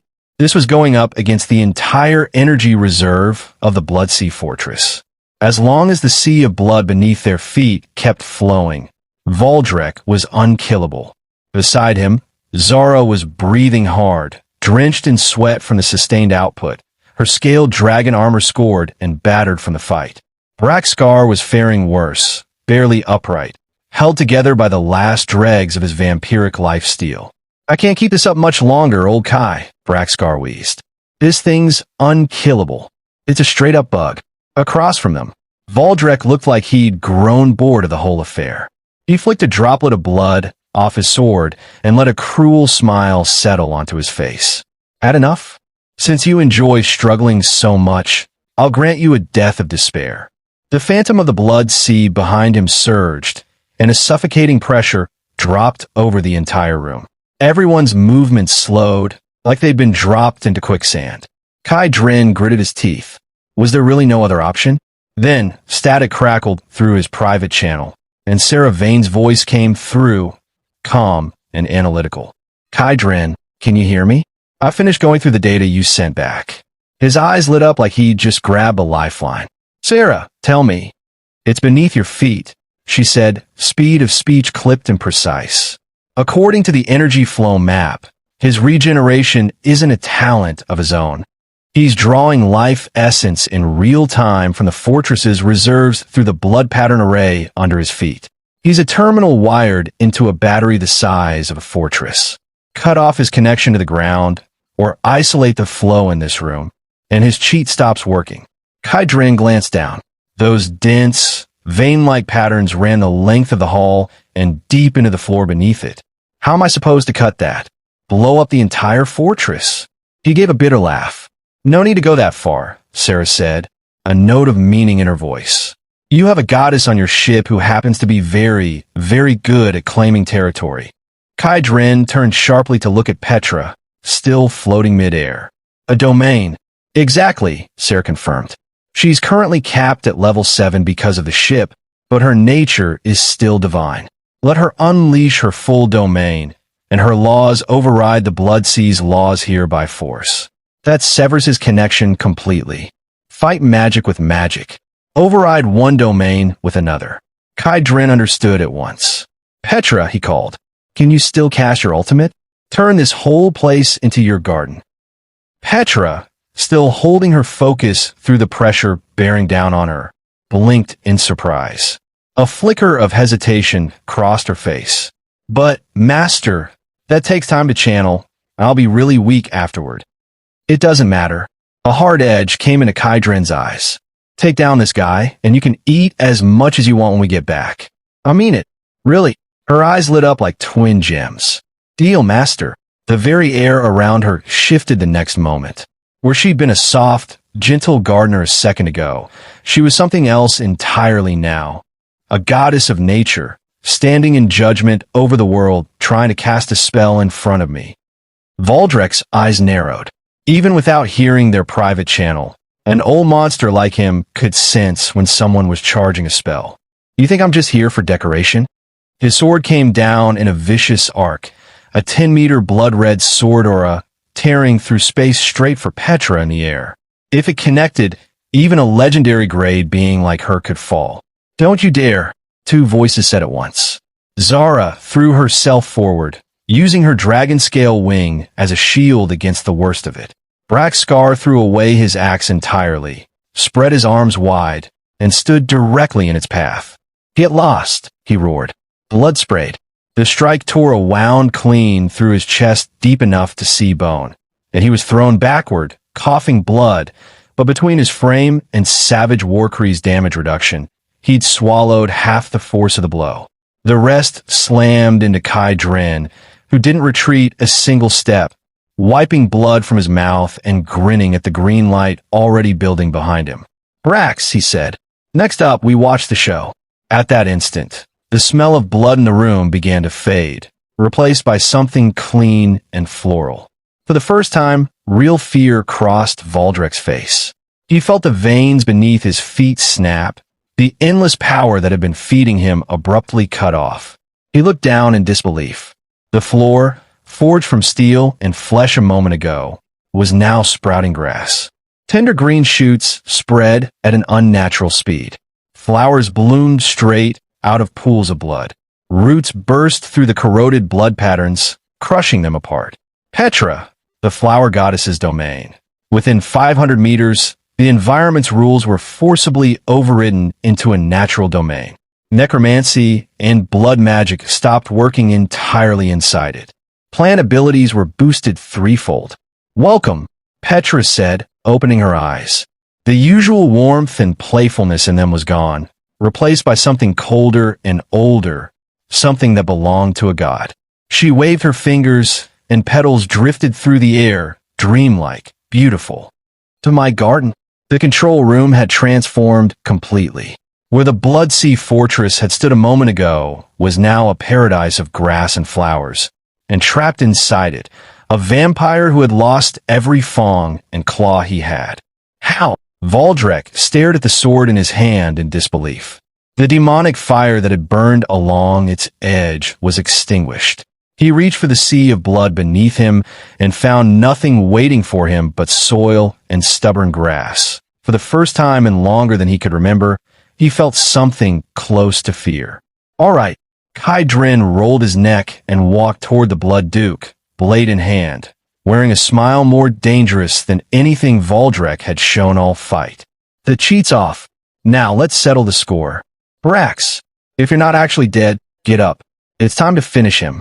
In the corner, Braxcar, who'd been playing dead rather convincingly, sprang up at the words like something out of a horror movie. Huh, not dead yet. Without your health regen. Let's see how tough you really are. Everyone, charge. The elegant mask on Valdrek's face shattered completely, replaced by pure panic. His connection to the fortress's entire energy core had been severed by force, and under his feet was nothing but soft soil and green grass, where a sea of blood had been a minute ago.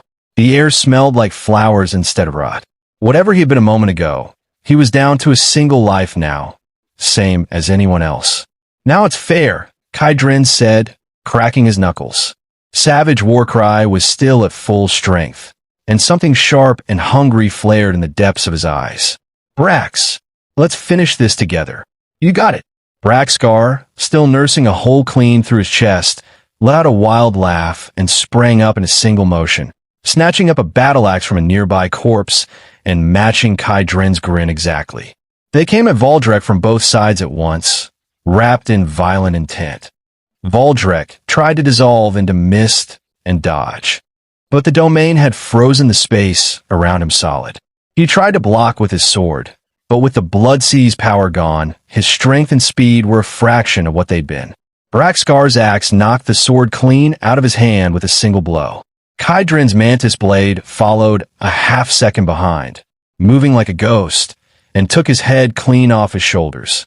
This time, there was no surging blood, no closing wound. The headless body took 2 more steps on pure momentum before it dropped. A series of clean, satisfying system chimes rang through both their minds. Congratulations! Kai Dren and Braxkar had killed the Styx Guardian Army's Southwest Theater commander, Grim Warden Valdrek. Projection. Reward: 500,000 Styx military merit, 3 epic-grade treasure chests, and 1 legendary-grade treasure chest. Braxkar's grin nearly split his face at the sound of 300,000 merit landing in his account, and the pain in his chest seemed to matter a lot less all of a sudden. Kai Dren looked at the 4 glowing chests hovering over the corpse and let the corner of his mouth curl up. They'd struck it rich. With Valdrek's death, Petra's domain slowly began to dissipate, the control room fading back to metal and blood smell around them. In the air, Petra swayed, her small face pale, and she started to drop like a puppet with the strings cut. Kai Dren was there before she hit the ground, catching her steady against his chest. She was burning hot to the touch, completely drained, and the moment she registered whose arm she was in, she curled against him like something small seeking warmth. "Master, Petra has no strength left." She murmured something about being hungry, nuzzling in without any hesitation, murmuring little sounds of complaint. Kai Dren knew exactly what she meant. She needed her energy replenished, the same as always. To everyone else in the room, it looked like something else entirely. All she thinks about is eating. Beside them, Zura, still catching her breath, eyed Petra clinging to Kai Dren with open irritation. This girl pulled this exact move every single time. Braxkar, still bleeding, awkwardly rubbed his nose. Kai, is she alright? I've got some ration bars if she needs the calories." Kai Dren smiled. "She's fine. Just overexerted, that's all." He settled a hand against her back, channeling a steady thread of pure life energy through the contact, and Petra hummed contentedly, curling in tighter. Right then, the door to the control room was blown open by a tremendous force. Before the dust from the blast had even settled, Garrick Mauld strode through the wrecked doorway with more than 20 fully armed crew behind him, his immaculate white coat looking wildly out of place in a room still smoking from battle. "Brother Kai, Brother Brax, are you two all right?" His voice was heavy with concern, his expression so sincere he might have been rushing to his own father's side. But his gaze skipped past both of them, past the blood and the wreckage, and settled on the one thing that mattered to him: the pale, weakened figure held tight in Kai Dren's arms. Even Garrick, who'd only seen the tail end of it, had felt the dread of a natural law rewriting itself and steamrolling straight through the Blood Sea. Seeing this legendary weapon, apparently fallen into weakness, something greedy and calculating flickered behind his gold-rimmed glasses before he could stop it. "Cough! You really picked a hell of a time to show up, old Garrick." Braxkar leaned against the wall, spitting a mouthful of blood onto the floor with a sneer. "Boss just died, and you break the door down right after. Anyone would think you'd been standing outside, timing it with a stopwatch." Garrick's expression didn't crack. He forced a smile. "Brother Brax jokes too much. There were far too many undead outside. We barely fought our way in. We were worried." As he spoke, he edged a few steps closer to Kai Dren, his eyes flicking over the 4 floating chests before settling back on Petra. "Brother Kai, is your companion injured? I happen to have something here that can check for necromantic curses. The Styx's monsters are vicious, and we wouldn't want a hidden wound to go unnoticed." He turned his wrist, and a monocle-shaped crystal mirror etched with runes appeared in his palm. Item: Eye of Truth, Epic Grade. Single use. Forcibly reveals a target's detailed attributes, status, and weaknesses, ignoring concealment if the level gap is 5 or under. Kai Dren didn't so much as blink. Weakness Insight had already read the item's true purpose the second it appeared. He wanted to check Petra's real condition, how long the weakness would last, whether she had any way to defend herself right now. No need. His voice was flat and cold. His grip on Petra tightened, and his free hand settled naturally onto the hilt of his blade. A wave of raw pressure rolled outward from him without a single skill attached to it, enough to drain the color from the faces of the armed crew behind Garrick and send them stumbling half a step back. The temperature in the room seemed to drop. "Brother Kai, what are you?" Garrick's smile started to slip. "Put that away." Kai Dren looked at him, a mocking edge to his mouth, eyes sharp as knives. "I'll take care of my own crew. And if you don't want that eye of yours anymore, I don't mind breaking it for you." Before he'd even finished the sentence, Iron Wolf fired, an invisible mental shockwave slamming into the crystal in Garrick's hand. A hairline crack split across the priceless item's surface. Garrick's pupils contracted. What kind of mental strength was this, fresh off a fight of that scale, and still had this much left in reserve? "A misunderstanding entirely," Garrick said smoothly, pocketing the item with a practiced motion, all trace of embarrassment gone, replaced instantly with something like admiration. "I was simply concerned. Your performance today was remarkable, Brother Kai, especially your companion's contribution. It was practically a miracle. I never expected a legendary grade crew member to have that kind of output." He was fishing. Kai Dren ignored the attempt entirely and pointed instead at the 4 treasure chests. "Cut the small talk. Let's split the loot." The mood in the room shifted instantly. Braxcar dropped the act of playing dead, standing up and staring at the single legendary chest with undisguised want. "By our earlier agreement," Garrick said, pushing his glasses up and slipping back into his businesslike tone, "the Stick Society brought 800 ships to this assault and took heavy losses doing it. To keep the rank and file satisfied, the spoils can't be split too unevenly. Brother Kai has clearly earned the most credit here, so we're willing to concede the legendary chest. But the 3 epic chests belong to the Society." 3 epics for 1 legendary sounded generous on paper. Kai Dren knew exactly what game was being played. He gave a short laugh and pulled up the real-time contribution log, projecting the numbers in blood-red light for the whole room to see. Contribution rank 1. The Pangu, Kai Dren, 45%. Final blow, the Pangu.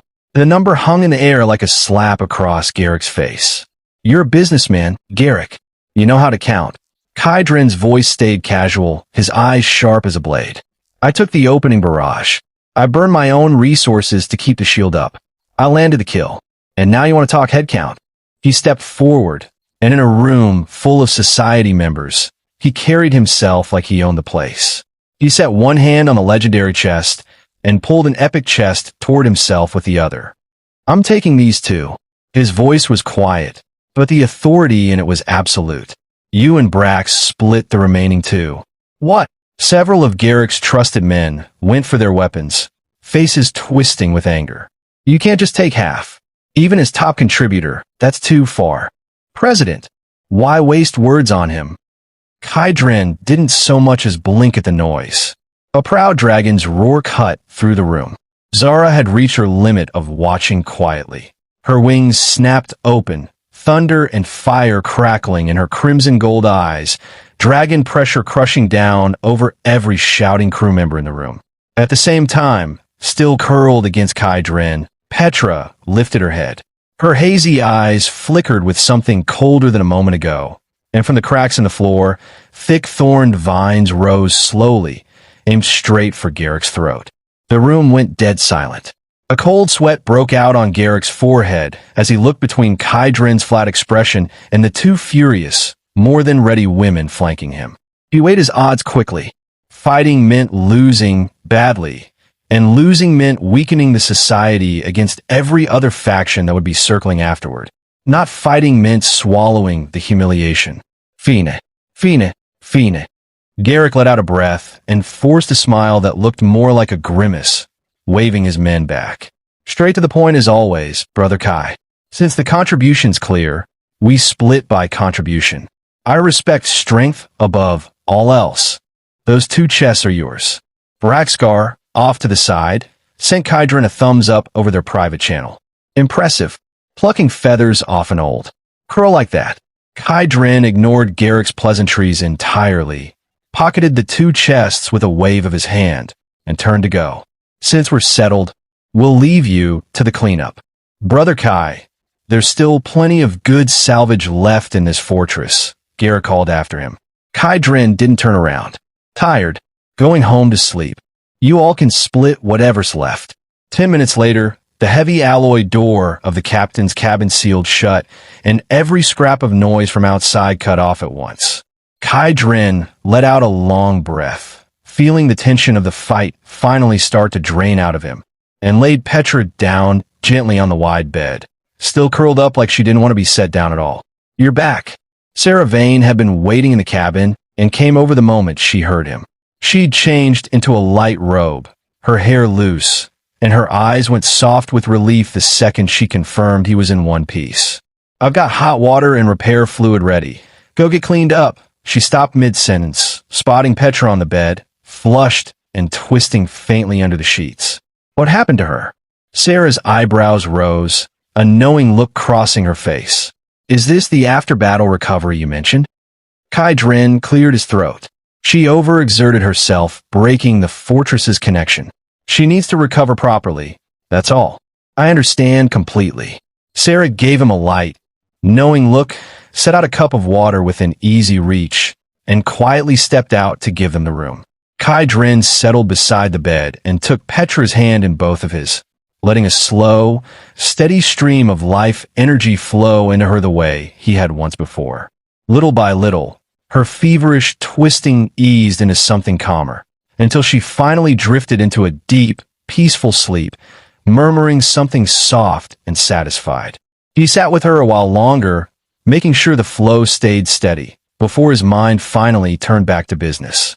There was still the matter of the legendary chest, burning a hole in his inventory. Let's see what the Emperor's luck has for me this time. Without hesitation, he willed the chest into being on the cabin floor, orange gold light spilling from its seams, and flipped the lid open. A dazzling pillar of red and blue light shot straight up, bright enough that even the blackout curtains couldn't fully contain it, lighting the whole cabin like something out of a dream.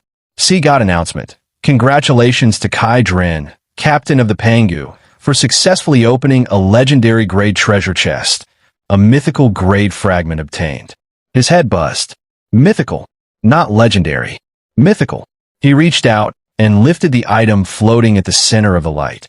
A deep blue crystal, fist-sized, with what looked like an entire roaring black river churning inside it. Every time it flashed, a faint chorus of distant wailing carried with it. Item, core of the Styx, mythical grade fragment, water. One of the core law fragments left behind from the collapse of the ancient war, holding the supreme authority to command all waters. Effect 1. Overlord of the Styx. While inside the Styx Sea domain, every attribute is boosted by 100%. The pilot's ship becomes immune to corrosion, storms, and whirlpools, and sailing speed doubles. Effect 2. Command Undead. Passively intimidates any undead weaker than the holder. Active use can force control undead at or below the holder's level, limited only by mental power. Effect 3. Divine Palace Key. The only known token that opens the inner hall of the Styx Divine Palace. Holy hell, even Kydrin couldn't hold back a curse. This wasn't just equipment. This was a cheat code built for this exact sea. With this, he could walk sideways through the entire Styxy domain. Forget Garrick. Even the local overlords would need to think twice. And the Divine Palace Key clause immediately reminded him of something Petra had murmured once in her sleep, about a fragment of her own origin. Maybe there was something waiting in that palace that could push her from legendary all the way towards something higher. Before the shock had even worn off, a second item drifted free from the bottom of the chest. An ancient, yellowed parchment scroll. Item, all-purpose ship advancement card, legendary grade. No prerequisite materials or quests required. Can unconditionally advance any ship of level 8 or below by 1 full level, and randomly grants a legendary grade ship trait. Kai Dren sucked in a sharp breath. Unconditional, 1 full level. The raw materials alone to push a ship from 7 to 8 were the kind of thing you couldn't buy with money, not in these quantities. And a level 8 ship wasn't just a ship anymore. It was the prototype of a fortress at sea, a mobile city that could mount genuinely strategic weapons. Plus a free legendary trait on top of it. I'm rich, he muttered, hands actually shaking. I'm actually rich this time. His private channel lit up almost immediately. Garrick, brother Kai. Congratulations. That announcement was you, wasn't it? What was that mythical fragment? I'd pay well for a look. Braxcar. Holy crap. Old Kai. You actually pulled a mythical. Don't forget your friends when you're rich. The world channel was even louder, full of people begging for a piece of his luck. Kai Dren read Garrick's message with a cold little smile. Not a chance. The instant these cards were out in the open, every native power in the sticks would come hunting for them. Getting rich quietly was the smarter play. He blocked all outside signals from the Pangu, stored both treasures away, and let out a long breath, glancing toward the bed where Petra slept peacefully, a hint of drool at the corner of her mouth. Then his eyes drifted to the glowing ship advancement card, still hovering nearby. It's about time the Pangu evolved too. The warm light of the captain's cabin felt almost cozy against the quiet hum of the ship. Sarah Vane sat curled at the edge of the room with a cup of tea, watching Kai Dren turn the ancient parchment scroll over in his hands. Curiosity playing on her face. Petra was still fast asleep under the covers nearby, curled up like a contented cat. This is really a legendary grade item? Sarah asked, leaning in. It is. Kai Dren smiled faintly. Time to witness a miracle. He activated it without hesitation, detecting use of the all-purpose ship advancement card, legendary grade. Target ship, the Pangu, level 7. Confirm advancement? Confirm. An indescribably brilliant golden light tore straight through the roof of the cabin and shot into the sky. A grating metallic groan rolled out across the sea. Not the sound of something breaking, but something growing. If the last upgrade had been a renovation, this one was a full reforging. The hull, already 160 meters long, began to swell outward like it was inflating. 200 meters, 250, 300. The Pangu wasn't a ship anymore. It was a steel island floating on the open sea. The old wooden decking dissolved entirely, replaced by deep-sea black alloy gleaming with a cold, sharp light. The hull thickened and rose along both sides, forming natural blast-resistant armor. The mana cannons shifted and rearranged themselves into a far more efficient, far more menacing configuration. The whole process took 10 full minutes. When the light finally faded, a colossal black warship, easily mistaken for a deep-sea leviathan, lay quietly on the water, its shadow stretching for miles across the surrounding sea. Congratulations, the Pangu has advanced to level 8. Designation, the Pangu Deep Sea Fortress. Length, 320 meters. Width, 110 meters. New trait, legendary grade. Unsinkable grip. Hull structural strength permanently increased by 300%. As long as the power core remains intact, any physical damage to the hull is automatically and instantly repaired by consuming stored materials. No cooldown, new compartments, a legendary exclusive sky garden, a deep-sea periscope room, and a full tactical command center. Kai Dren's breath caught reading the new trait over. Instant repair, unlimited as long as there were materials on hand, with his backpack stuffed full of infinite iron and infinite lumber just waiting to be used. This was a skill built for his exact cheat. Stack that with the Styx barrier shield, and the Pangu wasn't just tough anymore. It was close to unbreakable. Kai, our ship. Sarah had walked to the window and pulled back the curtain. The moment she saw the decks stretching out below, vast as a public square, and the rows of cannon muzzles gleaming in the distance, the teacup in her hand slipped from her fingers and shattered on the floor. She didn't even notice. This was too much, wasn't it? The next morning, the first dim red light of dawn crept across the new deck, and it wasn't long before startled shouts broke the quiet.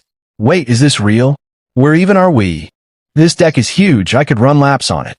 The crew quarters emptied out one by one, everyone still half in sleepwear. That Halvorsen, toothbrush still in hand and foam forgotten at the corner of her mouth, stared down at the jet-black alloy deck beneath her bare feet and gave it a tentative stomp. It answered with a dull, heavy thud. This is way too hard. I feel like I'd break my hand punching it. That's because you're weak, Zara said, walking out with a yawn, her small dragon wings flicking lazily behind her. She said it with her usual bite, but even she couldn't hide the flicker of shock in her eyes. A ship on this scale really was something else.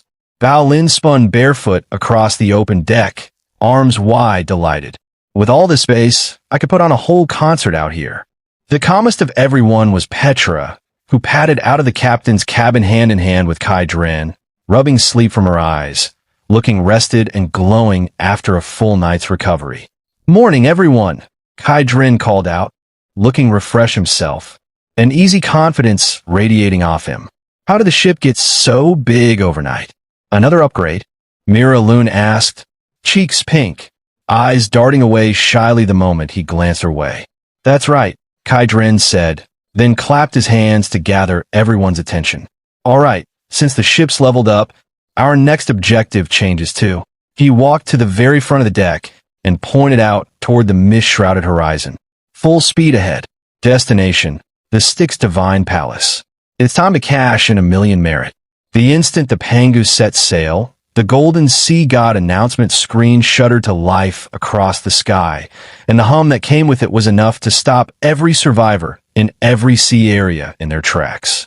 Global announcement. The Styx Military Merit Leaderboard has been refreshed. Congratulations to survivor Kai Dren of the Pangu for his performance in the Blood Sea battle, having personally slain the enemy commander. Everyone pulled up their panels at once. The World Channel went dead silent for a full 3 seconds. Rank 1, Kai Dren, Pangu, 1,320,000 merit. Rank 2, Braxcar, Tyrannosaurus Rex, 890,000 merit. Rank 3, Freya Snowmere, Snow Maiden, 750,000 merit. 1.3 million. The number landed on the whole server like a slap. Holy crap, am I seeing that right? 1.3 million. That's not cheating, that's a server hack. I get 100 merit for one skeleton ship on the edge of the Styx. Do the math on how many he'd need to kill for that. He killed the boss, genius. Decapitation strike. Different math entirely. Father Pangu, need a hype man? I'll do the whole 666 thing, I'm good at it. It wasn't just a merit board. The global level rankings shifted just as hard. Rank 1, Captain Alaric, Leviathan, Level 8, Sky City. Rank 2, Captain Kuroda, Ghost Carrier, Level 8. Rank 3, the Pangu, Captain Kai Dren, Level 8, Deep Sea Fortress. At Styx Society headquarters, Garrick was mid-sip on a cup of coffee, admiring the view, when a leaderboard update hit his panel. His hand jerked, and scalding coffee splashed straight onto his tailored trousers. 1.3 million. He barely registered the burn. He'd assumed 5, maybe 600,000 at most. How am I supposed to outmaneuver someone like that? He gave a bitter little laugh, picked the mental abacus back up off the floor of his mind, and set it back down. Against that kind of absolute power, scheming was a joke. Elsewhere, Braxcar was busy bragging to his own crew. See that? That's my brother right there. We've been through hell and back together. Anyone touches you out there, drop my name. Worst case, I'll have him ram their ship with the Pangu personally. He said it loud and proud, though privately, he was quietly grateful he hadn't tried anything clever back at that war meeting. Whatever might be floating wrecked on the sea right now if he had. He didn't want to think about it. Kai Dren's own inbox had exploded, but he didn't have time to look at it. The Pangu was already tearing through the Styx sea domain at a speed that shouldn't have been possible. The core of the Styx's overlord effect active. Sailing speed doubled. Every whirlpool and undercurrent in the area parting out of its way like subjects clearing a path for their king. Isn't this a little fast? Sarah stood at the cockpit console, watching the numbers on the dash climb. At this rate, a 3-day trip becomes half a day. Tell the society fleet behind us to keep up, Kai Dren said from the captain's chair, turning the deep blue core of the sticks over in his hand, its cold surface strangely calming. 4 hours later, the mist ahead finally began to thin, and something breathtaking rose out of the horizon. A black palace floating above a massive whirlpool, built entirely from unknown obsidian. Every stone carved with a ferocious, ghostly face. Ghost blue fires ringed the entire structure like a distant galaxy, radiating an unmistakable chill straight from the underworld. The Styx Divine Palace, the undisputed center of power in this entire sea. Beneath it, a dense harbor of bone ships and ghost vessels sat docked, the local force's presence unmistakable. When the outsider fleet came into view, over 800 Styx Society ships strong, banners flying, the harbor went briefly, completely silent. At the very front, over 300 meters of pure black hull cut through the water like a leviathan wading into a flock of sheep. Is that an outsider fleet? What kind of pressure is that? Is that a level 8 ship? I heard someone named Kai Dren killed the Blood Duke. Could that be him? The local creatures in the harbor whispered among themselves, equal parts wariness and open greed. Kai Dren stood at the bow, gaze sweeping calmly over the ghost-lit ships. Prepare to enter the harbor, he said, flat and even. Then, without warning, the sea around them boiled. Black waves exploded hundreds of meters into the air, and a massive bone ship, wrapped head to stern in pitch-black chains and easily larger than the Pangu, slid out from the mist and blocked the entrance to the harbor outright. The bow was carved into a colossal bone dragon skull, green soul fire burning in the eye sockets, locked directly on the Pangu. Local ship, Nether Bone Dragon Vessel. Level 9. Affiliation, Styx Guardian Army, 3rd Legion Commander. A Level 9 ship, true Overlord tier power. Under the sheer weight of it, the Level 6 and 7 Society ships behind them shook and groaned, several crews dropping straight to their knees, cold sweat pouring off them. That's a local high command. Garrick's voice cut in over the comm, tight with alarm. Brother Kai, don't be reckless. He's giving us a warning shot. Let's fall back to the outer berths for now. Nothing can happen within palace grounds anyway. In the Styx Sea domain, level was everything, and the locals had always looked down on outsiders. The Pangu had made itself too visible, and this was clearly meant as a lesson. Retreat. Kai Dren looked at the arrogant level 9 hull blocking his path, and a cold smile pulled at the corner of his mouth. If this had been yesterday, maybe he'd have taken the detour. But today, he had over 1 million merit behind him. He was the new power in this sea, and he had no intention of proving it by backing down. He stepped forward and raised a single hand toward the massive ship. Overlord body, full activation. Core of the Styx, full effect. An aura even heavier than the level 9 vessel's own pressure detonated outward from him. If the bone ship's presence was a mountain, what came off Kai Dren in that instant was the thunder that split mountains apart.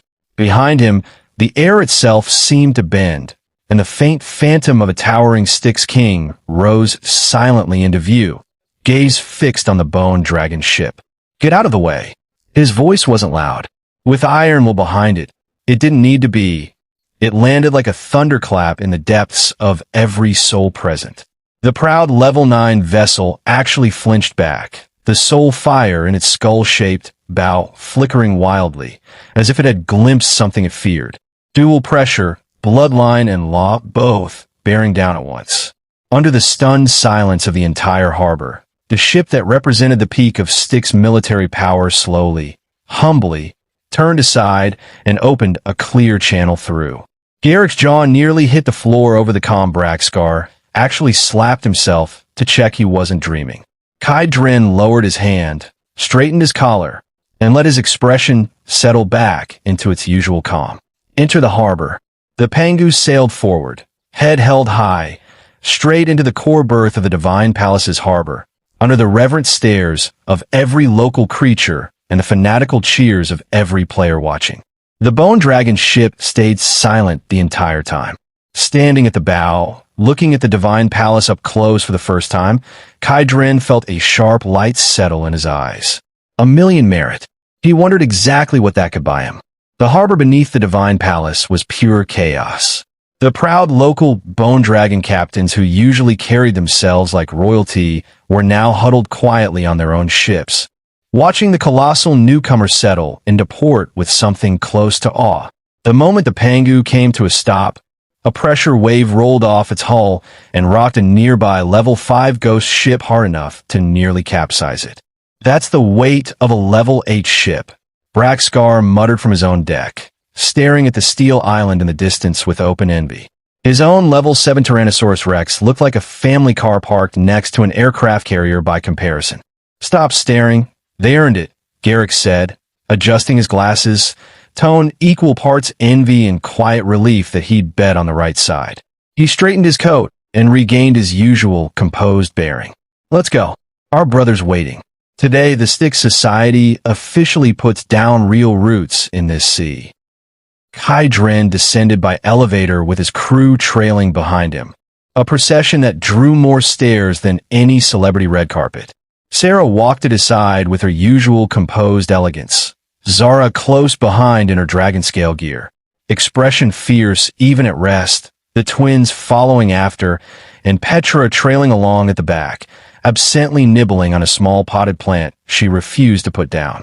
Brother Kai, wait up. Braxcar jogged over, clapping him hard on the shoulder. That get lost back at the harbor. That was beautiful. You should have seen that old Bone Dragon's face.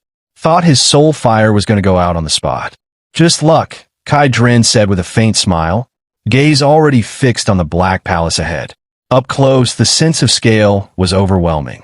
Obsidian pillars pierced the sky, and the gate itself was formed from two massive, snarling ghost skulls. Mouths opened to form the passage inward. Guards armed with bone spears flanked either side, every one of them peak level 7, comparable to Valdrek himself. Just the guards at the door could wipe out a whole survivor team, Sarah murmured, eyes tracking them as they passed. The good stuff's inside. Let's go. Past the gloomy entrance passage, the space opened into a massive circular hall, shaped like an ancient coliseum. A transparent dome overhead showing the churning blood-red sea above. Thousands of colorful bubbles floated at the center of the room, each one holding a treasure. Cold-lit weapons, ancient scrolls, strange organic materials, all of it dazzling. Is that a summoning scroll for an epic-grade ghost warhorse? That's a legendary necromancer talent. I've heard of that. And could that be the resurrection cross? One-time use. But that's a whole extra life. The society members who'd followed and were practically vibrating, eyes locked on the bubbles, though no one dared move. At the center of the hall stood a massive crystal stele, red runes flowing across its surface. In front of it stood the undead steward, over 3 meters tall, wrapped in black bone armor, a thick bone book in hand, sweeping the crowd of outsiders with open contempt. Quiet. The single word cracked through the hall like thunder, and everyone felt it in their skulls. Peak level 9, a monster in his own right, just running the exchange counter. If you want to trade, you follow the rules here. The steward's tone was flat and dismissive. Merit or not, UQ. Outsiders left. Locals, right? The left-hand line already stretched to the entrance. The right side sat completely empty. What? Braxcar's temper flared instantly. We bled for this merit. Why do we wait? Because this is the Styx, the steward sneered. How would outsider bugs compare to the nobility of our own? Heavy footsteps sounded from the entrance. The level 9 Bone Dragon captain who'd been forced to back down at the harbor walked in, now in human form. Pale, gaunt, wrapped in an ornate bone-patterned robe,